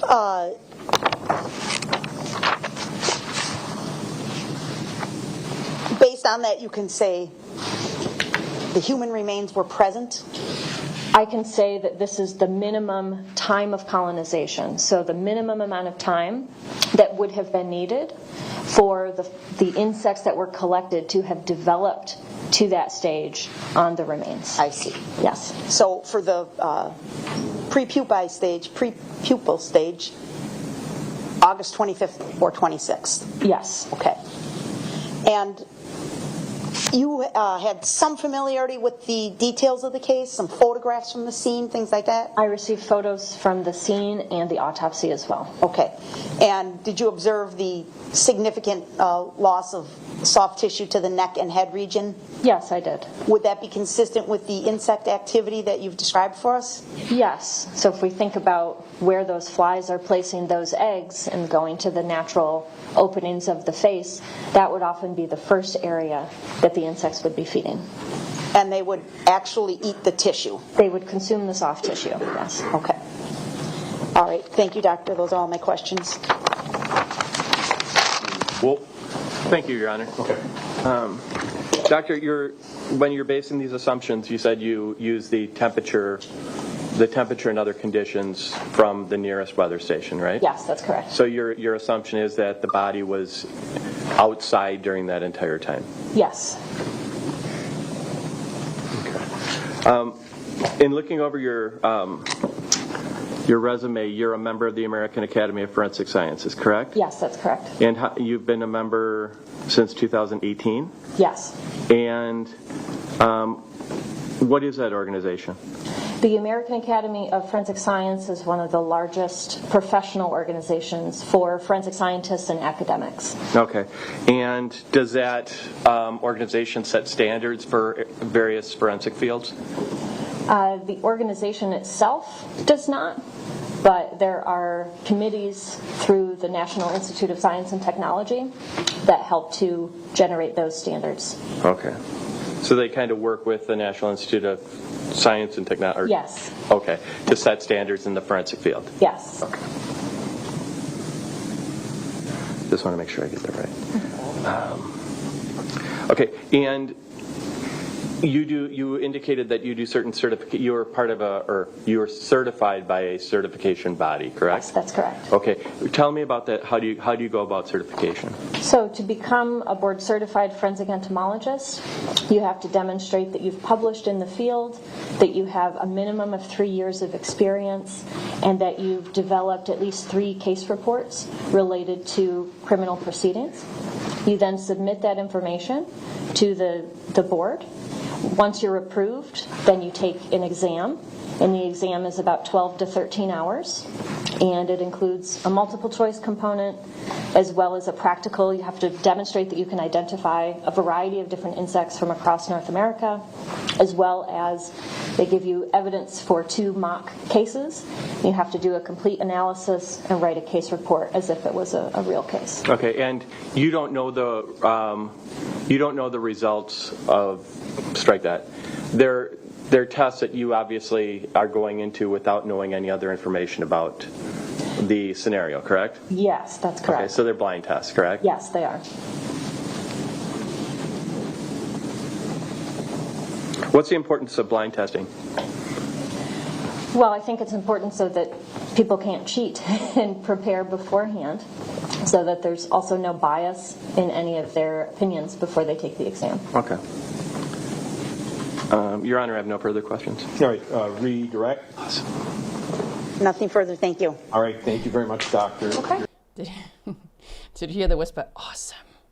Did you do good there, defense? Your co-counsel was like, awesome. Excused, Thank and you. if you could give me that exhibit, please. And you can actually take that whole bottle of water. All right, you got it.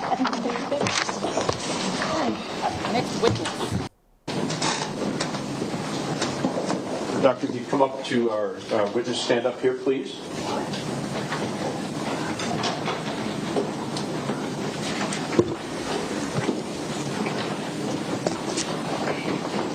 And if you could raise your right hand to be sworn in. Do you swear the testimony you're about to give in this matter before the court shall be the truth, the whole truth, and nothing but the truth, so help you God? I do. All right, have a seat, please. Could you please tell us your name? My name is Dr. Dana Marie Truesdell. Okay, spell the first name and the last name, please. First name Jana Marie. Last name Truesdell, Truesdell. All right, thank you. Go ahead, ma'am. Good morning. Good morning. Please tell the jury what your position and title is. I'm a forensic anthropologist. I am the consultant anthropologist for Waukesha County with the Medical Examiner's Office. I am also the head of the Forensic Investigation Program at UW-Platteville. And what is the field of forensic anthropology? What's the focus of that field? A forensic anthropology is someone whose specialization is the human skeleton. So that could be assisting with identifications. It could be telling the life story or what happened to a person in death. And it could also be interpreting decomposition. We study decomposition so that we know what is normal or not normal in certain environments and situations. Also interesting, right? Forensic anthropologist. Okay. I'm going to ask that we display for you Exhibit 67, which is your curriculum vitae. Mm-hmm. Should come up on that screen to your right there.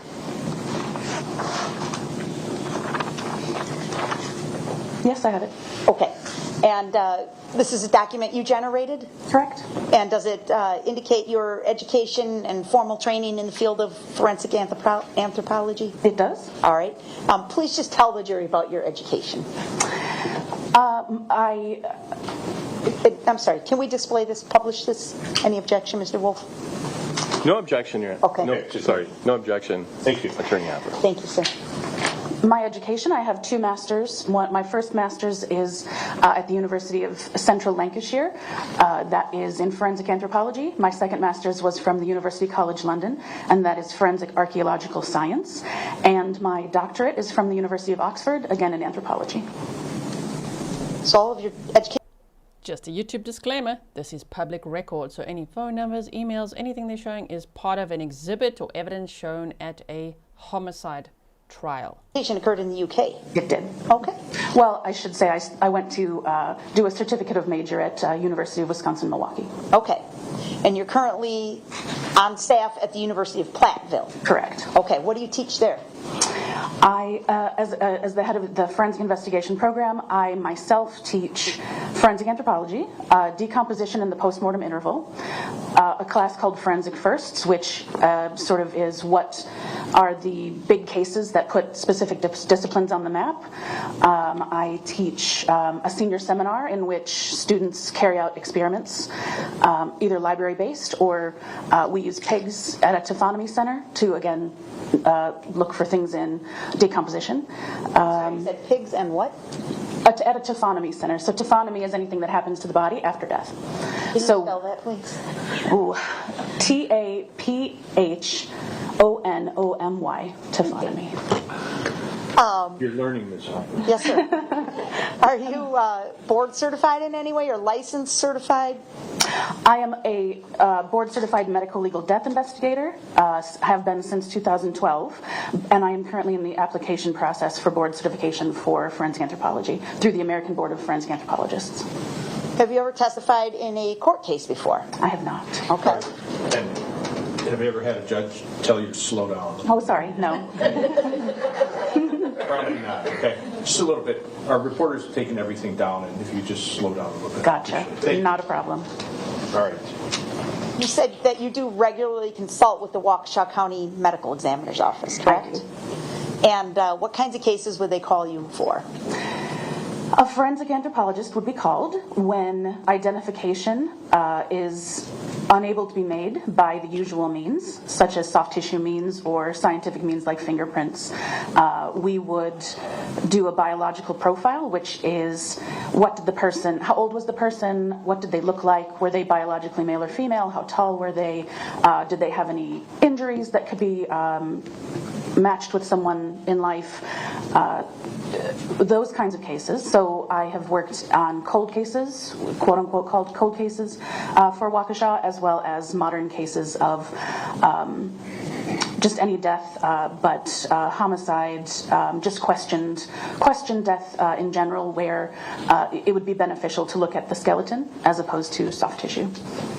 So some of that you're describing, the cold cases and things, that's where an individual walking a dog finds a bone or something like that, and you have no idea who, what, when, where. Correct. Okay. This case is not to that level. No. Although there was decomposition of the body. There was. Correct. There was still tattoos and things that they were able to observe and ultimately make an identification, correct? Yes, they had made, they were working on a presumptive identification based on clothing and jewelry when they called me, and then subsequently they had positively identified the decedent through a screw in her wrist. Okay. So you were not needed for that identification portion? Correct. Okay. What was your role then in this case? I was asked to do a trauma analysis. Okay. What is that? That is to, because of the decomposition, cause and manner of death were unable to be found at autopsy, so they wanted to know if there were any signs of trauma on the bones, such as sharp force trauma, blunt force trauma, anything like that the bones could tell us. And with your trained eye, you could detect those things? Correct. We'll cut to the chase. Did you find anything? No. Okay. There was sharp force trauma, but it was all consistent with modern autopsy procedures. Okay. Because we can't really... They asked her to slow down, and it's like when people ask me to slow down as well. I'm like, oh, okay. Lasts about 30 seconds. And then we go again. I like how fast she talks though. Okay. But I know, shame. The court reporter is like, okay, here we go. Tell this jury anything other than we looked. Briefly describe for us the process that you undertook to do your analysis.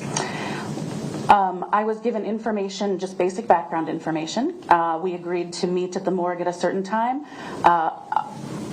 During that time, we did an initial evaluation, so that was before what we call macerating or defleshing the remains. There was still a lot of soft tissue that was putrefied, decomposing. There was some mummification, but I took an initial look for first impressions.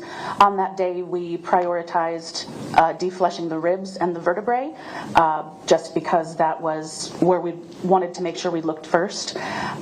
There was nothing there to be seen, and so then the medical examiner's office macerated the rest of the remains, and then once that was finished, I came back and did my examination, looking over each bone, photographing each bone, just taking inventory, filling out forms, things like that. So let me ask you, you said each bone. You literally mean every bone in Ms. Pavlons' body was inspected and analyzed by you? Correct. From her skull to the littlest bone in her foot? Absolutely. And you observed no trauma?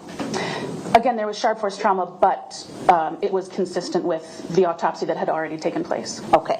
Meaning when Dr. Sheil had to cut the body open, she has to cut the rib cage and things like that in order to perform her autopsy. Correct. That you saw, but nothing that could not be explained by autopsy. Correct. Okay.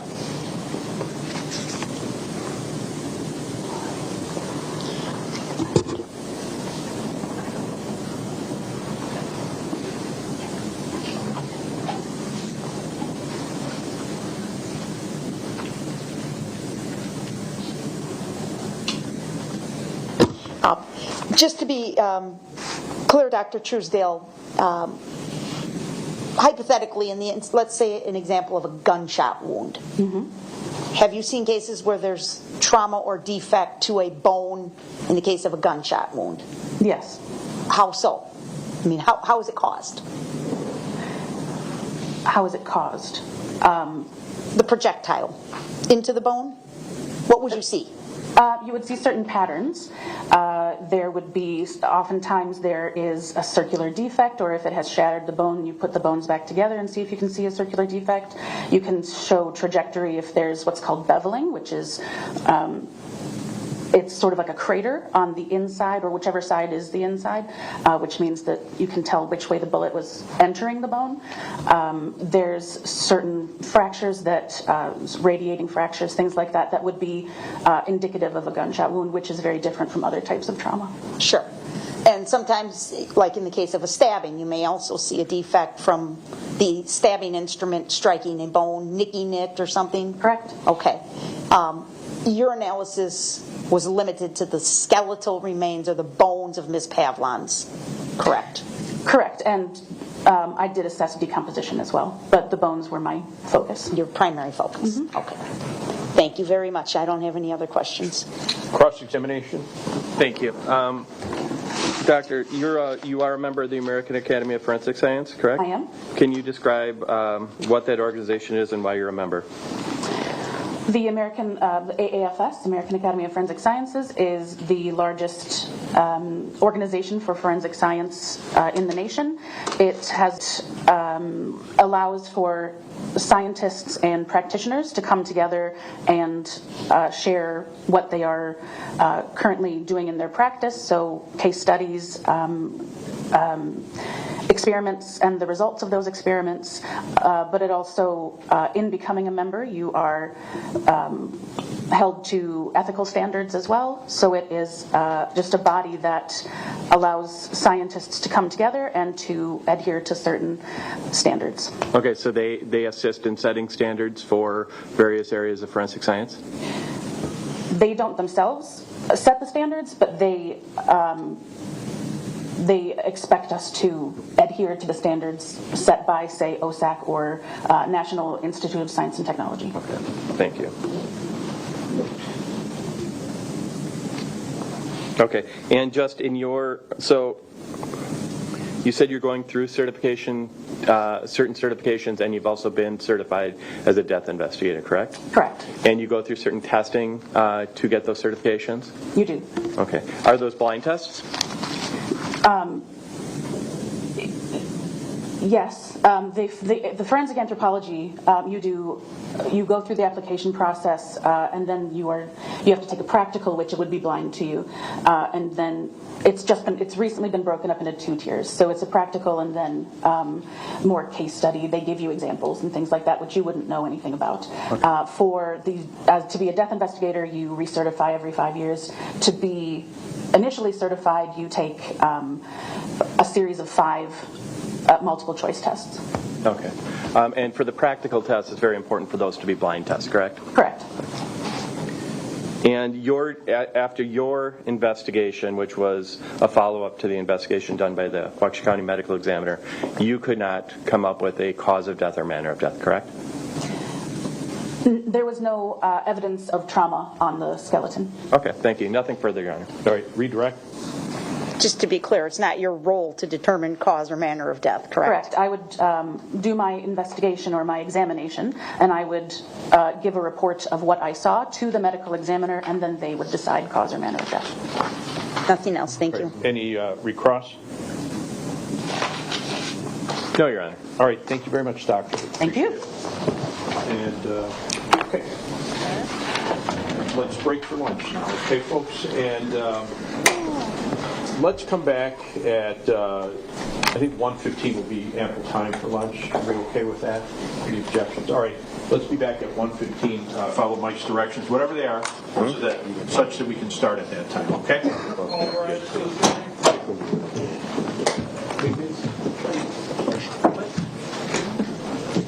see if they say anything else.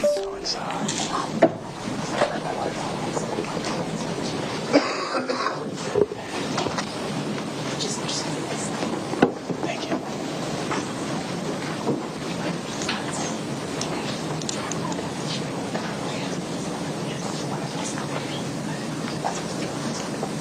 All right, have a seat, everybody.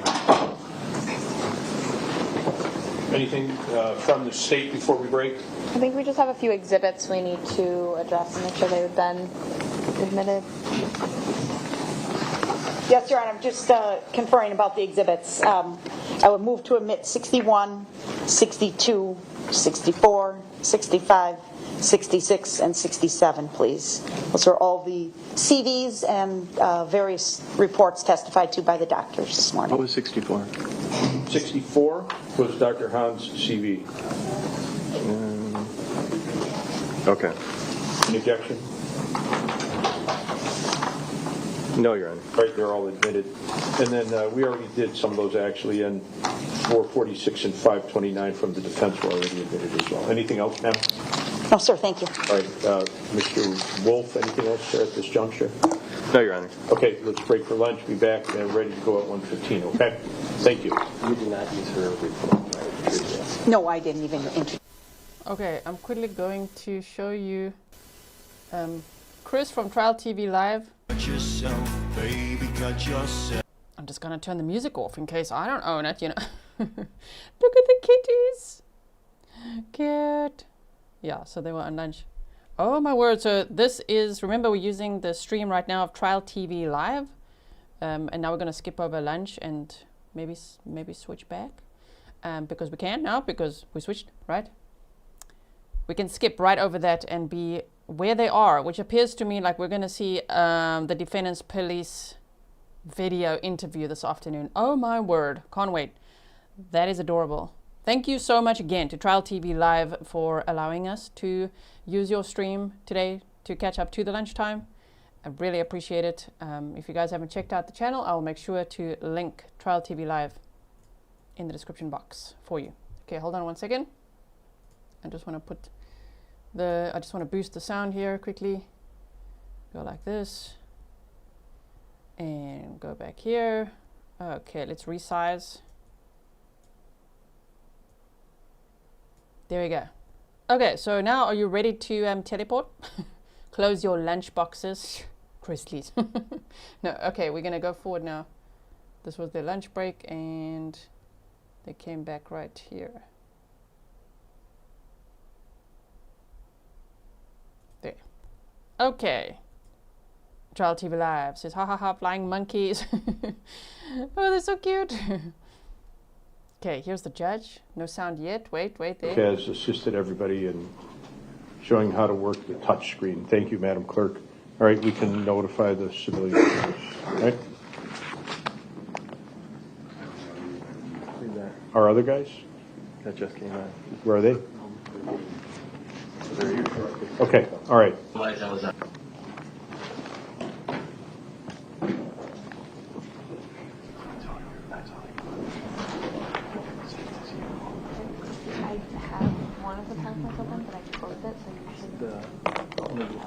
I put the link to Trial TV Live in the chat if you guys would subscribe there and show them some support as well.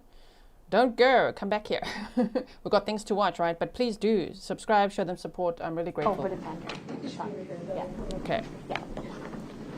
So now we're going to see if we look ahead here. Seeing some testimony, and look at that. If I peek ahead, oh my word, there's a police video interview where he talked a lot of bullcuck, huh? Yeah, we teleported now.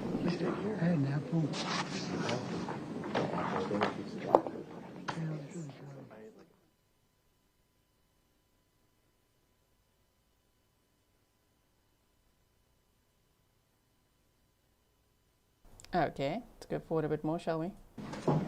All rise.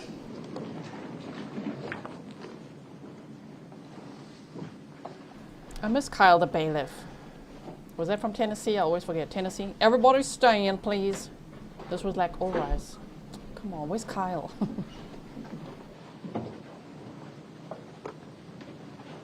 Kathleen says, I just subbed to at Trial TV Live. That is awesome. Open those media things, please. Thank you. All right, all 14 jurors are back. Welcome back, everybody. I always tell everybody, remind them not to eat too much at lunch, because then you get to taking a nap at about 2:30. So have a seat, everybody. Thank you very much. All right. See, the judge also wants to tell them to close their lunch boxes early. No nap time will be had. We'll be concentrating, okay? I like this judge. Let's have your next witness, please. Thank you. The state will call Detective Ross Seitz.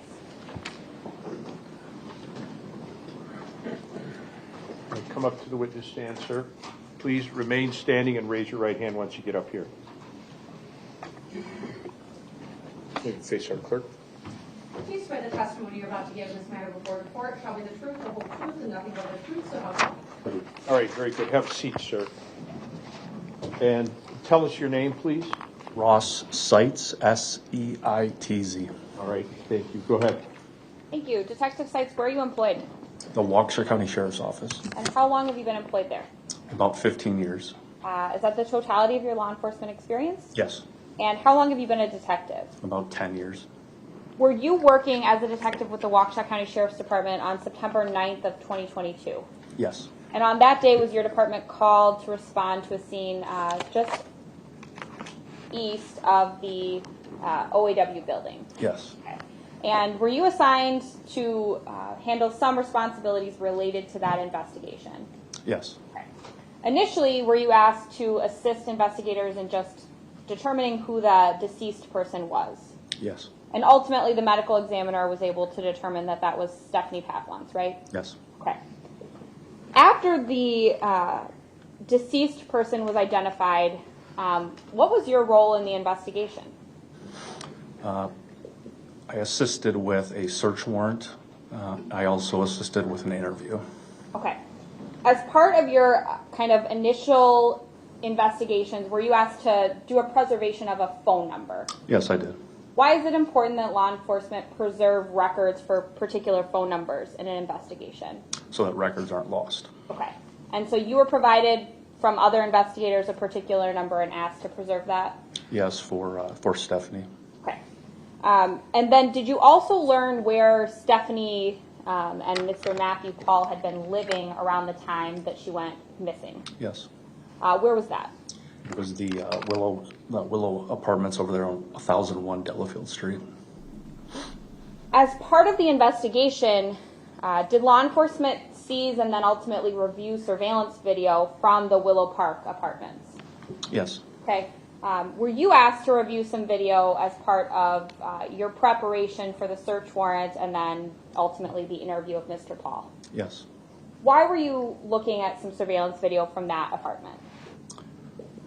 I believe in speaking with the case detectives, there was information that the 23rd of August was a particular date of interest related to some phone records I believe they had, and wanted to see what the activity was between Stephanie and the defendant. Okay. Were there a number of surveillance cameras located throughout the apartment complex looking at different doors or different areas of the apartment complex? Yes. Yes. And did you ultimately focus your review on two particular doors that became of interest as part of the investigation from August 23rd specifically? Yes. Okay. I'm going to show you first what's been marked as Exhibit 71. Just let me know when you can see that on your screen. This is a PowerPoint. I'm going to ask you to, can we go to slide 2, please?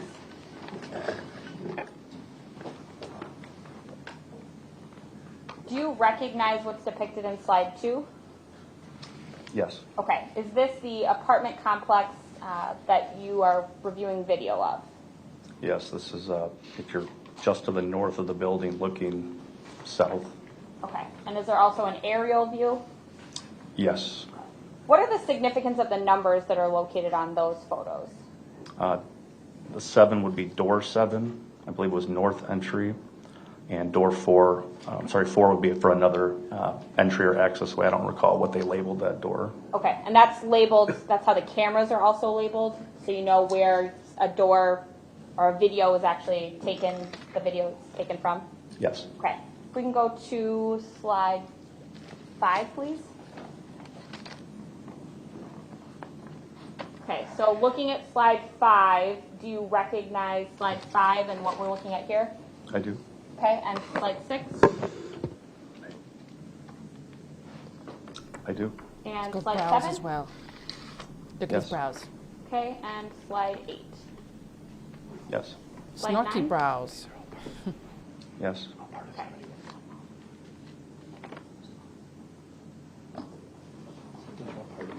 Slide 10, please. And slide 11? Yes. Okay, slide 12. Yes. All right. Those were all videos that you reviewed prior to a search warrant that occurred at Mr. Pahl's residence? Yeah, I believe it was September 12th I reviewed that footage. Okay. I would move Exhibit 71 into evidence and permission to publish starting at slide 2. Any objection? No, sir. All right, it's admitted. Thank you.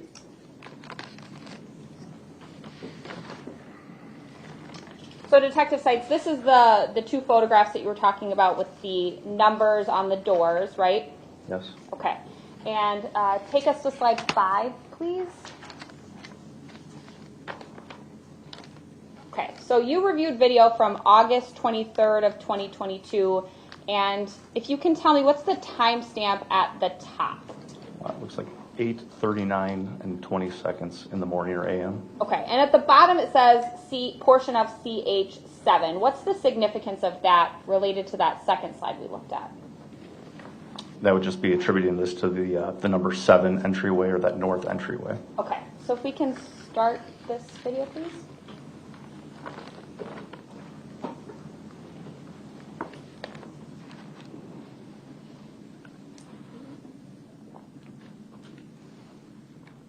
You could stop it.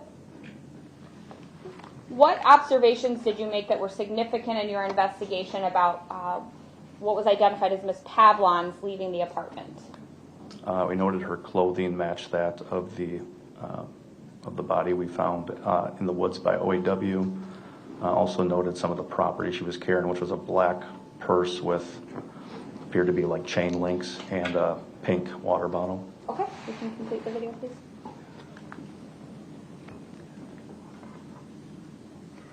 And if we can go to the next slide. Okay, and what's the timestamp at the top here? 8:40:22 a.m. And which door or camera is this coming from? This would be door 4. Play, please.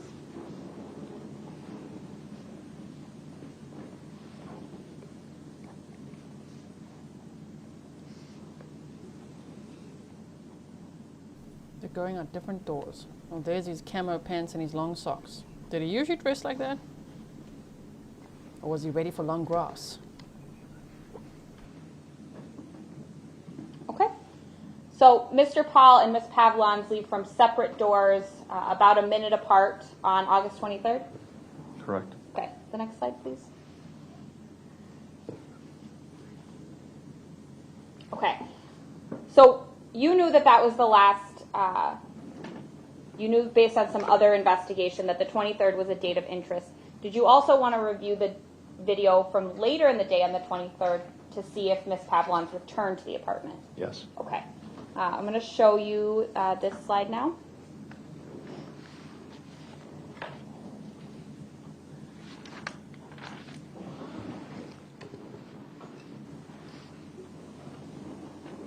Okay.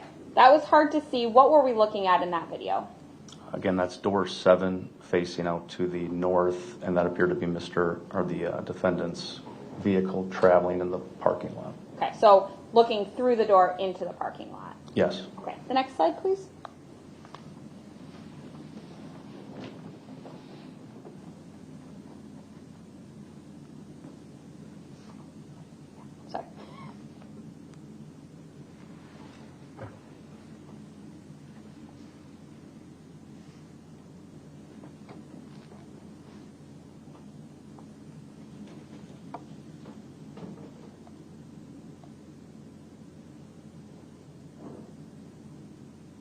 stop right there, please.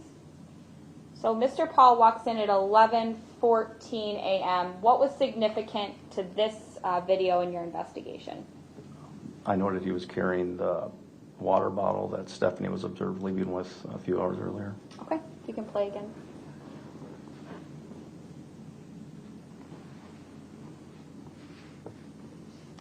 And then next slide, please. Play here.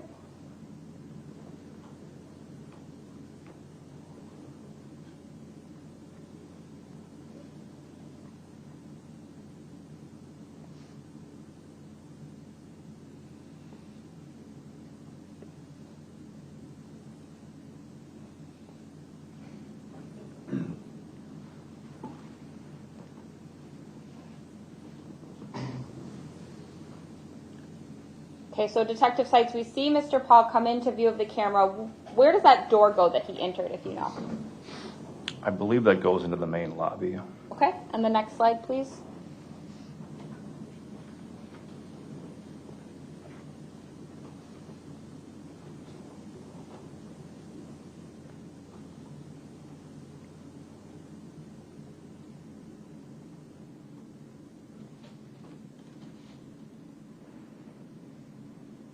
Okay, and he exits the building at 12:20 p.m. with nothing in his hands? Correct. Right, next slide, please. I have the involuntary brow. Sure.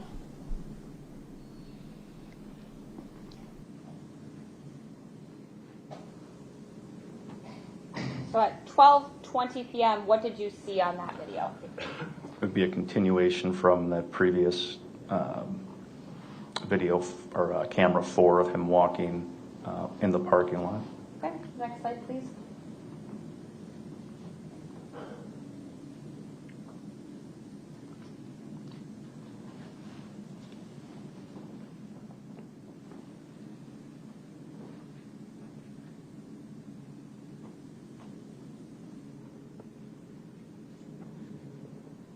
I'm going to ask you to pause it there, please.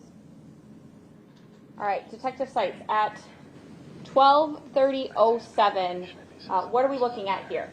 This will be Mr. Pahl returning back into the building through door 7. Okay, and what does it appear that he's carrying?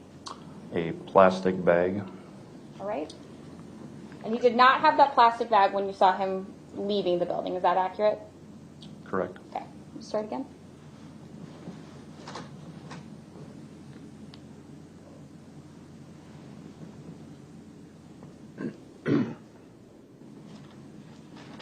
So Detective Seitz, in reviewing this video,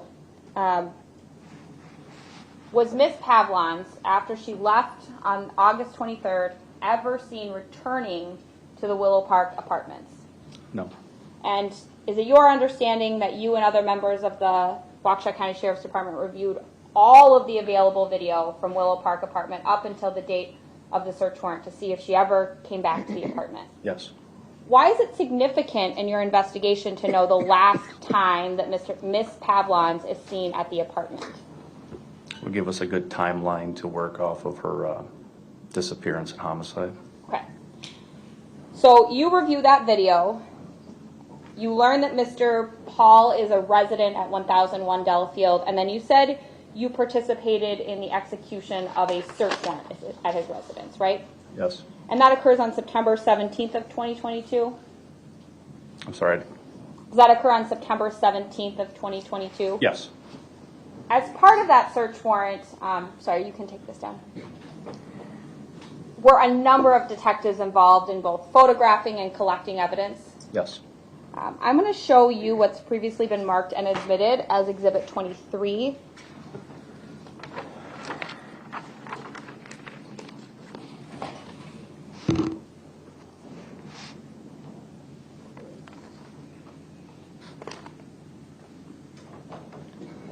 What was of significance in this photograph? The pink water bottle is observed in, I believe that was the...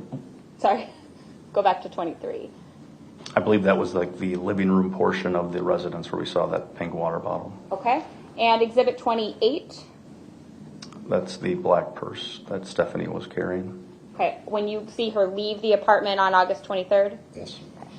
I'm going to also show you the physical pieces of evidence. This is Exhibit 44. This is that same purse that was located? Yes. Okay.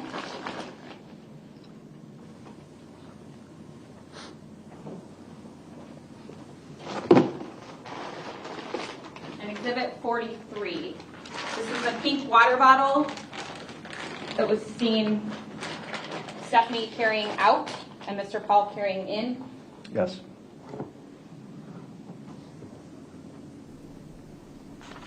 Now, Like, we like it when criminals are dumb, but it is amazing how he took her items home, right? He didn't pull a Barry Morphew. Barry Morphew is innocent until proven guilty in a court of law. But, you know, going around to different dumpsters and things, that's what Barry Morphew did in Suzanne Morphew's case. Oh, this guy decided, I'm going to bring her purse and water bottle and everything home, and her phone. But did you think about how you're going to explain that? I mean, it might be like, I don't know, she was here and then she left.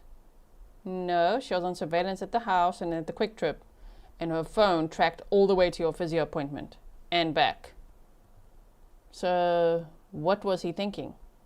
Bringing her purse home, handbag, and also water bottle and phone, and even keeping the phone charged and on and even using her phone. Like, what the heck? Oh my word. as you prepared to interview Mr. Pahl, why was it important for you to have some of this information before you actually sit down and talk with Mr. Pahl? So we figure out again a timeline of who would have last seen Stephanie or been with her. Okay. And the interview of Mr. Pahl occurs after the execution of the search warrant? It does. Okay.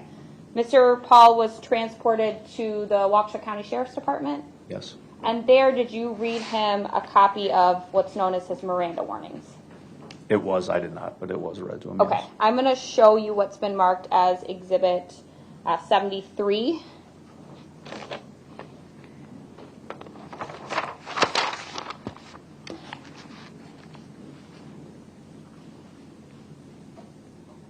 You didn't actually fill this form out, but you were present with Detective Fredericks when this occurred? Yes. Okay.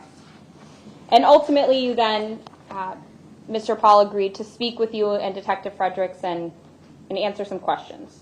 Yes. Okay. I'm going to show you...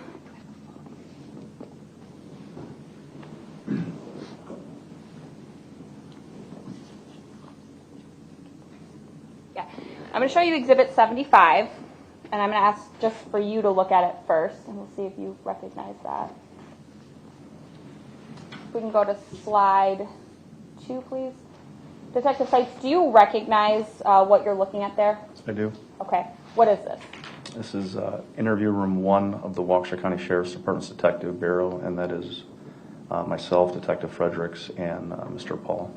Okay. And are all of these slides clips of that interview that you conducted with Mr. Pahl and Detective Fredericks on September 17th? You can scroll down.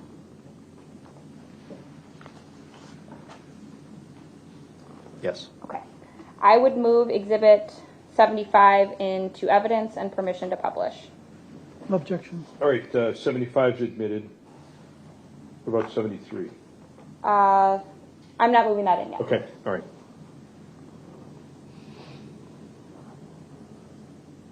So we will start with the first clip in slide 2, please. Why does it say 74? Yeah, why does it say that? Oh my. The hot mic. Whew. All right, police interview. For a while. Let me quickly stretch. You're going to play the video. There's audio as well. There is audio, Judge, and... I'm not going to ask my reporter to try to transcribe it. Is that okay with you? Yes, please. Is that okay with the defense? Yes, sir. Okay, very good. Do you guys talk to your daughter on a regular basis? Is it estranged? I don't know what the relationship's like. Oh no, we my daughter moved. She's on a stay and she's happy with Have you talked to her recently in the last No, not recently. I talked to her a little bit when Stephanie was up north in July, going into August. That's where I had somebody else help me with my foot. In May, it was really bad. I couldn't even stand in the shower. I needed a caretaker, and she came over once in a while and helped me. Stephanie did, or the caretaker? Stephanie did, and I had somebody else help me. But where's she living? Mostly at her parents, except when she would come over and help me. Okay. She went up north up at the Dells. And she texted me many texts saying that, she was sorry what happened to my leg, that, she wished that she would have called me that day. That's a whole different story in itself what happened. But if we would have been together, it never would have happened. But that's a whole different story. And she texted me saying that I feel so helpless. My nobody in my family gives a shit about me. I can pull it right off my phone. Sure. I can show you right off my phone. Or I'm sure you guys, maybe you got my phone tapped. Maybe you already know. Nobody's tapping anyone's phone. Okay, but I have the text, and she begged me to pick her up. She said, "Please pick me up." And something happened up north where she just snapped. She freaking snapped, and they said that she went out in the woods, and they had to find her out in the woods. Where? Up north, in the Dells. Is there somebody who lives up north? Like, what was she doing up north? Well, her parents have a place up there, timeshare, just like my family does. So who from her family was telling you about her wandering off into the woods? Well, she told me, and the little time that I talked to Layla was like really concerned, and they just totally alienated her up there, and her depression. And I told her, I said, please do not take the medication that one of the doctors is prescribing you. One of the doctors was just way prescribing her too much medication, and one of them was Zoloft. And I have medical people in my family, and that's one of the black box that can actually cause homicidal or suicidal situations for people, and that's documented. That's not coming from me. You can look up the research. I'm not trying to be Joe Know-It-All here. That's pretty much everybody knows that some of those serious antidepressants are not good. Agreed. Yeah. So something snapped in her, and she said, "Please come and pick me up." And I picked her up from home, and she came, helped me for a little bit. She helped me. She went with me to look at a bed in case I was going to purchase it, because I wasn't going to be able to put it, because at that time I'm still supposed to be on crutches right now. You can get I have a 3-prong fracture in my foot. My foot was swollen up like this. I couldn't move that good. Yeah. Just this last 2 weeks going through therapy, it finally broke through, and the swelling went down, and I'm actually able to get my feet in the shoes now. Good. Otherwise, I was on crutches and in a walking boot. So, we went to the bed thing, and she wasn't right. I told her, I said, I'm looking at you, and something's not right. And she was always really sneaky with stuff, I try to help her with that stuff, but she was always trying to escape whatever demons were in her head. She just wanted to.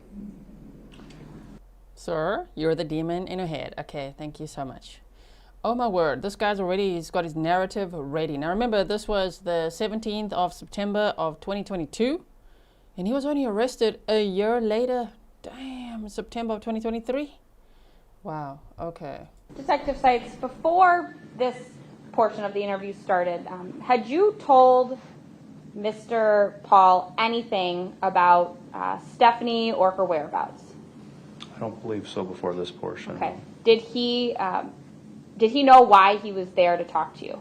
No. Did you tell him that you were there to investigate the death of Stephanie? No.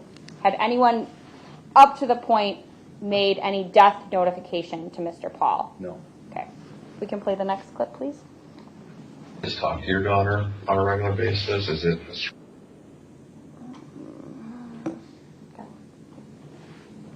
Asked about Stephanie, why this happened to her. When I first met Stephanie, she was absolutely fine up here. Okay, she was diagnosed with grand mal seizures during this period where the. Second slide should be. This is 4. This should be slide 3, 2008 to 2014. Okay, so I think. In case anyone asks or wonders what is in my cheek, it is Ricola, of course. I do live in Switzerland. Everybody's got this in their bag. I have this, okay? We need to go back to slide 2. There we go. Nope, that's one Sherry.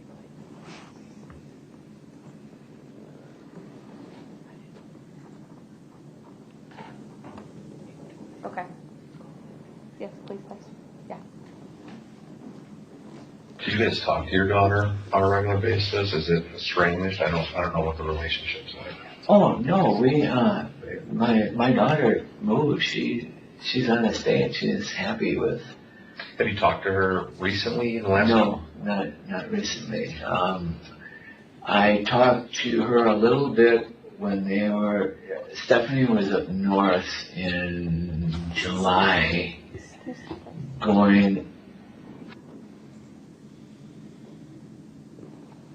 Can you go back to the previous slide? I don't know if this one played. This should start at 1959. Can we play slide 2, please? Starting at 1959. Already that you didn't do anything wrong. All we have is some basic questions for you. Okay. Again, we're not trying to trick you. That's what I've heard before, and that's what you say. But how do I know? Because all I'm asking you is to have a little faith that I'm not lying to you. Okay? You've never met us, all right? I'm asking you just to go on a little bit of a limb that I'm not. That's what I live on, faith, because that's a hell of a lot stronger word than hope. Okay. Yeah. Okay. All right. I don't hope. I have faith. Okay. If at any because point, I know I didn't do anything wrong. For whatever reason you have me here. That's what I want to talk about. Okay. It doesn't matter what you found in my apartment. Everything that I have in my apartment is legal. Sure. Okay? Right. I wouldn't be that freaking stupid if I did have something illegal. I would not have something. Matt, nobody thinks you're stupid. All right. And again, if we start disrespecting you, then no. I object. I do. I'm just saying. I go by my gut. Okay, and if I feel that I'm going to be played, that's it. Attorney. I'm not trying to play you. Yeah, we're just having a conversation, man. That's all. And again, we have some real basic questions, and you can answer whatever questions you choose to. If you don't want to answer a question, don't answer it. But I'm not. Do you have any? Are you curious at all about why we want to talk to you? Well, of course I am. And that's kind of why that's why I asked what. Right, because we haven't accused you of doing anything wrong, was right? It something that happened yesterday? I mean, I went right over by the police. I mean, nobody. We're not here about anything yesterday, okay? Okay, and neither of us has accused you of doing anything wrong. All we want to do is talk to you. Not yet, but you have a job. Your job is to make a case. Yeah, it's not find the truth. Yeah. Right, but then you didn't think just get an attorney right away. Let's first just see how it goes, huh? He's like, my gut instinct will tell me, okay? And then I'm going to say, that's it. It's time for an attorney. You could do that from minute 1, second 1. But no, you want to tell your little story instead, huh? Okay. Get on the stand. We want to hear that as well. Fact finders. Wait, let me also say this is September 17th of 2022. They found Stephanie's body on September 9th, and they were able to identify her around September 12th. Fact check me if I'm wrong, right? Because that's when they went to speak to her parents.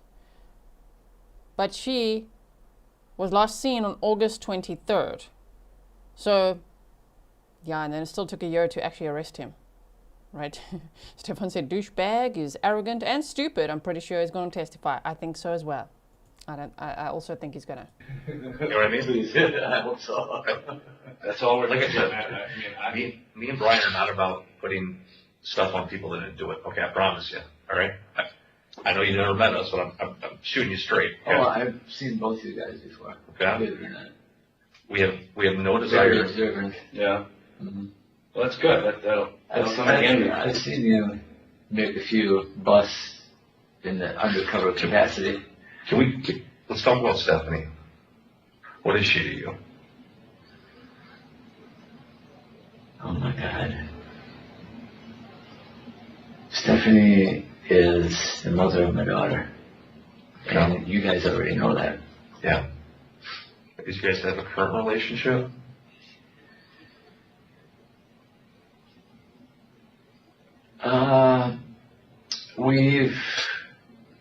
We've always had some type of relationship with helping each other. Okay. She helped me. She was spending a lot of time with her family and friends, and she helped me recently when I broke my ankle.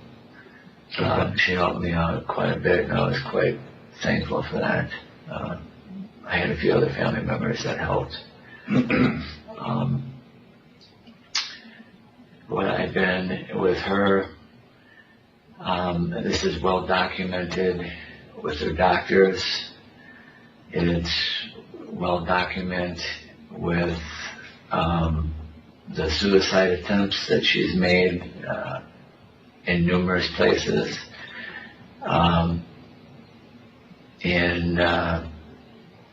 Back in April, she took a whole bottle of pills by her parents' house, and they just kind of blew it off like it was nothing. And I tried to get her to stop the medications, to get help. What did she take when she overdosed by her parents? Like, what was she taking? She was taking, one of the doctors was prescribing her a lot of medications, antidepressants, pain medications, benzoins, and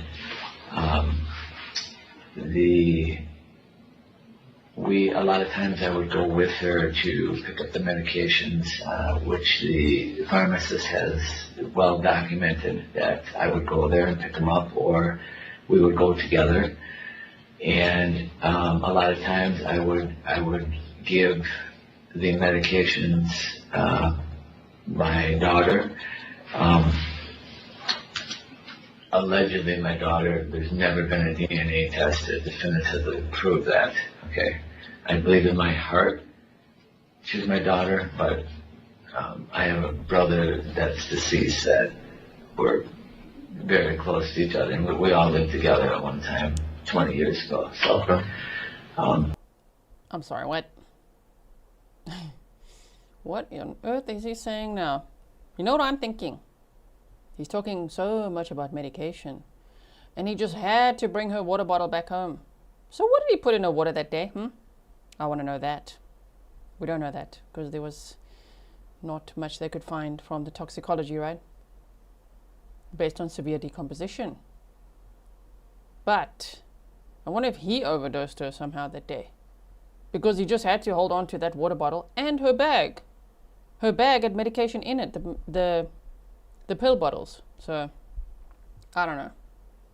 Could have been a combination of that and other things, like strangulation or smothering. But yeah, I find it interesting that he had to bring that home.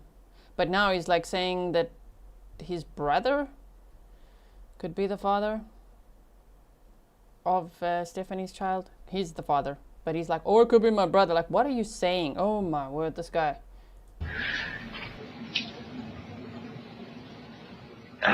Getting back to your, what was it? You said she takes antidepressants, so she's been diagnosed with depression. Oh yeah, I actually,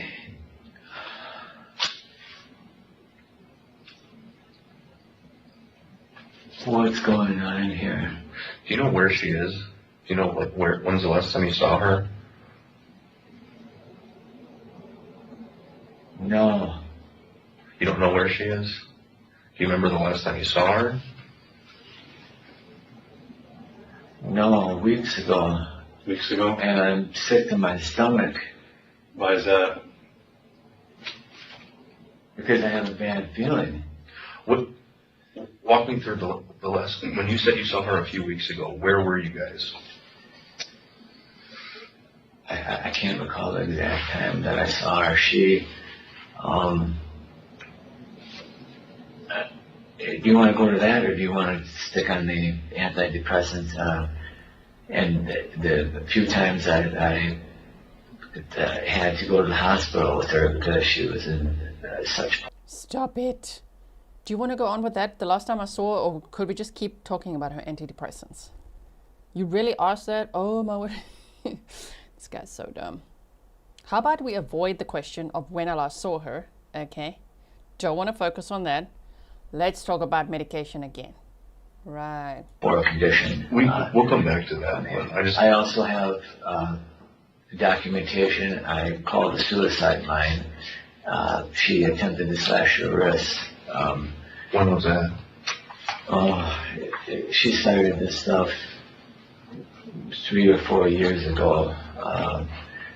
And I just didn't know where my place was in that. I wanted to do everything I could for her, but I didn't want her to get locked up in a mental home. And she kept telling me that she was getting better. She was going to get better. She was recently seeking treatment through the hospital.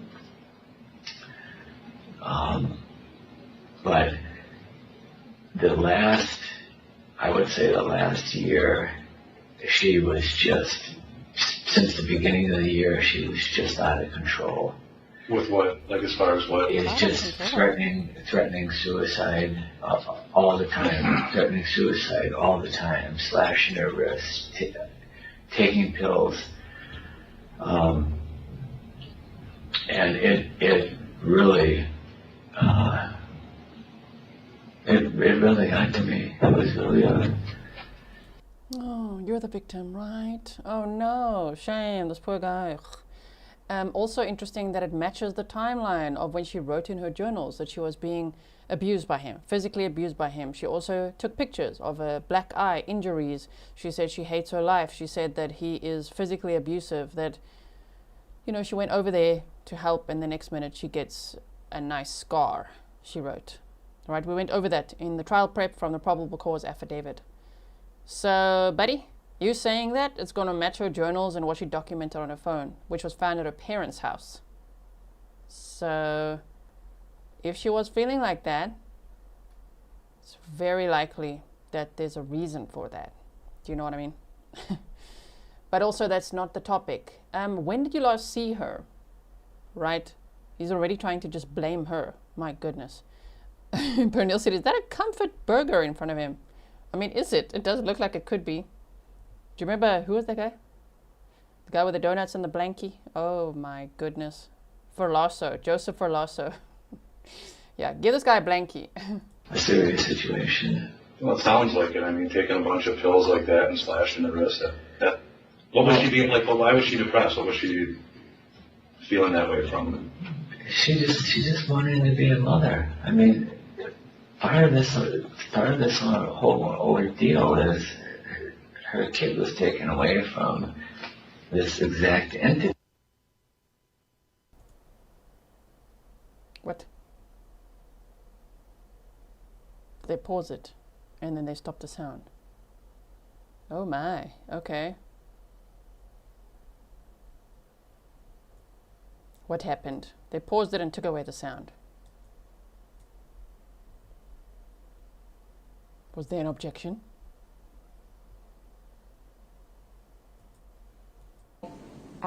Three, which starts at 20:08:54. Do you guys talk to your daughter on a regular basis? Is it estranged? I don't know what the relationship's like. Oh no, we my daughter moved. She's on the state. She's happy with. Have you talked to her recently in the last? No, not recently. I talked to her a little bit when Stephanie was up north in July, going into August. That's where I had somebody else help me with my foot. In May, it was really bad. I couldn't even stand in the shower. I needed a caretaker, and she came over once in a while and helped me. Stephanie did, or the caretaker? Stephanie did, and I had somebody else help me. But where's she living? Mostly at her parents, except when she would come over and help me. Liar. She went up north up at the Dells. And she texted me many texts saying that, she was sorry what happened to my leg, that, she wished that she would have called me that day. That's a whole different story in itself what happened. But if we would have been together, it never would have happened. But that's a whole different story. And she texted me saying that I feel so helpless. My family's nobody in my family gives a shit about me. I can pull it right off my phone. Sure. I can show you right off my phone. Yeah, Sure. I'm sure, right? You guys. Sure. What you type from her phone to your phone. Or what? Maybe you got my phone tapped. Maybe you already know. Nobody's tapping anyone's phone. But I have the text, and she begged me to pick her up. She said, please pick me up. And something happened up north where she just snapped. She freaking snapped. And they said that she went out in the woods and they had to find her out in the woods.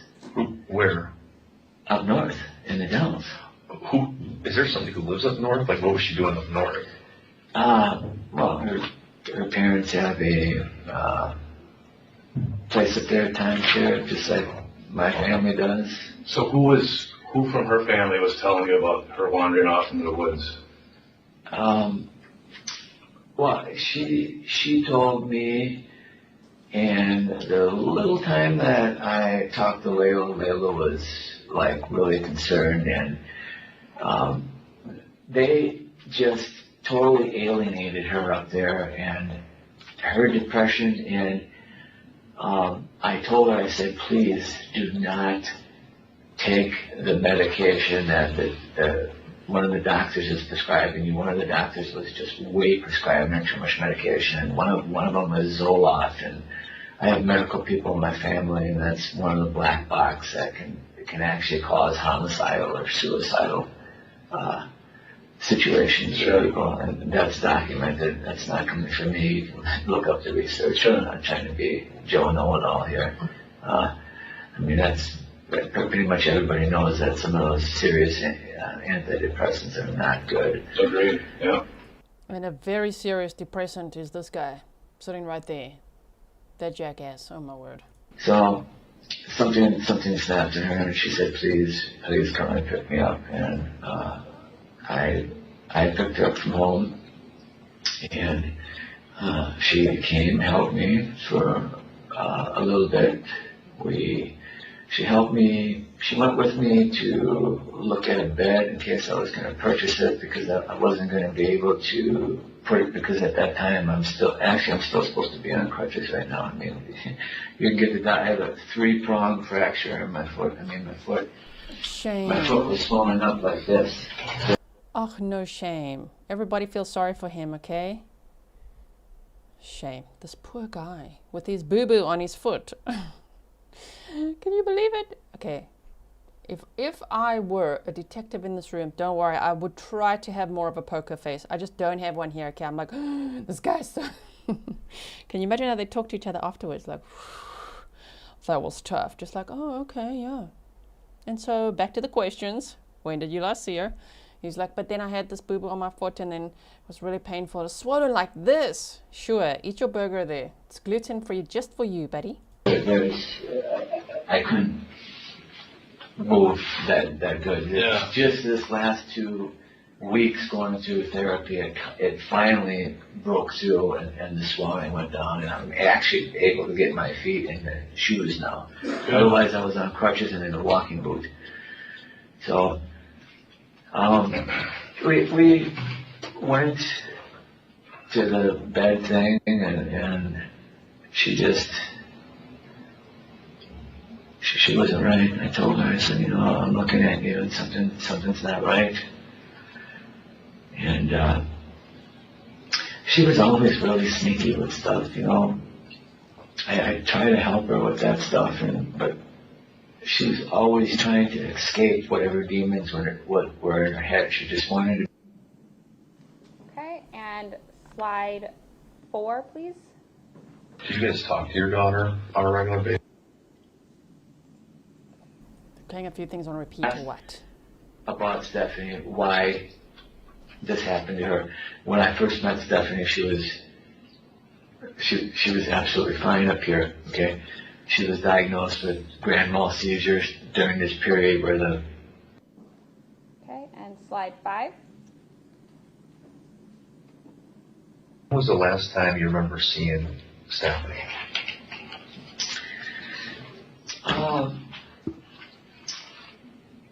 There were a couple times where she just snapped and just left. She would come and go. Sometimes she would come over and I would just say, what's wrong? And she would say, I gotta go. And her mother always picked her up. Like, because you said if you think it's been a couple of weeks since you last saw her, if you go back, think about the last time you saw her. Where was that? It's been over a couple of weeks. I don't remember exactly. Okay, whoa, Mr. Sniffle's in the house over here. Okay, stop it. Trigger warning for that alone. Oh my goodness.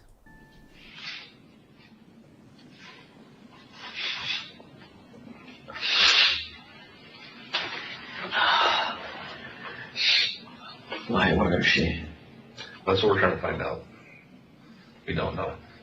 She's missing. So we're trying to figure out who. They did know. They'd already found her body. She was last seen August 23rd of 2022. They found her body on September 9th of 2022. And this interview is September 17th. Okay, they'd already identified her from around September 12th. So 5 days later, they've executed a search warrant at his house, because that's where Stephanie was last known to live. And there was a water bottle, there was her purse, handbag. And they're like, oh, let's call this guy in for questioning.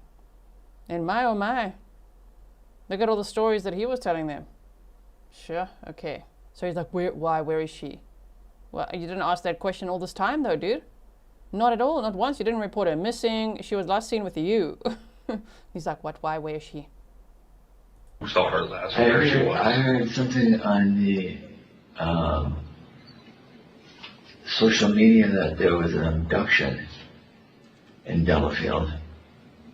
An abduction? Some type of an abduction. When was that? Or just a couple of days ago. They were looking into some type of abduction. He did probably hear something like that because he downloaded his little police scanner. Okay. And he was listening in, waiting to see, whoa, are they going to find anything? Are they going to find anything? Did they find anything? Oh, he heard about an abduction the other day. Yeah, in Delafield. And they're like, what? An abduction? Yeah, okay, that's like his 5th story already. Actually,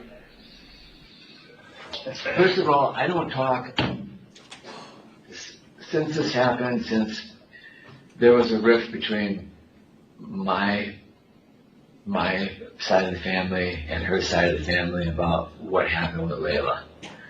And I don't talk to her mom and dad. Okay. We just don't talk. We don't call. We don't. The only person I talk to is Layla. And Layla's your daughter. Okay? He's very detached the way he talks about his own daughter. Wow, okay. Also, just remember that while he had his little police scanner, he was also going back for more appointments at that place. And he was there on the day when they found her body. And he saw a big commotion there, lots of police, and he's like, huh. He asks at some point in this interview, it's listed on the probable cause affidavit, he asked the police, what was going on there? I was at an appointment and I just saw a lot of police there in the field there. Mm-hmm. Yeah, okay. A teenager now, and she knows it all, and she does what she wants, and she flip flops from side to side, and so I just let her do her thing because I know I went through the same thing. I was just like her when I was young. I didn't listen, and I try to do my best with her, and telling her to be careful, and don't think you know it all in life because you got a lot to learn, and I actually haven't spoke to her for since they were up north, just a little bit on the video when the whole family up there was fighting, and that's when. Shame. He says he didn't speak to Stephanie since she was up north and just wandered off there into the woods. Up north, what was it? The Wisconsin Dells. Is that what it's called? The Dells, the area. Okay, but at least they just withholding until later. We just know this from the PCA. I haven't seen this before. Until later, when they confront him with the surveillance footage, like, dude, she's right here with you on that day when she was last seen, okay, and at the Quick Trip, and then her phone went there, and then you're here with her water bottle. So they're just letting him talk for now, right? Talked to Layla last? Yeah, not much. She was on video and just making goofy eyes and and stuff. Yeah. I get what you said, that Stephanie she goes on these, you said these, like, almost like little episodes where she leaves and comes back. She totally disappears. And now I'm really worried. I actually wanted to call the parents, and I was also thinking about coming in and making some type of report, but with all the things that have happened to me in the past, I start thinking, right away, this isn't right away they're gonna. Right. This isn't so much about you. It's about Stephanie. We're trying to figure out where she is, who last saw her. That's what we're trying to figure out. So if you can think back, as you said, I understand you said you've had a lot of history with her, but recall the last time you saw her, where it was. Did she say anything? Where was she going? Where were you going? Like that kind of stuff. No, it was close to when we were out looking at beds. When was that about? Somewhere in the middle of, somewhere around the middle of last month. You said there's some kind of conversation in your phone that would, I think you said something about going to look for beds, which we could look at. You know what that would be? No, that's not in the phone. No, the pictures of the text that I took with some of the things that she was saying to me. Where did you guys look at beds at? A few places. We went to Steinhoffel's. We went to. Remember if this was like a weekend, a weekday? Milwaukee. Okay. Do you remember if is this the morning, the afternoon, the evening? See, here's the thing when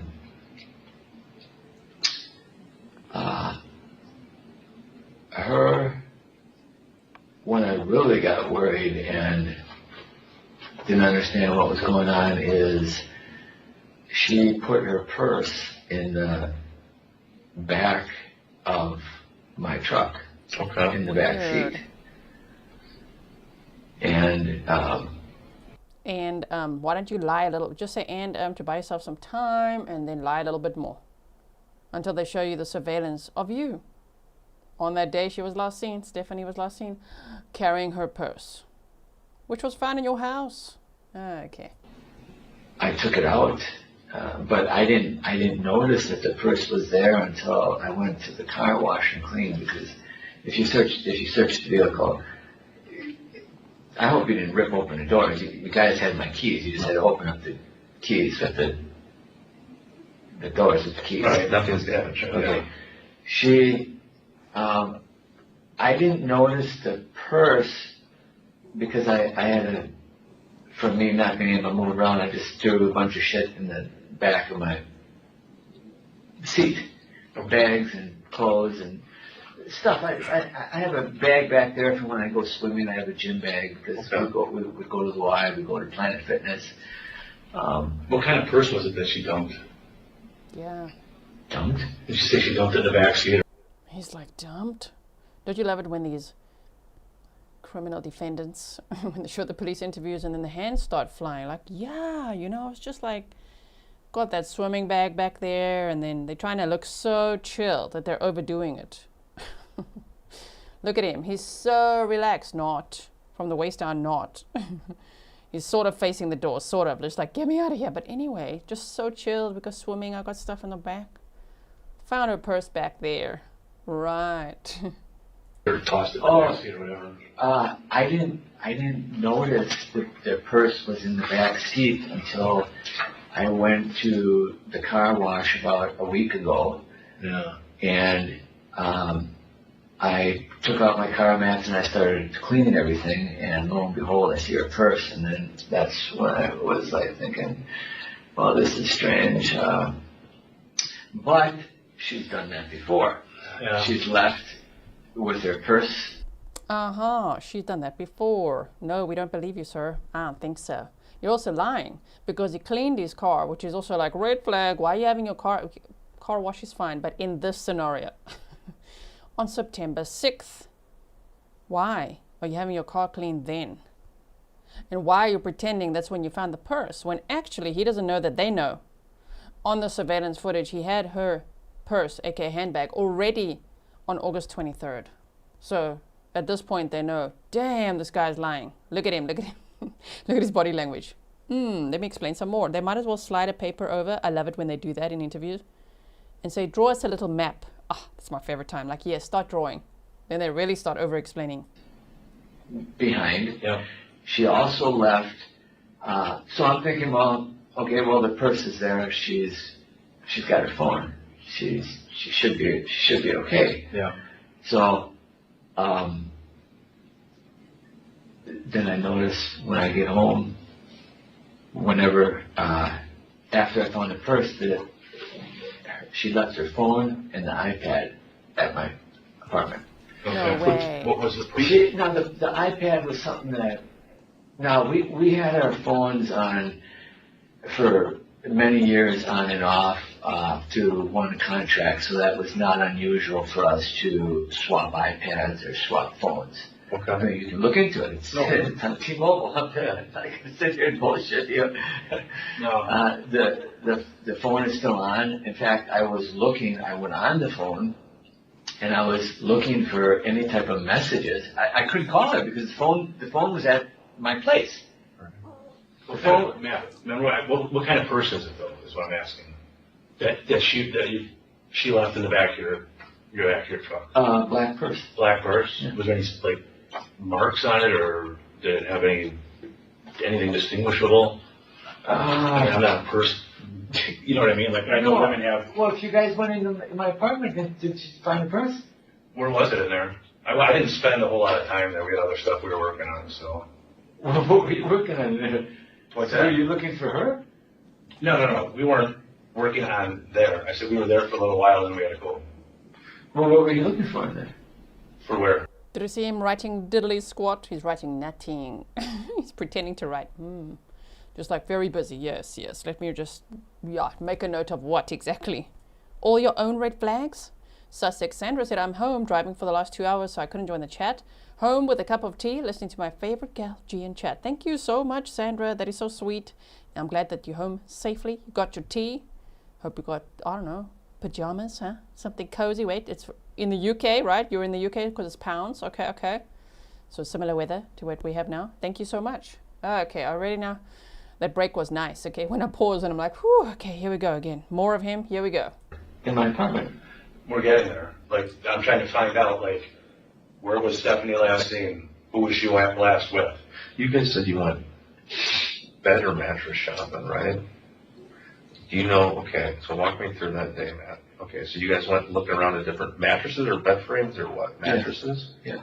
You said you went to a couple different places like Steinhoff. Yeah, we went to a couple different places. Did you guys order a mattress? Did you buy a mattress? Yeah. Okay. You guys come back to your apartment? Do you remember? Yeah. After that we did. Did she spend the night? Yep.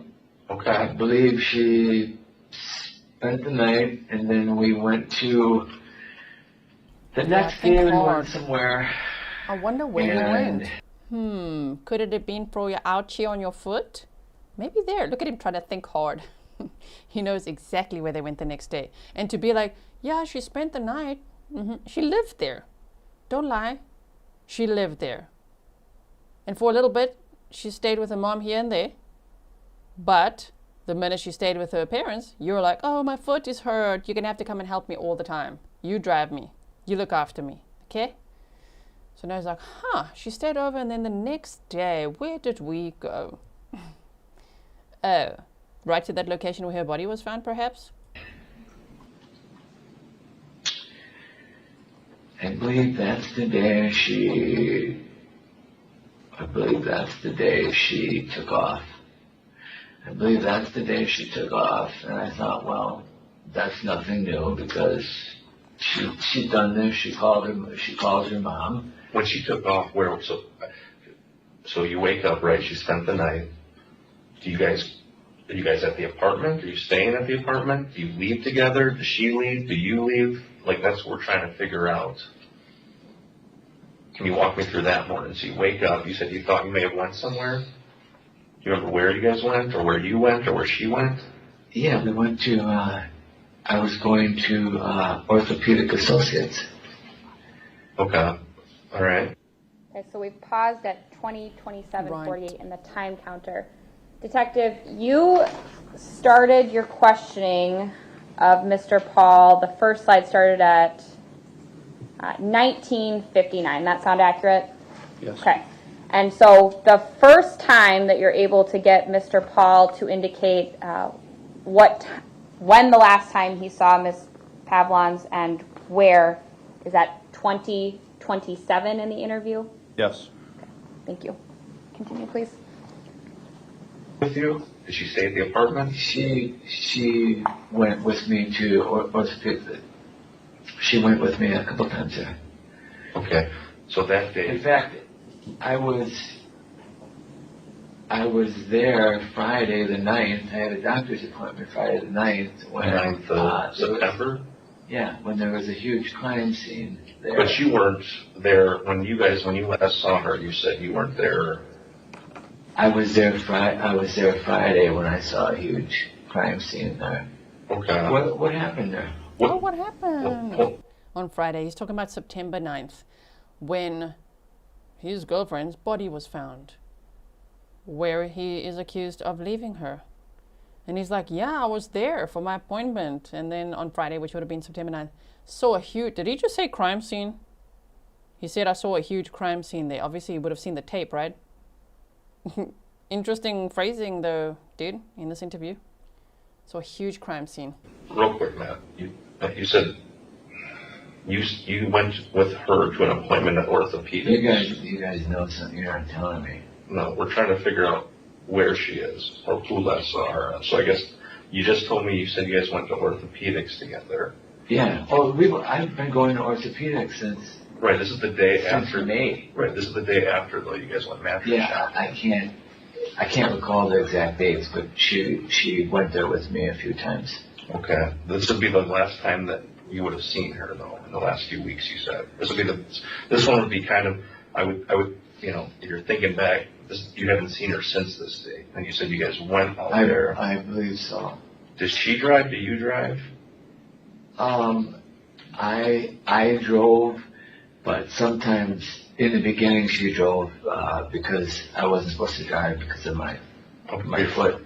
Do you remember if you went straight to orthopedics? Do you remember what time you went there, what your appointment was, anything like that? Well, yeah, I had physical. You know what time that would have been?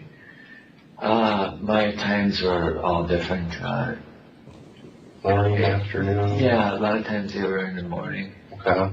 She went with you there? Yeah, she went with me a few times. Did you go to your appointment that day, do you remember? Yeah. Did she come in with you? I never missed any of my appointments. No. One time I came out of my appointment and I left the keys in the truck for her. Is this the same time we're talking about, the day after you went mattress shopping? No, this is before. No, so I came, but this is kind of peculiar though. Okay. I came out and I walked out and the truck was running. You know, I left the keys in there. If I'm not in the truck, I won't let her drive because I have to watch her because of the seizures and meds she's on. I'm obviously not going to let her drive. That's common sense. Yep. But because I wasn't supposed to drive, it's happened before where she kind of went off the road and I grabbed the wheel. So I go out there and I'm like, what in the hell are you doing? She's like, oh my God, I had to put the air conditioner on. She goes, I lost my bladder. I'm like, what? Why? What are you doing? So immediately I thought that she was taking too many of her pills. Okay. This day after you went. And that's where the defense got all the ideas. Oh, I hear it now. Okay. You said you had a That's his morning story. appointment, and you guys went out there together. You said when you got out there, you went into your appointment. So this is the last time you would have seen her, it sounds like. Okay. Did she come in the building with you? Do you remember? No. She stayed in the truck? Yeah, she stayed in the truck. You finished your appointment? Yeah. Come out to your truck, and then what? She's gone. She's not in the truck anymore? She's gone, yeah. Did she have the keys or no? Do you remember? Oh, no, I had the keys.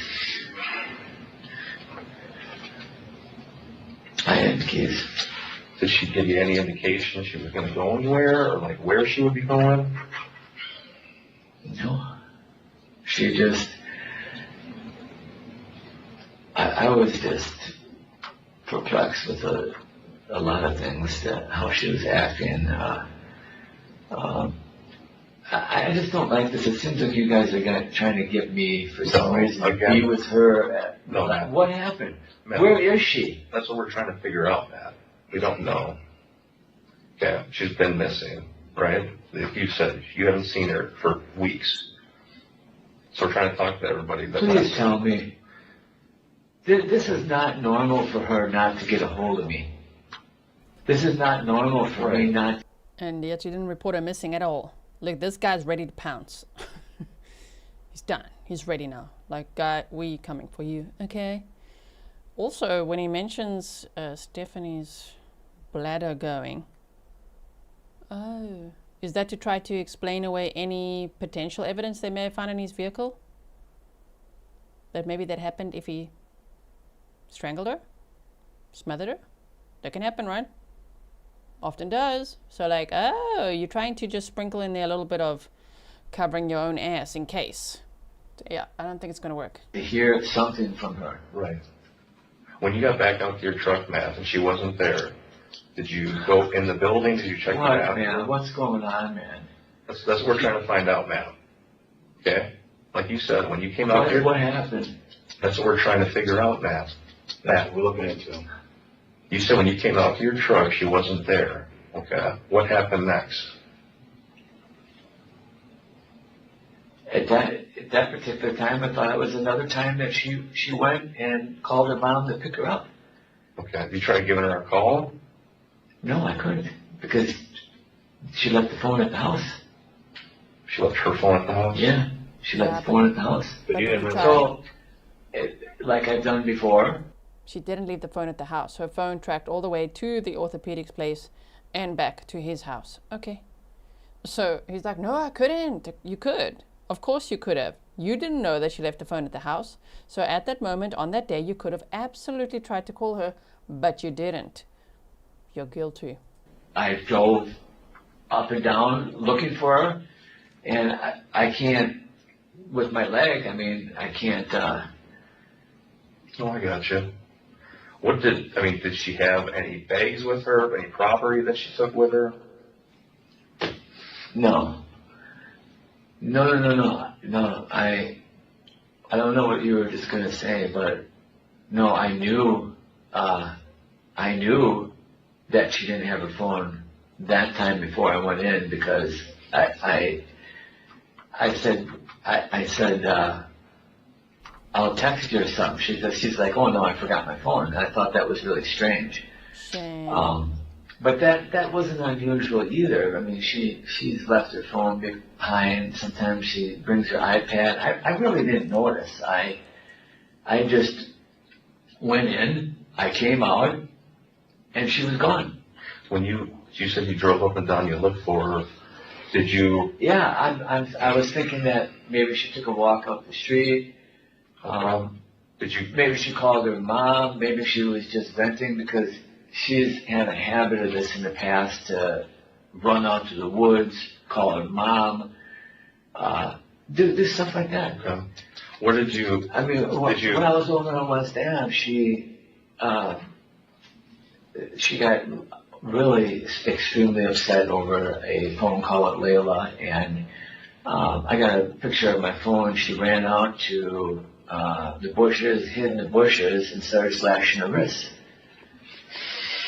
And then she said she was going to jump in front of a train, and I said she didn't have her phone that time either, but she went up, she covered her wrist, she went up to a store, and she called me from the store, and she said,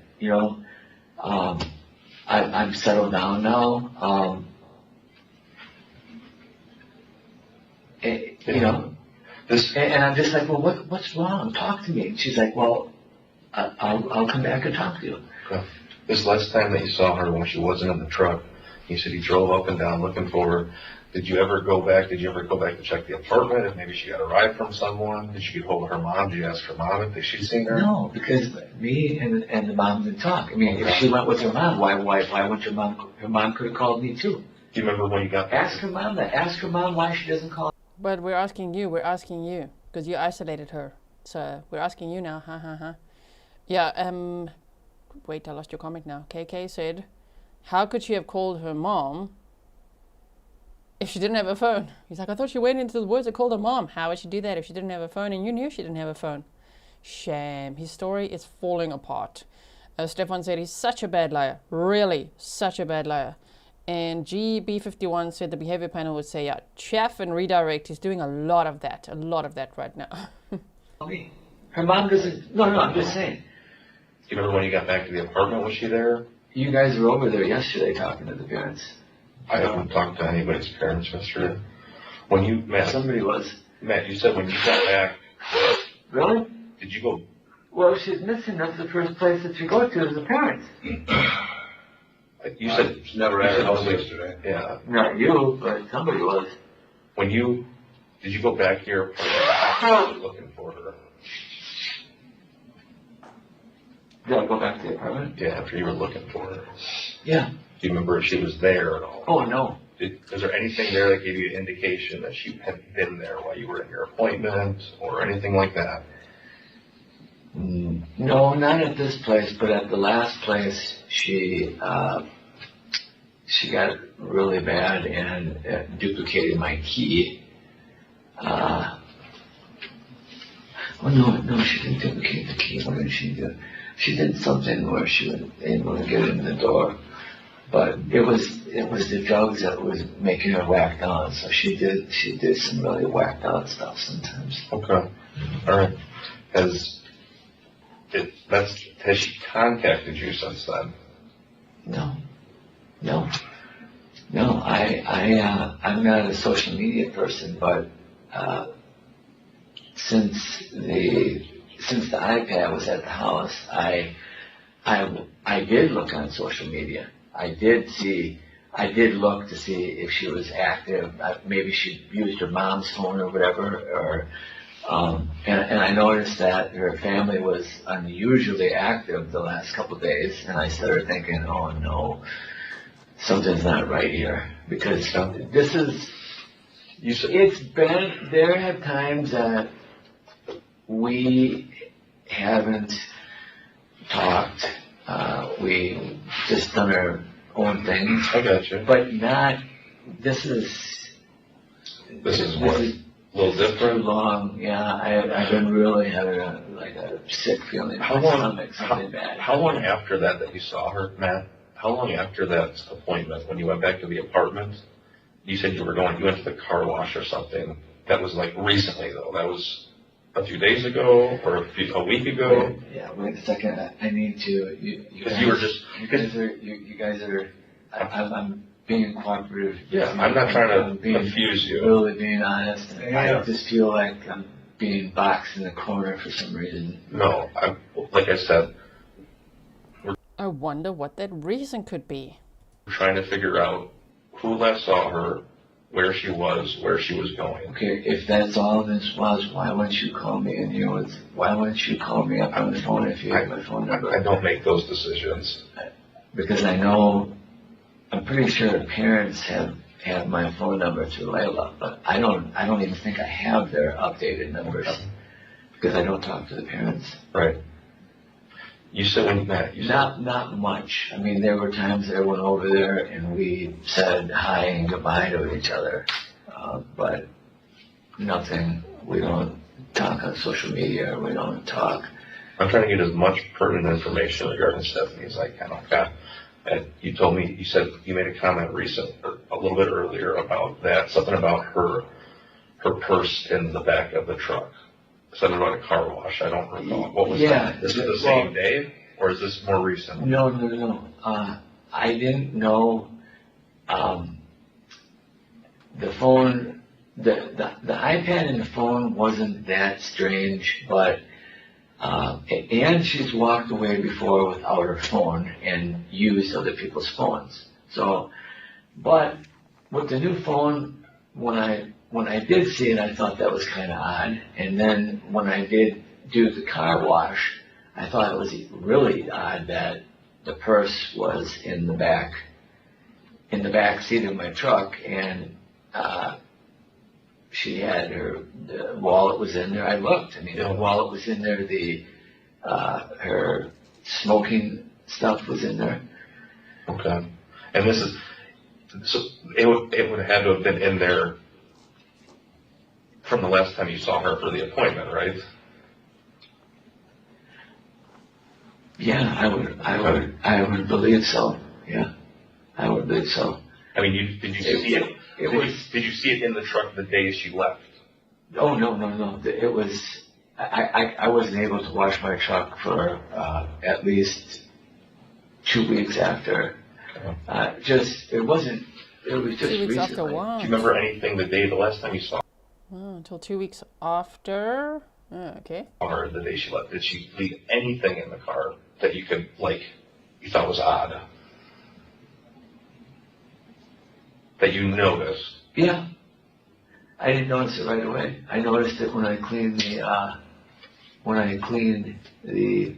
car out and I pulled the car mats out, which when you found the purse. Which you guys already know what was in there. Well, come on, man, stop playing stupid. We haven't gone through your car, man. Yeah, I did not. You just said you had a warrant for the car. Doesn't mean we did anything with it yet. I did not. Neither one of us have. We're here talking to you. Okay. I'm trying to. Where is the truck? We have a truck. Where? Not far. There's nothing you're gonna find in it than what I've already told you. Well, that's good. What do you think? You think I cut up a body in there or something? Why would you go to that? No, man. But why would you take the truck? Usually that's what you take a truck for, is you look for evidence of some type of... We're trying to be thorough, man. That's all we're trying to do, okay? Just like we would be for anybody that's missing, okay? Would she throw her... You know why she would throw her purse in the back of the truck? You guys aren't being honest. Oh. Oh, shit. Oh, he's got an ouchie again. You guys are not being honest. Now he's like, oh, what is that, your ego hurting? Is the guilt eating you up? Huh? Oh no, it's just his foot. Okay. You know why? Has she ever thrown her purse in the way back of the truck before? Like, and a week goes by or 2 weeks goes by, and then all of a sudden you find it when you were cleaning it out. You're not going to tell me that this ain't going down the road, if something happened to her, that it was my fault, because that's... Matt, all I'm asking you is questions about the last time you saw her. That's it. I haven't accused you of anything, and neither is my partner.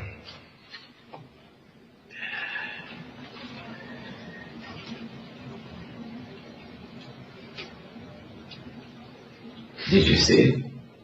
Did I see what? What was in the car? I did not look in your truck. Well, yeah, I mean, you're going to say somebody else found it or whatever.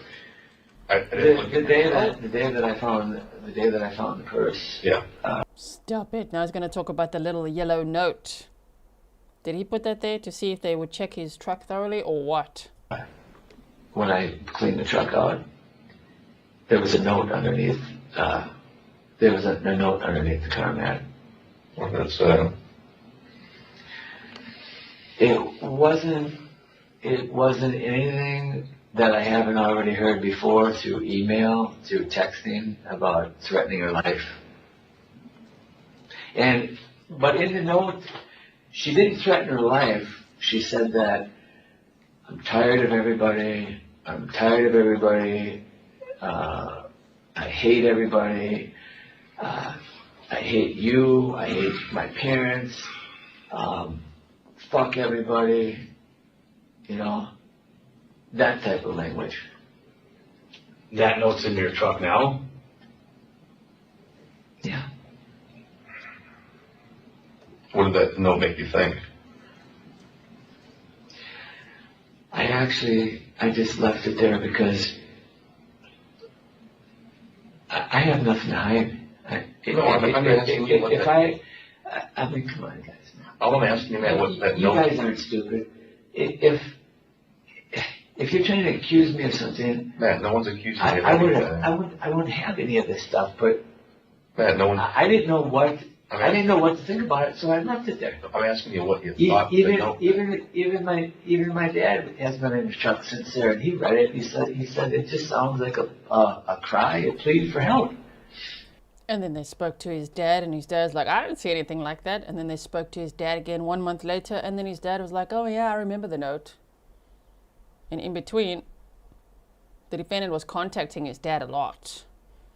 Probably telling him, you better tell them you saw a note. Or maybe showed him a different kind of note. Okay. Do you think she left that note that last time you saw her? Possibly. I can't say for sure. Well, yeah, I have to go pee.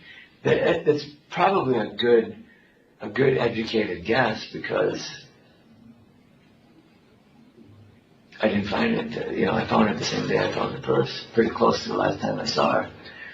But then again, there's no date on it, and I have emails on my phone and emails of, other times that she's threatened, threatened. And, numerous times I would call her up and say, look, I know you're getting your medications. I want to go with you, or I'm going to go get them. And if you don't allow me to, I'm going to call the police, and I'm going to call the suicide police. I'm not going to let you take the whole goddamn fucking vial of pills. Yeah. What a hero. Oh my goodness. What a nice guy. Sees a note like that under his floor mat for no good reason why he's looking under the floor mat. And then he's like, just carries on with his life. Came with me to my appointment. Don't know where she went. All I know, she took a lot of meds.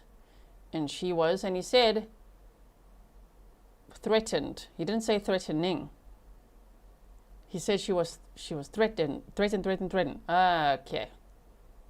Shame, dude. No wonder you need to go pee. Nervous as hell, huh? Nervous as hell. And there's, I've when somebody, mental illness is a serious thing, and I did not know this until just recently, but she just had a scan of her brain, and they said that it was like of a football player getting hit in the head.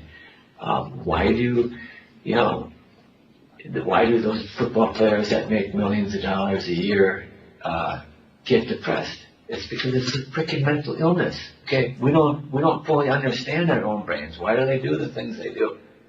Because it's a mental illness. I tried the best I could with her, but these last couple of years, she was just going off the deep end. And like my dad said, she should have been institutionalized. But nobody would listen. The fucking doctors wouldn't listen. They just kept prescribing more and more drugs, more and more drugs. Was she against the idea of like seeing a doctor, like a psychologist or something? Well, I got her into seeing a therapist once a week. Okay. She was seeing a therapist through her medical thing, where they would be in a group and they would talk, and I asked her if she was doing better, to help her, and she said yes, but she was always really sneaky with medication. She was always wanting to feel something different to help with that, whatever demon she had in her head, and I. Belinda says sounds like he was using her pills. I agree. I think he's projecting right about now. I saw that she was on Zoloft in the past, and I said, "Oh my God!" I said, "Please don't do that again." And I did look at her medical chart, and I did notice that she was recently on Zoloft. Okay, for the record, the video stopped at 2048:03. I think there was a typo in our slide that says 2043:03. If we can go to the next slide, please, which would be slide 6. Yes. Okay, please. You said she was staying with you, helping you out. I don't mean to offend you. Are you guys a couple, or is this monogamous? Or is she seeing anybody else that you know of that we can talk to? I saw. Oh shit! I really have to go pee. All I saw on Messenger is that she was talking to a couple guys, but that's what she wants to do. You guys aren't. Oh no, we were never like to the point, whatever you want to call it, where you're obsessed with each other or whatever. That we kind of had just an open relationship where you guys didn't have any titles or anything, boyfriend, girlfriend, or no. We always had a deep feeling for love for each other, but we also understood that too. Everything that we went through and how many years we've been together, just like a normal couple that has been together for 15 years. I didn't understand that when I was younger, but you just fall out of love. Yeah. But you can still love that person and care for them. But it's not the type of love where it's sexual or. Sure, you were just bugging two Filipino ladies for that. Right, promising all sorts of things and being like, give me your address, I'm gonna move there. We're gonna be together. Right, Nikki's like, an open relationship. And he's like, just so much love and care. So much love and care that Stephanie was on Social Security and with food stamps, even though she worked for you. You had a LLC, a construction company, or what? Making cabinets, doing something? You didn't pay her, or what? She lived with you. She was with you for over 20 years. She is the mother of your child, who he's distanced himself from so much as well. But he's making like, what, you were roommates? But he cared so much that even when he found a note under the floor mat indicating that she was done with life, he's like, oh well, I'll just put it back under the mat and just go home and I don't know watch Netflix or what. what I want to use to word possessive or anything like that. We just cared for each other. All right. All right. Is there any name of a boyfriend or anything that you can think of? I just saw her texting. I'm not sure who it was on social media. I don't know if she's seen these guys or not. I mean, all I read is that she was in Delafield and she was at the bar drinking, and I thought to myself, oh Jesus, man, you're not supposed to be drinking on those medications. Where did you see that? Just so I can go. Where did you see the thing about her in the Delafield bar drinking? Was that like a Facebook post she had, or like a text message? Or? Yeah, it was Oh no. If you bring me my phone here, I can show you. Okay. I don't know if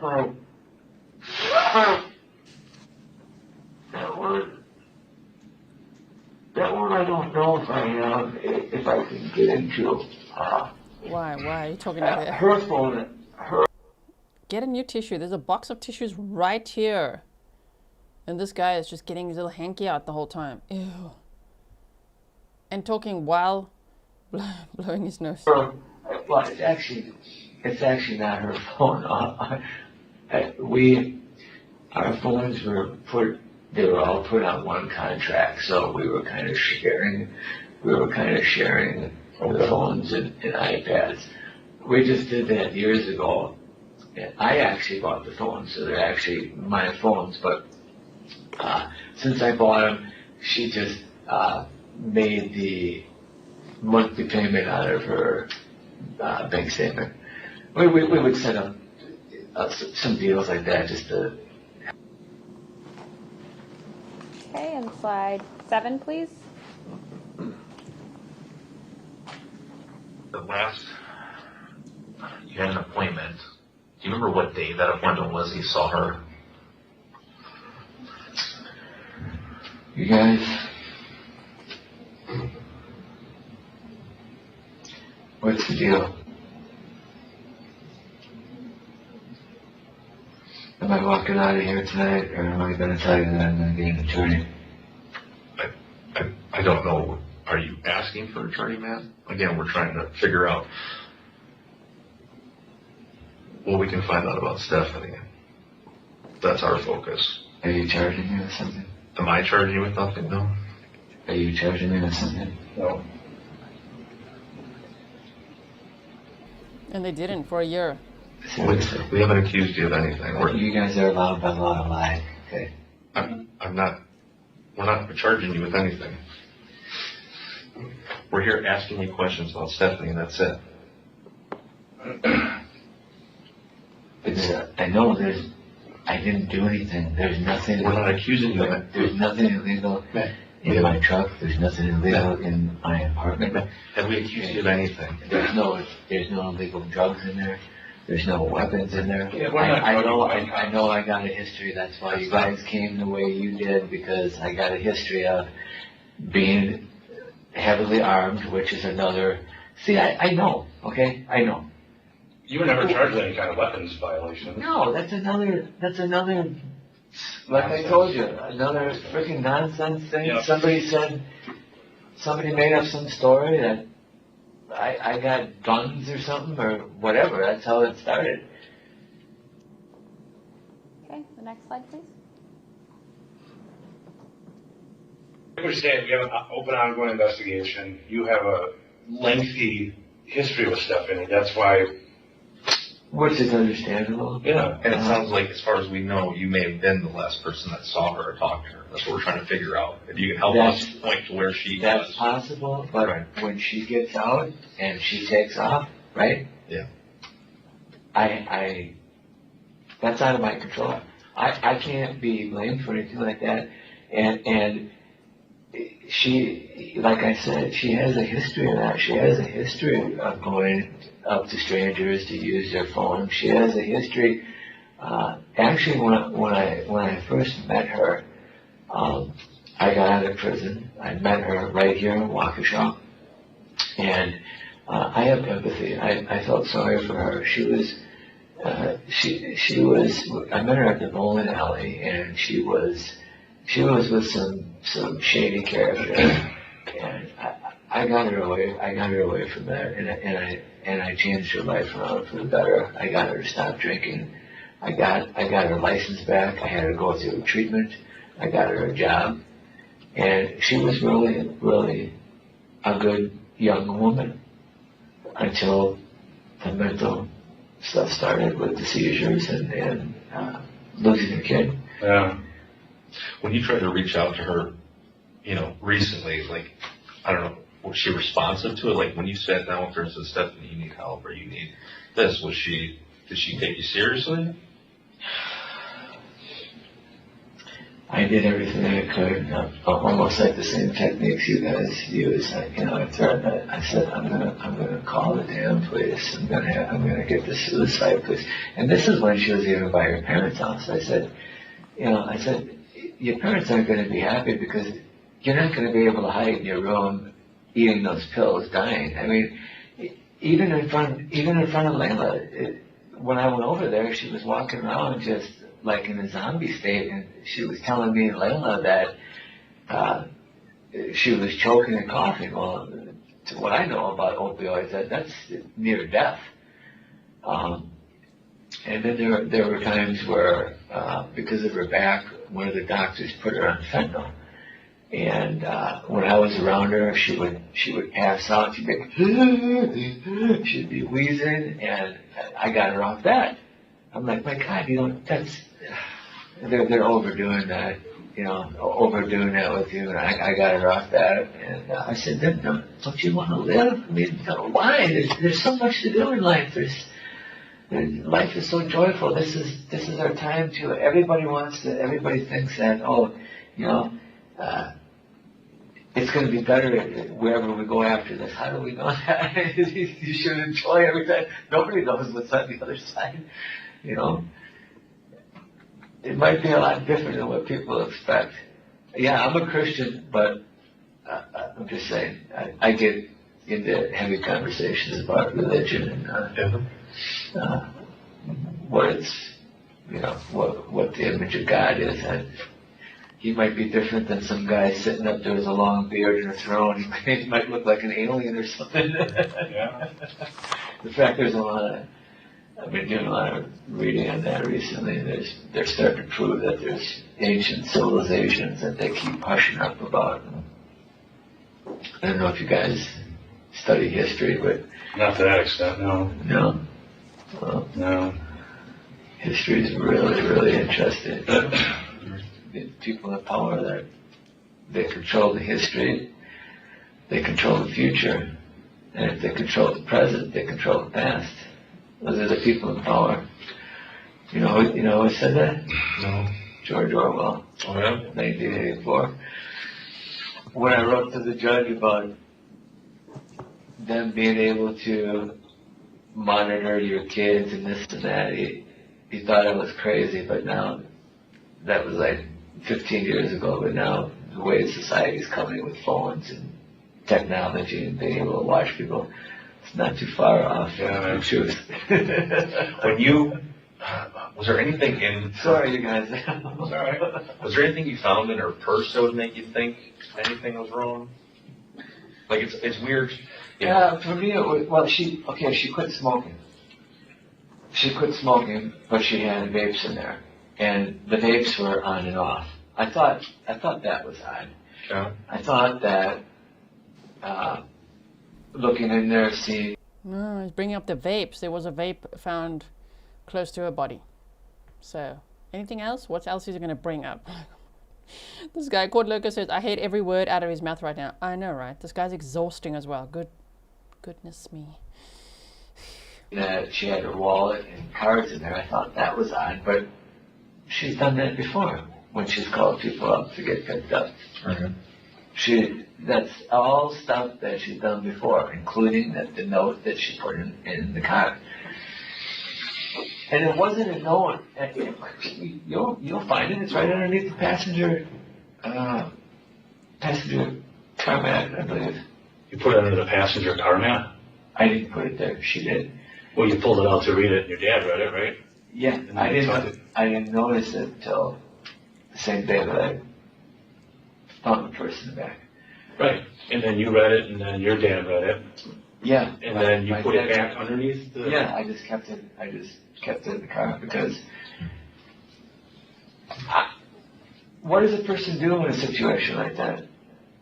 You know, I'm thinking it's going to look stupid if I throw stuff away, so I'm going to leave it the way it was in case for whatever reason somebody has to read it or whatever. Yeah.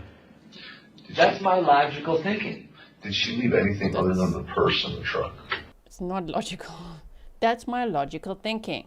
Found this note, tucked it right back under the floor mat, and thought, just in case somebody else has to find it, okay?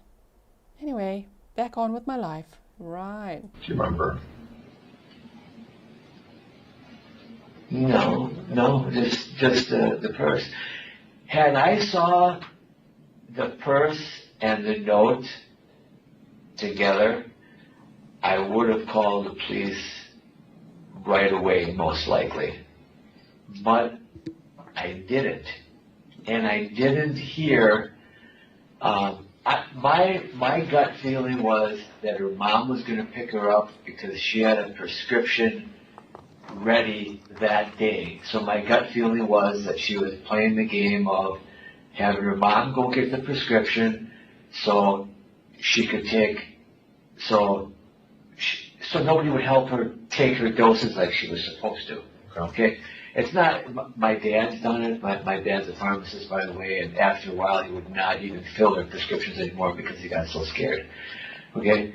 Me, Layla, her parents were supposed to, although I really don't know how cooperative her parents were about that because I didn't talk about it. She told me that they did, but I had a feeling that she was lying about that. Sure.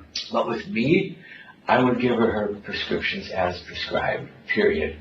Because I cared about her, okay? And I've seen what happened to her when she was taking too many pills. Yeah. And that's the last thing I needed was, for her to OD with me, with just like you guys said, that I'm known as being armed. Well, how is that going to look if... Well, I mean, it looks like she overdosed and you called 911 to help. That's how it would look. Who cares about you being flagged for having a gun if this girl overdosed, right? Like, who gives a shit about what it looks like? Well, me, I'm a little paranoid, so I start thinking that, somehow I'm going to get blamed for it. Next slide, please.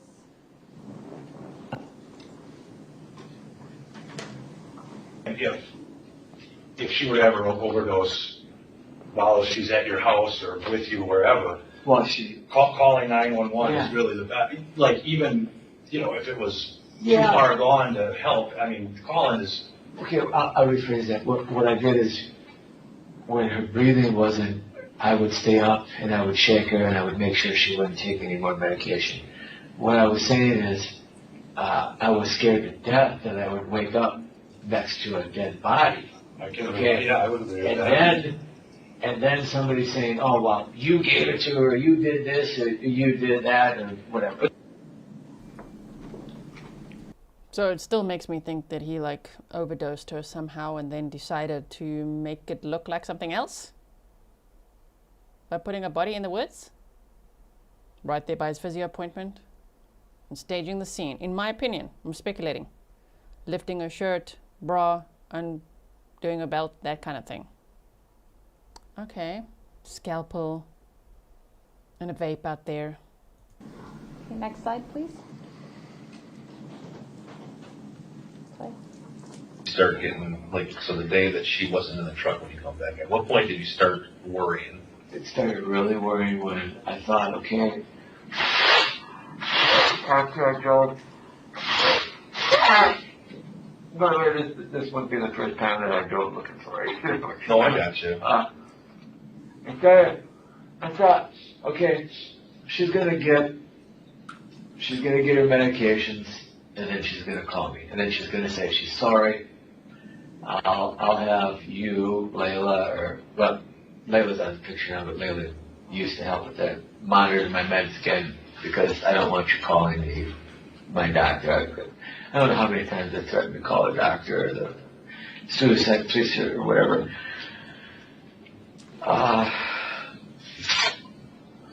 I started getting worried when I saw a text on the phone saying that the medication was ready to get picked up.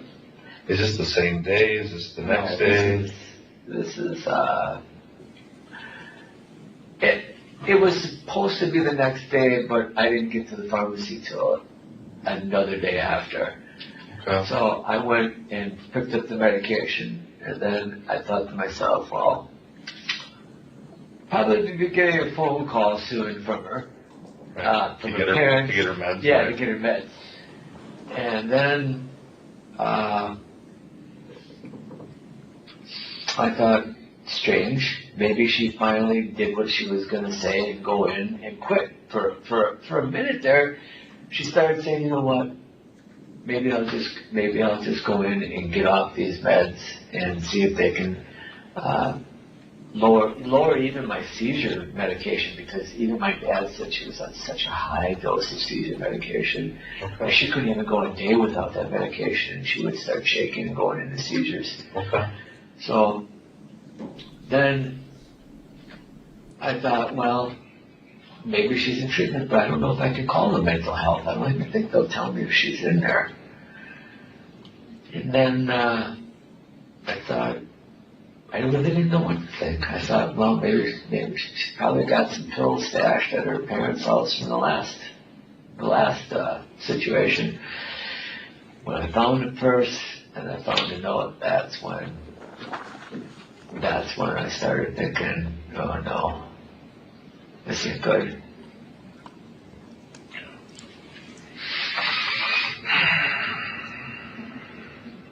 And that's the truth. Yeah.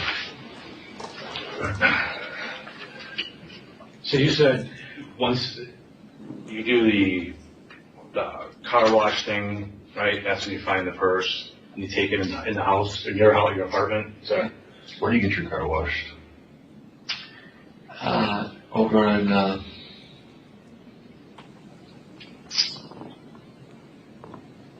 what road is that? It's got a hand washer. Pretty installed. Arcadian? Mm-hmm. By John's Root Beer? That's where you go? Yeah. All right. So when you had just your purse or whatever, did you just like sling it over your shoulder when you brought it in, or did you have a bunch of stuff with you, or like what? That was the only thing she had, right? In your car? Yeah, I don't think that might be. Well, right, I get, yeah. I mean, that sounds a little funny. Yeah. That did sound wrong. You didn't sling it over your shoulder like a purse, but you just carried it in on it. How long are you going to keep the truck? How am I going to get back tonight? You know what? How am I going to get back home tonight? The deputy's going to give you a ride back. I wonder how long they did keep the truck, because he did eventually go back home. You know, they only arrested him a year later. It's a circumstantial evidence case because they were not able to prove Stephanie's cause of death, which then meant they couldn't prove her manner of death, which meant they had to look at that digital evidence big time. Surveillance footage, what he was doing on his cell phone, what her cell phone was doing, all of that. So that takes time to build to be able to successfully prosecute, right? And there's no guarantee if it can be a successful prosecution. But here we are watching this trial. I think they've got a good chance. He was in prison. I just asked Grizzly Cat to help me look because he said when I got out of prison. Yeah? I don't know, he was in prison. Okay, for selling substances. That's what he was in for. And it seems like he was charged in 1989. I don't know, it seems like he could have been in there until somewhere between 2001 and 2005.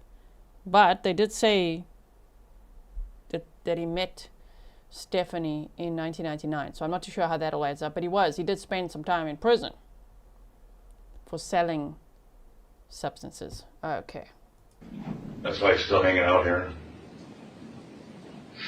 Is that the truth? Yeah, he had no other reason to just sit there and take up space. Really? Yeah. Is my apartment torn apart? Yeah, we went through some things, so yeah. Nothing's broken. Did you take anything? A couple items, but it's not as messy. I would say it's a little messier than how you left it. Okay. Can I ask what you took? Why not find out? Yeah, but there, I don't even know. There was a list they were putting together, what was taken. Yeah. It's mainly stuff for her. Trying to figure out where she is or what would be well, yeah, because you shouldn't be taking any of my stuff. We're focused on stuff. Because she had a few items of clothes there. Okay. That were in the closet. Okay. Some of them that were bought recently when she was up in the Dells, and she had one little section in front of my bed where she would keep her clothes, and that's where I put her purse. All right. Other than that, there's any of her electronics, anything like that? Well, the iPad she used, she would keep there. Sometimes she'd take it with her. The phone, our two phones are kind of linked on the same plan, so Okay. What do you mean? I'm sorry. Linked on the same plan? They're linked on the same plan. So it's both your lines are through T-Mobile, Exactly. right? Just like a family plan kind of thing or whatever? Right, right. So that we both use both phones. You guys share, like you exchange phones? We just got a new, whatever it is, she was all excited about it, the new Samsung 22 Lightning, so she was using that. Okay. Most of the time, and that was sitting right in my room, on my dresser. Gotcha. All right. I had nothing on there that I have to hide. On her phone? On any phone, anything. Right. I gotcha. It's just if you don't know something, what do you know that she's missing? Can I ask a few questions? Look at him. What do you know? Look at him. Look at the hands. What do you know? Huh? How long are we going to keep this conversation going? Because you can only use that hanky so many times, or whatever is blowing his nose into there. Okay. So, amazing how he keeps blaming the victim, you know, for taking all these medications and all these drugs. And the way that he talks about it, her. Dude, you were in prison for selling drugs, okay? Yeah. So, stop. And your dad is a pharmacist or was a pharmacist? Why is he being so judgmental with all that, huh? Because he's trying to victim blame, clearly. Okay, let's carry on. Because, of course, this is like, you have to know something if you're concerned about her phone. I mean, yes, it's something's not right that she hasn't texted or called. Right. But what else do you know? With regards to what? Did something happen to her? We're trying to figure that out. Okay? That's why we're talking to you, to see when the last time you spoke with her or last time you saw her. And the circumstances of where you guys were, where we should be looking.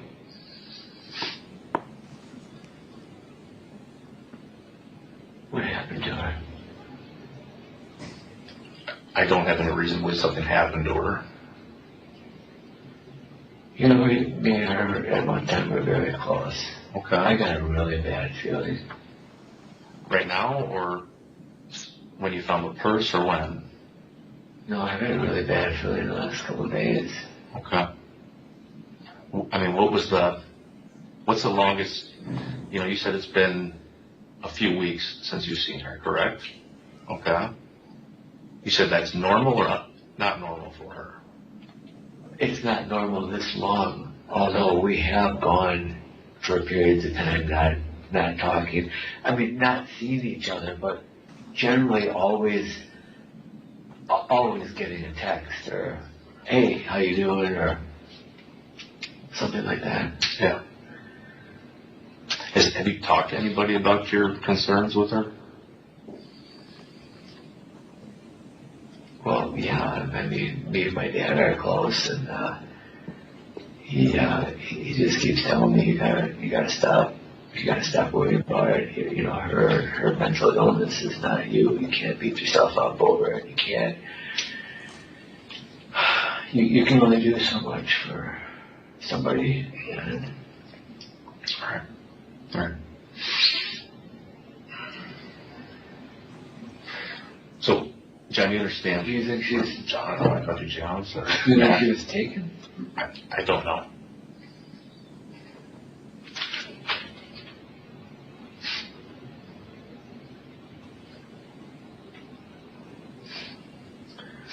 You understand that when we do, like when we take investigations seriously, so we pull out all the strings on resources and try to figure out if somebody went missing, when they went missing, where they went missing from, who they talked to, who saw them. So you're regular sheriffs? Waukesha County Sheriff, yeah. What do you investigate? Everything. So you're a homicide detective? No, our department's not specialized enough to have a homicide division. Why do you think homicide? Well, I'm just thinking that, I hope you're not thinking that I did something or I made her disappear or something. That's, I'm just asking, because if you're homicide, then... No. Like I said again, we haven't sat here and accused you of anything, okay? We're just asking questions about her whereabouts. No, I really...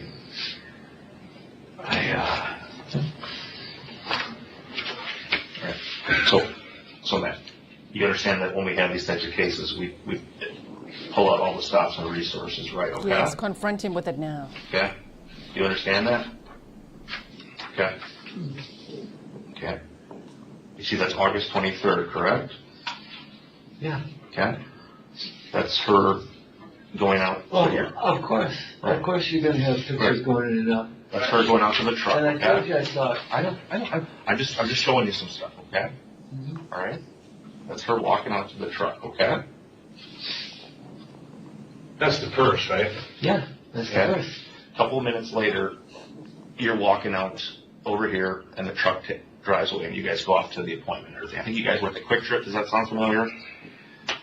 I don't recall. But you went to your appointment that day. Yeah, look at him now.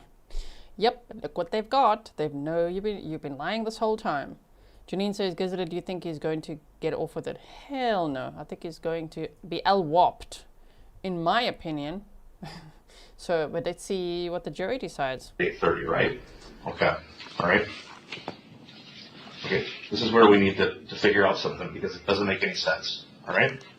That's you coming back the same day at 11:14. Okay.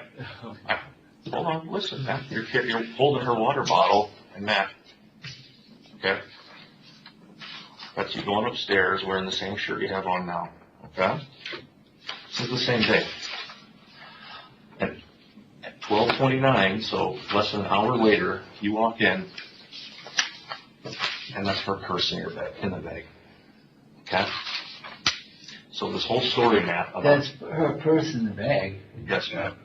So the whole story about finding the purse in the truck later makes it wouldn't have happened because no.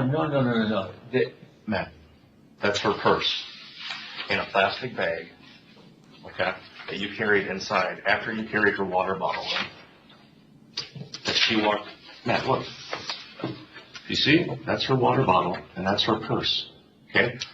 You walk in with her water bottle. You go upstairs. What time is this? 12. When you got home, Matt. Yeah, that's when I came back from my appointment. Right. So you carried in her water bottle and her purse that same day. This is the 23rd, the same day. This isn't a week or two later at the car wash where you found it in the back seat with a note that you'd then read and then stuck underneath the floor mat. Matt. That's not her purse in the bag. It is her purse in the bag, Matt. That's closed. It's closed, Matt? That's closed. That's all you can come up with? That's not her purse in the bag? Yeah, but this, it was the 23rd. Now he's scrambling. Let's just deny it. It's not her purse in the bag. It's clothing. Right. Whose clothes? Yeah. That's clothes I had in the back. That's not a purse. It is her purse, Matt. No, it's not. It's not. That's not her purse. How do you figure that? Because it's not. That's a bag. Can I show you something? That's a bag of clothes. I'm going to show you something now, okay?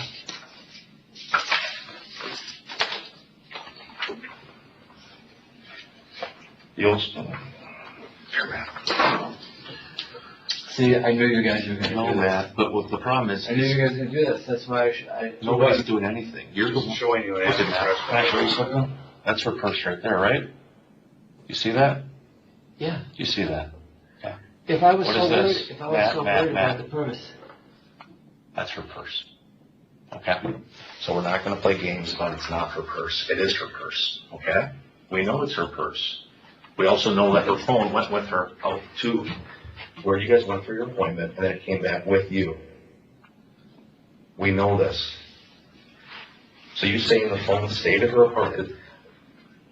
We're asking you to be honest with us and help us, okay? But if you're going to tell us stories about going to a car wash and finding her purse in there a week later, it doesn't make sense. None of it does. The behavior panel would say now he's protecting his precious. Yeah, now his groin area. Look at him protecting his precious. The legs going up, the arms are going up, everything's, oh no, yeah, there we go, Nikki is covering his groin area now, you see that? Protecting the precious. What happened? It'd be one thing if she had some type of drug overdose, okay? And you're doing something. We don't know. Regardless, I have nothing to do with what happened to her. What happened to her? So that purse. What happened? That purse Matt? and water bottle ain't shit. Matt, what happened? That purse and water bottle ain't shit. Yeah. Okay? That's not going to prove anything. We're not here. That's not going to prove or disprove anything. Agreed. Matt, Okay? yeah. What happened to her? Only you can tell us. I don't know what happened to her. I don't know what happened to her. Why were you at the place on the 9th? You didn't have an appointment that day. I was? Yeah, I did. I had a. No, you did not. You had one on the 6th and the 12th. I had a doctor's appointment on the 9th. An Orthopedic Associate. What do you mean, what place? You had an appointment on September 6th and September 12th. I had an appointment on September 9th at Orthopedic Associates. At what time, Matt? The mask is slipping, the abuser in you is coming out, okay? See, I'm just asking you what time. This is what you're trying to do. I'm not Now you're trying to get slipped. You're trying to pin whatever was found over in that area on me. Why would you associate anything we found over there on you? Because I was there. When? I was there on the 9th. I had a doctor's appointment at 1 o'clock. I saw the crime lab there. They were there by 11 o'clock. Everybody in there was talking about it. What did you see at 1? You had an appointment at 11? No, wait. You had an appointment at 1 and you saw them there at 11? Damn, you were early for your appointment, hey? What were you up to? Sure. Yeah, his tone totally changed, said Naomi, right? Mm-hmm. Sussex Sandra said, ooh, his attitude is changing now, getting aggressive. Yeah. That clock over there. The doctor. Who? Dr. Sheil. Did you have an appointment? Yes. I had it pre-planned, or did you call it in? This was scheduled. So you had a scheduled appointment on the 9th of September at 1 p.m. with Dr. Sheil. Yeah. Okay.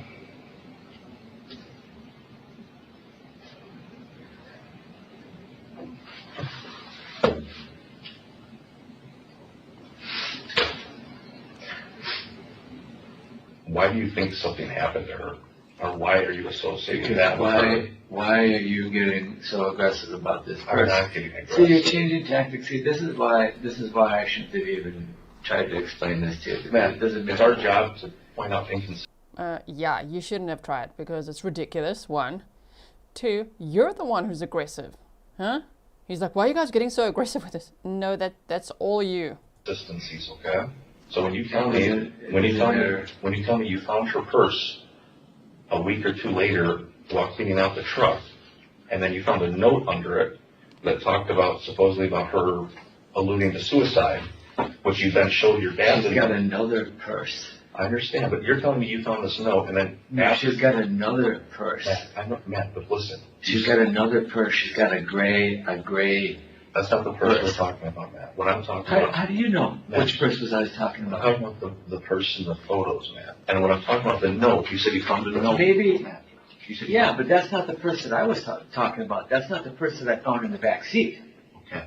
You found the purse that I found in the back seat was it's a gray strap-on bag. Okay, so that purse doesn't mean nothing. So this. He's so busted with a purse now, and he's like, firstly, there's not a purse in the bag, it's clothing. They're like, no, it's totally the purse. Well, then it's a different purse. Okay, why are you guys getting so aggressive? No, that's you, still protecting your precious. Black purse is the one you brought in the day that she went missing?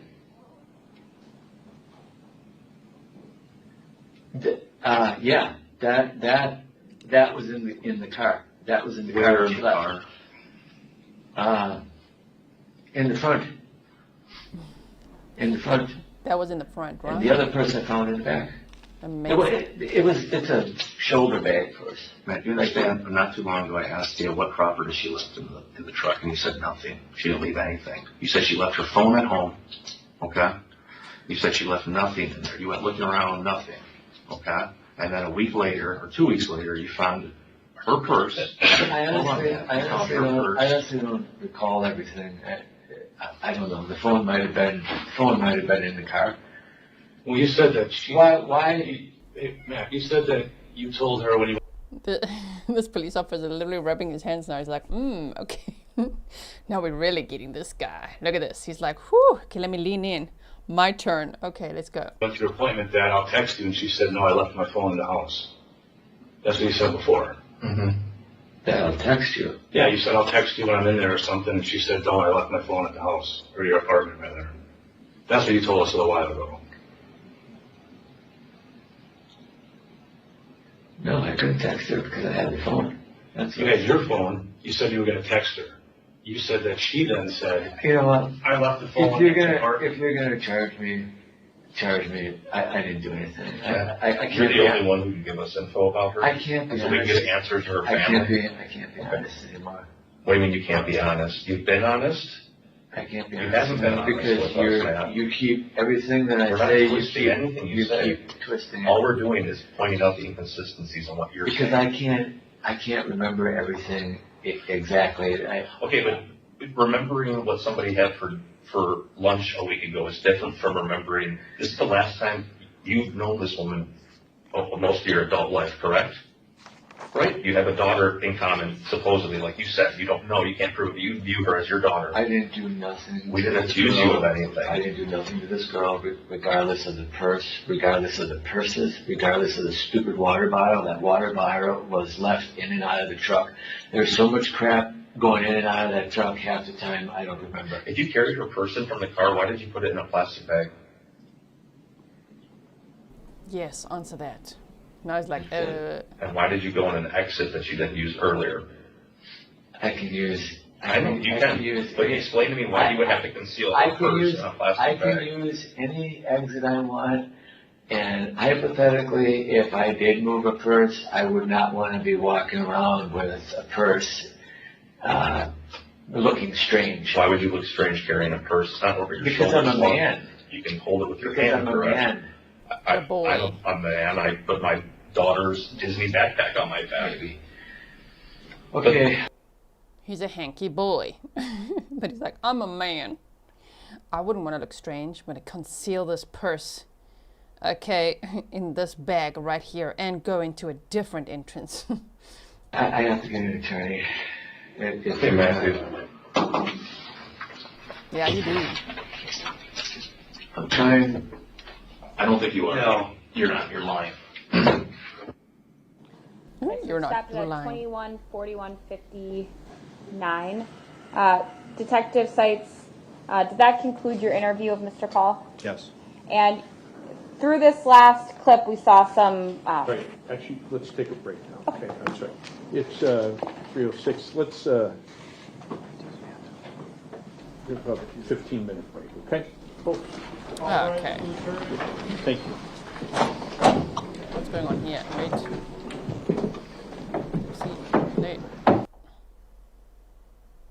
Let's see what happened here. He needs to go tinkle.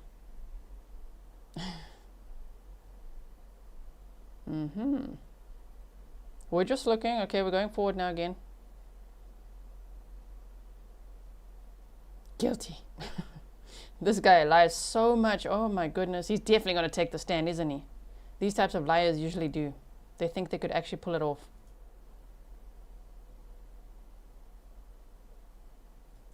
During that interview, it appears that you show him some still shots or screenshots. What were those still shots or screenshots of? The hard copy, or my phone, I'm sorry. Sorry, the hard copy.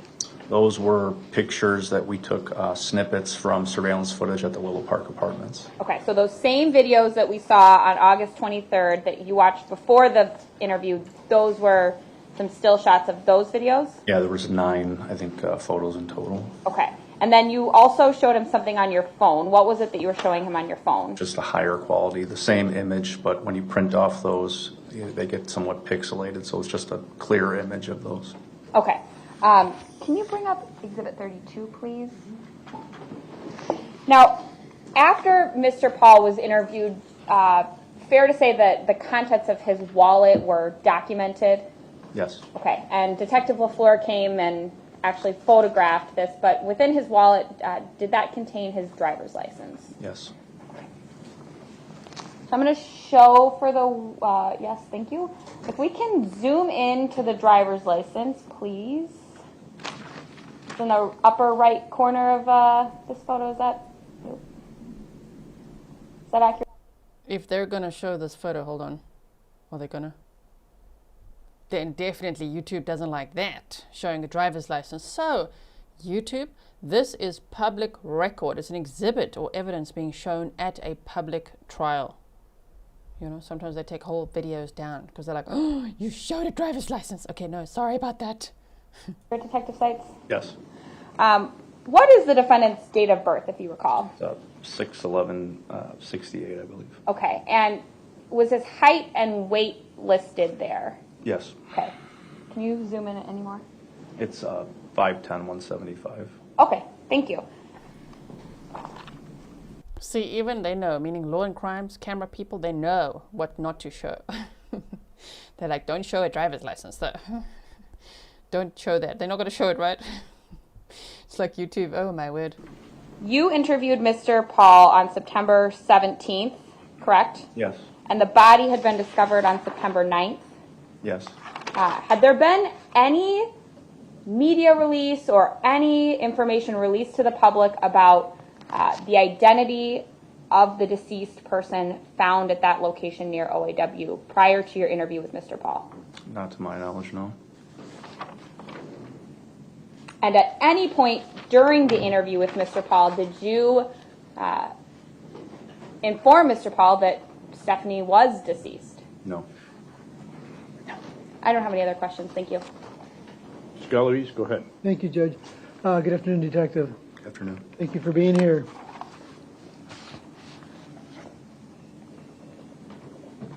Now, it's my understanding that you... Try to ask him true, and let's see. Let's see what's going to happen now. Oh, my. It's like, thank you for being here. That did not sound sincere, Pablo. You're not happy he's here. He's got all the evidence. Okay, not all, but a lot. Took part in the initial investigation on September 9th, 2022. I assisted, yes. You went to the scene, Yes. true? And how long did you stay at the scene? I don't recall. What time did you get there? I think we got the call sometime in the early morning, maybe around 11. So I would imagine it wasn't too long after, but I don't recall. So you're having problems. Thank you, camera person. We did want to see this angle, right? Look at him writing things down, huh? And showing his attorney. See, I'm going to show my little timestamp book here. See this? That's the moment the jury would probably decided he's guilty. Okay, in my opinion. Moving on. Remembering what time you got to the scene, true? As you sit there right now, you're having problems remembering. I cannot recall what time I got there about 3 years ago, no, sir. And what time did you leave? I don't recall. Again, you're having problems remembering that, true? I'm currently unable to tell you what time I left, yes, sir. And did you leave in the afternoon? Again, I don't recall, sir.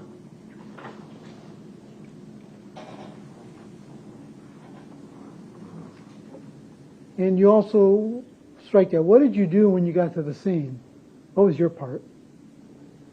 I assisted with a search, I believe, of the field directly to the south of the woods, and then also assisted with an area search, I think, in the wood line. Did you go sorry, I also spoke with some witnesses that had reported it. Did you or any of your detectives go into orthopedics to look at surveillance video, surveillance cameras of if they had any? I did not.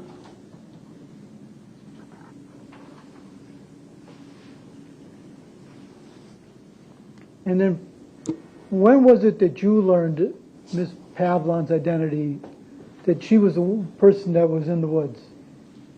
September, I believe it was 12th of 2022. So when you were interviewing Mr. Pahl on September 17th, you knew she was found in the woods, true? Absolutely. You know she was deceased, true? Yes. So when he was asking you about her being alive or dead or whatever, you were telling him you don't know, true? I was telling him that she was missing because at that time the only people who knew she was deceased would be who we believe killed her and law enforcement. Right, so you were kind of lying to him, true? I was definitely using deceit as a technique. Right, you were lying to him. Okay. Yes, defense attorney. Pablo, yeah, they're allowed to. And look how he just walked right into that trap, hey? The defendant. You guys are trying to trick me here. I'm in a corner. I need to pee. Ouch, my foot. Let's blow my nose. What's happening?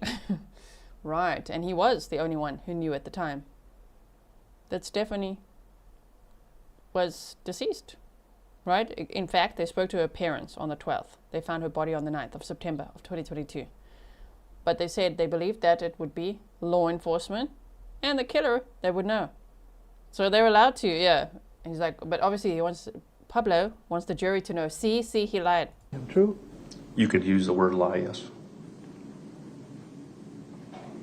And when you took part in the search warrant of his residence, you did take part in that, true? Yes. And that was, I'm talking about September 17th, 2022. How did that take place? I mean, who was there?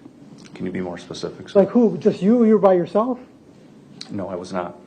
Describe how that took place. Describe to the jury who was there with you to conduct the search warrant? There was multiple detectives from the Sheriff's Department, and then the Tactical Enforcement Unit for the City of Waukesha Police Department, actually. What's that? What's the Tactical Enforcement Unit? Is that the vehicle with the tank? And it'd be like their SWAT team. Is that with the tank? I don't think they have a tank, no. How do they get there? I don't know how they got there. I wasn't. So you have detectives, you have Sheriff's Department police officers? There was detectives from the Waukesha County Sheriff's Department, and then I don't know what the rank or title of from City of Waukesha was, but there was officers from their agency, yes. There are people from the Waukesha Police Department there too? Yes. And the tactical unit. See, you have a lot of police officers responding to this Mr. Paul's apartment, true? I don't know what the number was, sorry. Do you just go up to the door and ring the doorbell or knock on the door? What do you do? How do you get into the apartment or get his attention?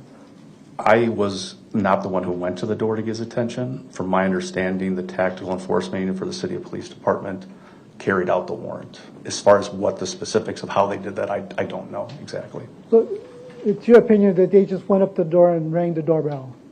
Again, I wasn't the one carrying out that warrant, sir, so I don't want to give bad information to the jury on how it was carried out. Is that the way it's normally done? They respond, the tactical unit responds and they ring the doorbell, or they smash the door down?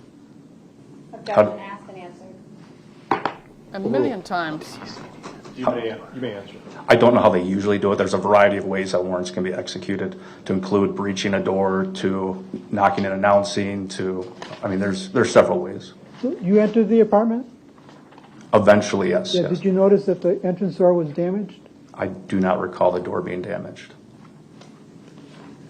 And during that search, you look at the pink water bottle, true?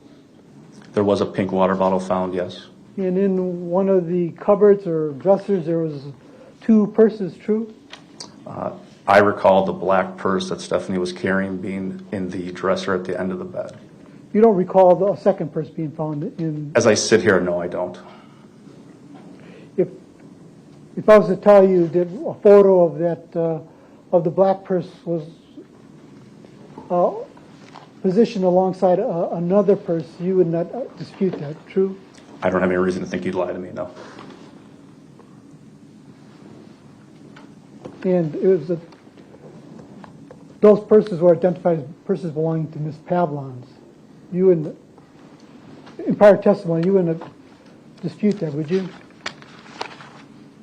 That those purses were identified as her property? Correct. I can only testify to the black purse. I don't, if you're telling me there's a gray purse there, and I know that Mr. Pahl mentioned a gray purse during the interview, I don't recall seeing a gray purse there, and I would assume it's hers, but I don't.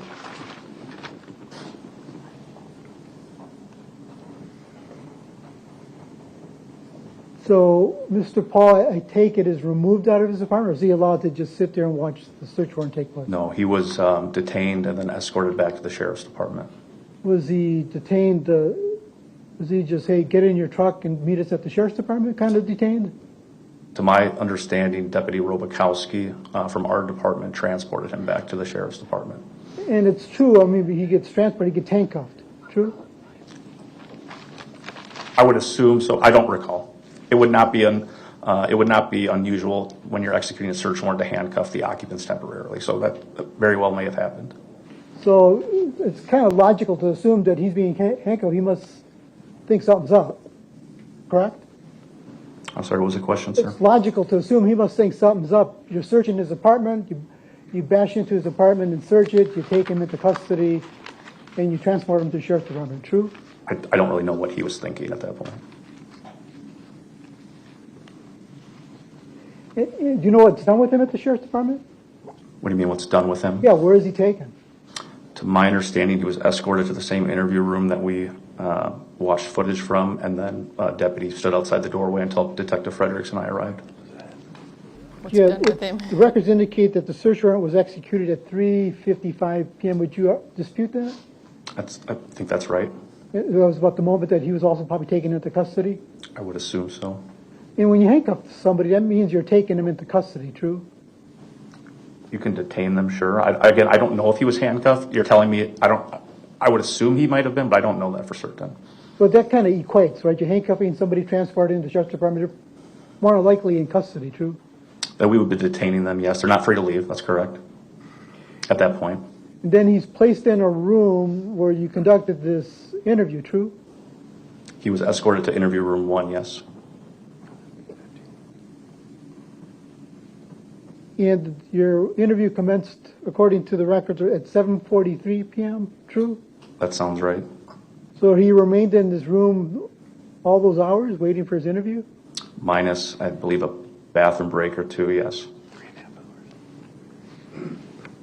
And was he free to leave that room? No. The room was locked, right? No. The room was not locked? No. So he could get out and go home? He's not free to leave, but the door is not locked. Right. So if he tried to leave, you guys would stop him from leaving? I wasn't there again, but no, at that point he was not free to leave.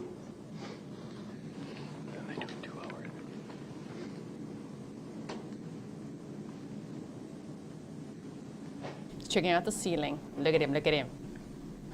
From there, you read him his Miranda rights, correct? Detective Fredericks said yes.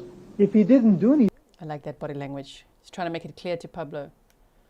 Are we there yet? Oh, you're still asking questions. Okay. Anything wrong? Why did you read him his Miranda rights? Because at that point we had brought him there. We had placed him in a room, and like you said, a reasonable person would assume they were not free to leave or possibly being charged with a crime. So that's why we read him his Miranda rights. Yeah, but if you didn't think you did anything wrong, there would be no need to read him his Miranda rights. I'm going to object to the nature of these questions. A sustained objection. Next question. So then you interview him for 2 hours, true? Sounds right. So he's been now at the police department from in custody from about 3:30 to 9:41 when the interview ends. I didn't hear the first part of that time, sir. He was arrested around 3:55 p.m. and then the interview ends around 9:41 p.m. Was that? I'm going to take your word for it. Yes. So approximately 5 hours long. True. 5 hours long that he was roughly at the sheriff's department. Yes. And again, you read him his rights and you tell him, you don't have to talk to us if you don't want to, but he does agree to talk to you. True. Yes. He voluntarily agrees to answer any question you give him. True. Did he agree to give us? Yeah, you're asking him questions. He's answering your questions. True. He was answering some of the questions we asked. Yes.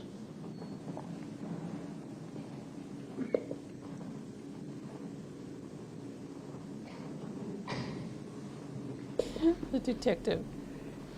He's definitely trying to show. He's trying to reveal through his body language, which he's well trained to do. Are we there yet? Are you done? Pablo's never done. We know him from other trials, right?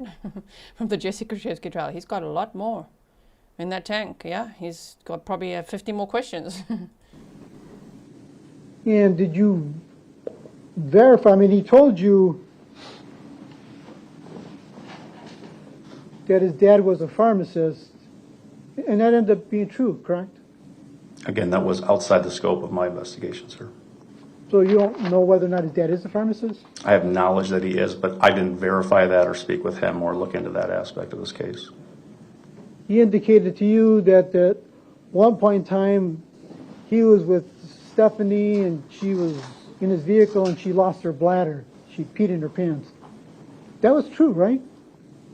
He stated that, yes. Yeah, you ended up researching or investigating this, and that's verified on the Willow Park videos, true? That's what happened? I'm lost, sir. I don't know what you're referring to. Or I understand that Mr. Pahl stated that during our interview, but I didn't verify that or prove that. Yeah, but it was confirmed by looking at the Willow Park videos that that's what happened on August 8, 2022. I didn't review that video, to my knowledge.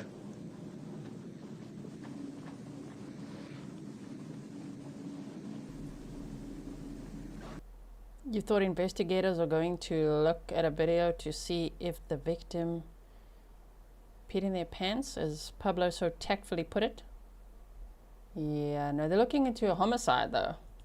And you're mainly focused as to August 23rd, 2022, correct? That was what the videos those are the only videos you focused on.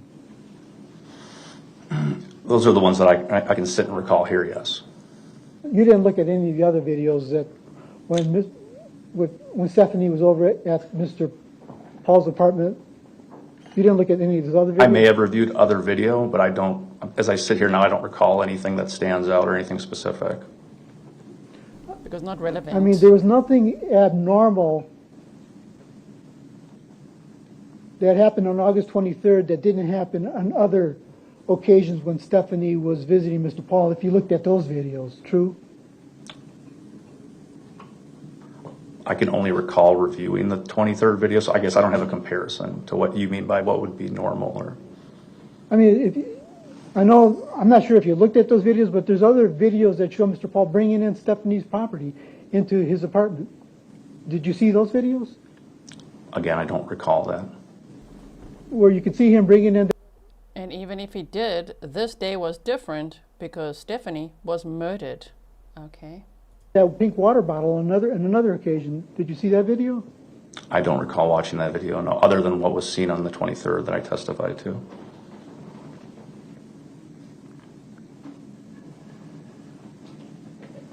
Did you see all the videos for August 23rd for that whole day?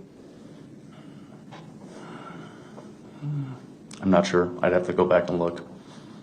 I mean, you remember you said he arrives back at the apartment according to the videos, and he walks in, true? Using the north side camera, door number 7. At what time, sir? That's around 11:03. That he's observed walking back in? Yeah, he returns Yeah, back. that sounds right. And then later on you see him enter the mail room, true, on the videos? If that's the one I testified to, believing it was the lobby, then yes, I remember that video. Yeah, but it's really the mail room. Understood. And he checks his mail, true? I don't know if he checked his mail, sir. But you looked at the video, right? The video that I testified to is what I recall as I sit here now. And after that, he exits and goes back to his truck, true? Yes. And then he comes in with more things, true? Yes. Through this door number 7, true? Yes. And he has carrying a bag full of items, true? When he comes in the second time. Yeah. We already had 15 questions. I told you, there's at least 50 more. Yes. And then later on in the day, about 4 hours later, he leaves and goes for a bike ride. Did you see that video? I don't recall that video as I sit here.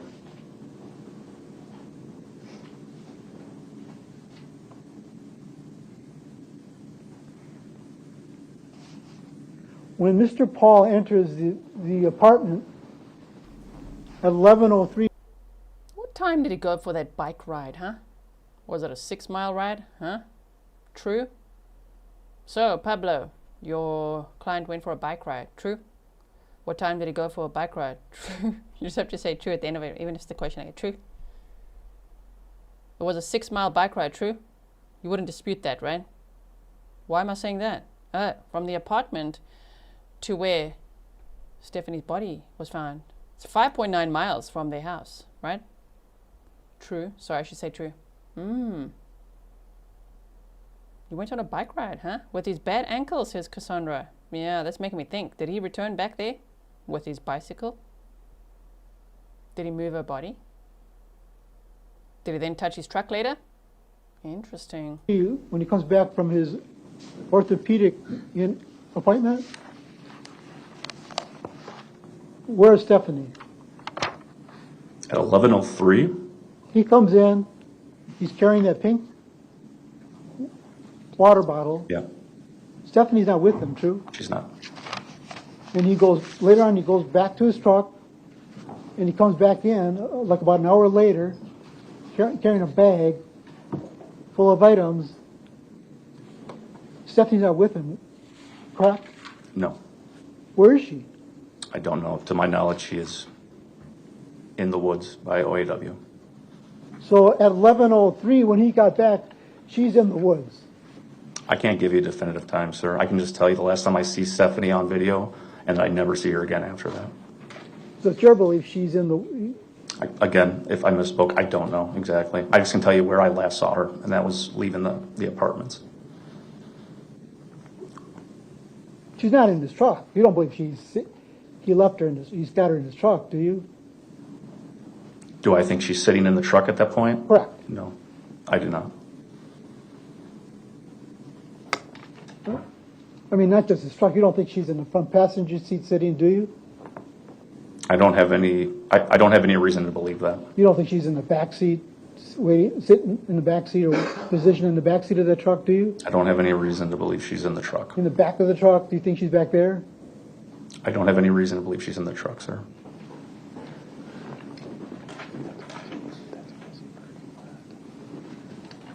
And would you agree that parking lot at the Willows apartment, I mean, that's a super busy parking lot, right? There's a lot of people that live in that apartment. There are. In door number 7, when you look at the videos, there's a lot of people entering that door, a lot of other residents entering through there, exiting through there, true? There are other residents that use that door, yes. Yeah, a lot of people exiting to smoke cigarettes, people exiting to walk their dogs, true? When Yes, there's a lot of activity through that door, yes.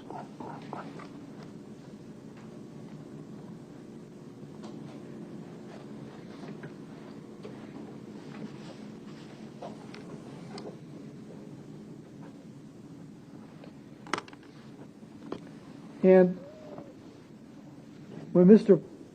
Pahl indicated that prior to this date, August 23rd, 2022, if you look at the videos, it confirms that him and Stephanie had left August 22nd for almost 5 hours. Did you look at that video where they had left at 10:02 and returned back at 2:51 the day before? As I sit here again, I don't recall the video from prior to the 23rd, or I recall the 23rd video. You remember that he told you they went to go buy a bed, him and Stephanie? He did testify to that, or he did state that, yes.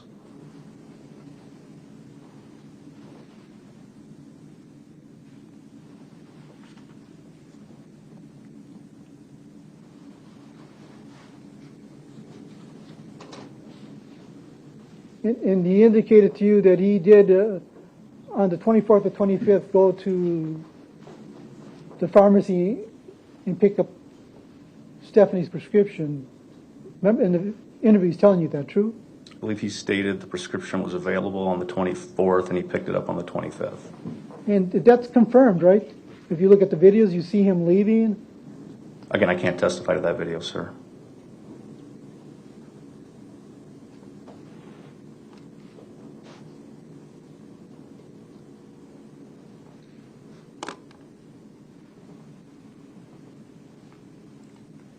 And he also tells you that, I went to a car wash. And he tells you, he didn't have to tell you that, true? That he found the note when he went to the car wash in another purse, true? He didn't have to tell me that? Right. I mean, yes, I agree. I guess he didn't have to tell me that. And you guys verified that he went to a car wash, true?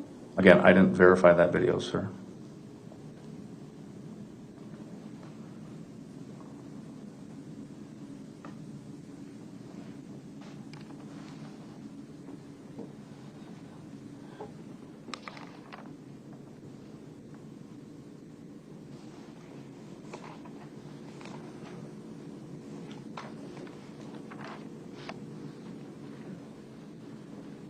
His statements about Stephanie being on these drugs and visiting doctors, did you ever confirm that? Or did your department ever confirm that?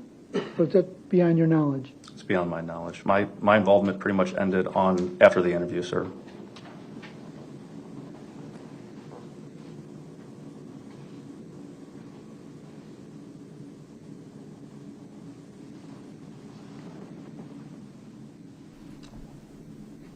Stop counting, because as we know it's going to be over 50. I was like counting here, like, okay, 1, 2, 3. We're already like well over 30 questions asked since I said he's going to ask another 50. So you're the lead person with the questioning, true? It was Detective Fredericks and I both. I mean, you're the one sitting across from him, true? I was sitting across from him, yes. You're the one who was mainly asking the questions, true? I think we both asked quite a few questions, sir. And so you didn't confirm anything that Mr. Pahl was telling you to see if it was true or not true? Again, my involvement pretty much ended after that interview, and Detective Fredericks was the primary moving forward.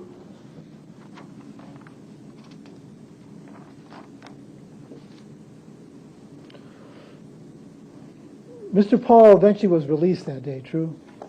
Almost immediately after that interview, Right. yes. Everything you knew and you suspected that he was lying to you, you guys just released him, true? We released him, yes.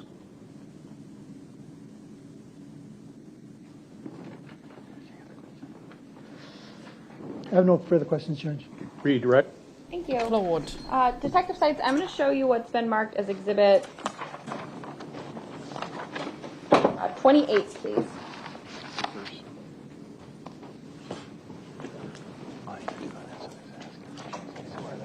These were the purses that were located at Mr. Pahl's apartment? That looks correct, yes. Okay. Again, defense. Hot mic, okay? Do we have to spell it out for them? How do we tell them?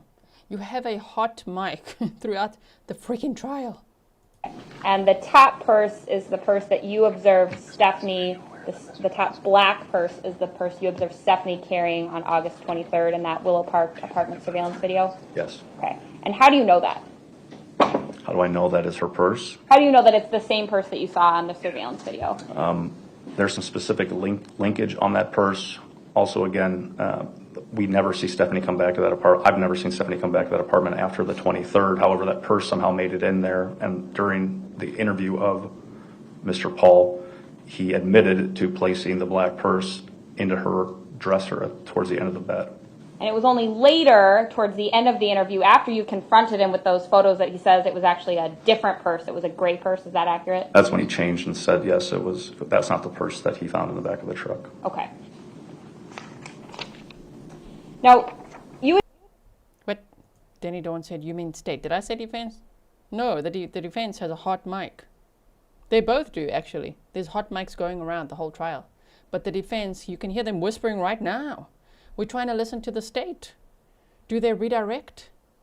And we just hear the defendant being like, okay, shh, trying to listen. Admitted that when you interviewed Mr. Pahl, you used an interview technique. You didn't provide him with all the information that you had, right?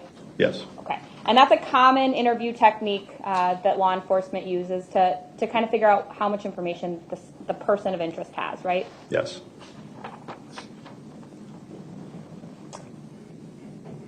You were asked about when Mr. Pahl returns to the apartment at 11:03. His truck returns to the apartment in the surveillance video at 11:03, but it's not until a little bit later, around 11:15, that he actually enters the apartment complex. Does that sound accurate? That sounds right, yes. Okay.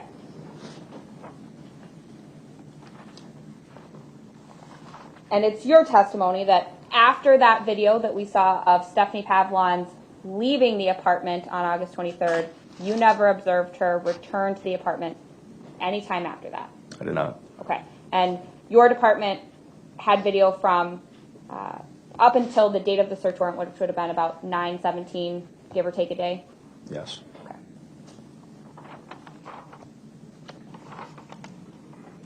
And it was not your job in this investigation to confirm some of the things that that Attorney Galaviz is asking you about. It was your job to be in the interview and let some of the other detectives, Detective Fredericks, Detective Plennis, follow up on that information? Yes. Okay.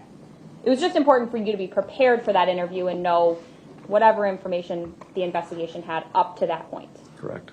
Did the investigation continue after Mr. Pahl was released that evening? Yes. I don't have any other questions. Thank you. Recross?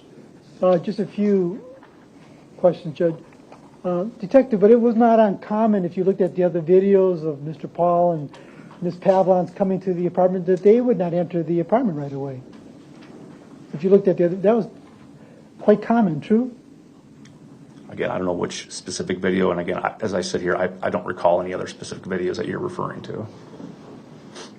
Did you look at any videos at all, if you remember, of Mr. Pahl always having to sneak Ms. Pavlons into the apartment?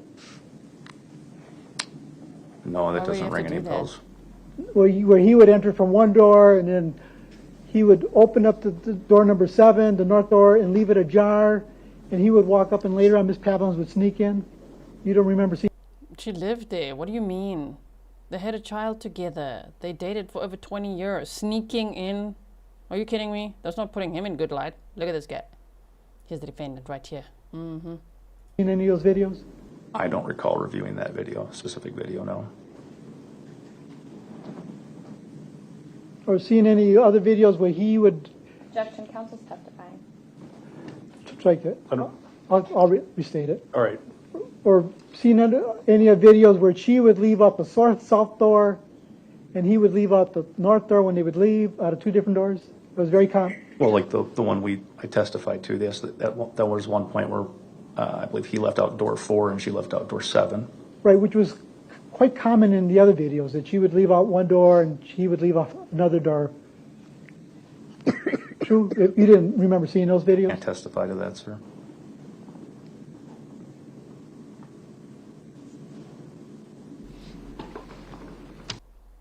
Court Looker said she wasn't on the lease is why I think he's saying that. Then just say that. You know what I mean? To be like, ooh, she was sneaking in. Oh, come on. Sneaking in? I don't think so.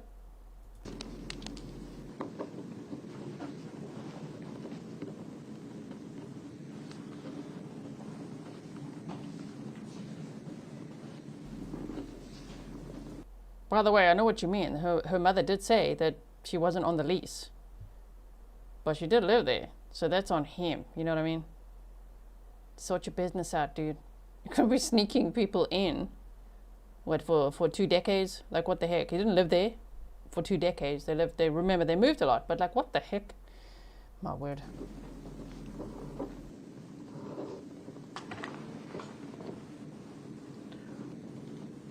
In that exhibit you were just shown of the purse in the dresser drawer, you saw a second purse, true? I saw a purse on the top shelf, and I saw some type of bag or purse on the lower shelf, yes. And if I said video, I misspoke. I meant photograph that you were just shown the exhibit.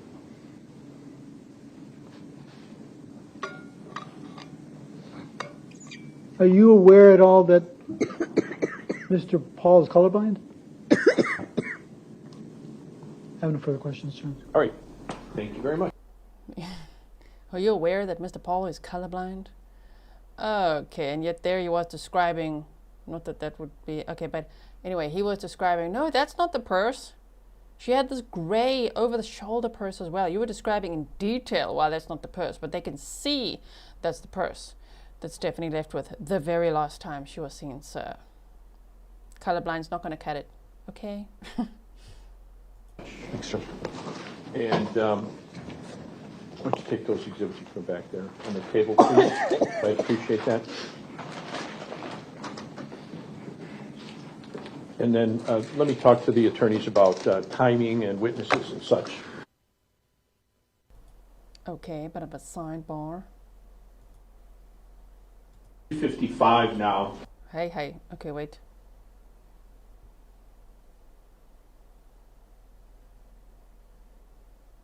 Yeah, Sonny, colorblind, 2 doors, case closed. Let him walk.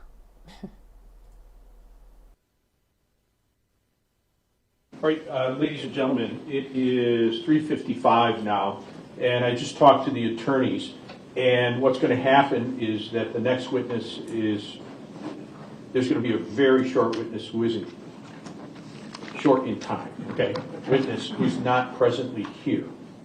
And then it's anticipated that Detective Fredericks is going to testify, and that's going to take quite some time, we believe. So rather than start now and interrupt when he's testifying for the day, when he's clearly not going to be finished, I'm going to finish up today at this time, and then I'll ask again if you can come back tomorrow. Let me just check with my boss over here. We don't have anything like that. At 8:30 again, same thing, same direction. I might. He'll take your notebooks. We'll finish up for the day now, just before 4 o'clock. And again, I try to do this so that we maximize our time, we optimize our time, and I take as little of your time away from business, work, family, etc. But sometimes it just makes more sense when a witness is going to be presented to do it in a manner that would minimize the interruptions. And it just makes more sense to do it that way. So I'd usually like to stay later, but we're going to do it this way. All right? So follow Mike's directions. Please take your notebooks with you. And thank you very much. And again, before you go, don't forget, don't talk to anybody. Don't look it up on the internet. Don't do anything like that. What we do is all based, what you do as jurors is all based on what you see here. All right. Thank you very much. All right, jury.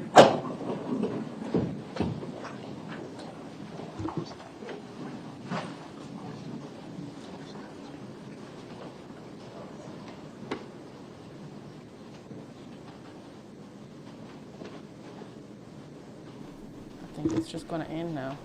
Let's see, 1 minute. All right, have a seat, everybody. Thank you.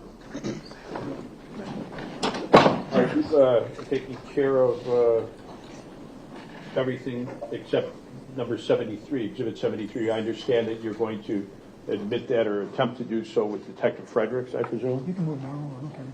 Okay, Judge, I'll move it into evidence now. I think also Exhibit 75 are portions of a video, and we have Exhibit 74 as the entire video. So for the record, Exhibit 74 does exist on the flash drive that the court will get. So we have both the entire video and the excerpts. Okay. No objection to 73, right? Correct. Okay, so I think we noted that when you looked at the excerpts of the entirety of the interview, that we saw clearly marked on there Exhibit 74. And I understand we saw 75, which was the excerpts. Correct. Although it was marked 74 when it was observed. It says 74 and then the timestamps of the video that we are watching. Right. And so just, I understand. I just want to make note of that for the record as well. And you might want to clarify that for the jurors also, because it did clearly say 74 on it, right? I presume that the excerpts were because some of what was said in the entirety would not be admissible. Correct. And we've talked about that before, right? Okay, and that's why you stopped it at some portions. Yes. All right. Anything else from the state? Nope. All right, anything else, Mr. Galaviz? No, sir, thank Mr. you. Wolf? No? Okay. So you're going to have another witness before Detective Fredericks. It's not going to last long. And then. So we have 2 witnesses that need to testify tomorrow morning. They would not be available in the afternoon. So we might end up having to call both of them before Detective Fredericks so that we can guarantee they are completed, and then Detective Fredericks would start and would likely go into the afternoon. Okay, what's the nature of their testimony? One is the crime lab analyst, and one is an employee of Delafield Dental. Okay, all right. Then, okay, then we'll finish up for the night. Thank you very much, everybody, and good luck. And good luck. That's my name. Turns the chair on his client. Yup, they left you high and dry. Bye. Look at him. They just left me just like that. Yep. Oh, man. Look at that chair. In your face. Chair in your face. Mr. Wolford, like, I'm out of here. Turning my chair into his face. Right? Karen says, why is he laughing? I mean, he's smiling. This real, authentic smile. Wrinkles are going like, damn, what is he so happy about, that defendant? That smile will be wiped off his face soon. Don't worry. Detective Fredericks will be there tomorrow. Tell us everything. Are we seeing more surveillance? Who did the celebrate extraction? Please tell us. Okay. So looking forward to that. We might start a little earlier, you know, so that I'll figure it out, you know, depending on, just put your notifications on, and then I'm going to figure out what time we're going to start. I do like to defluff, but I also don't like it when the court feed just suddenly becomes live while we're busy listening to testimony. Today, our ass got saved by Trial TV Live. So thank you so much to them. We were able to watch the testimony. We were busy watching. And so I'll see you. I'm going to put the link in the chat now. Put your notifications on. I'll see you tomorrow for day 3. Looking forward to looking at more evidence unfold against this guy. And in the meantime, stay safe.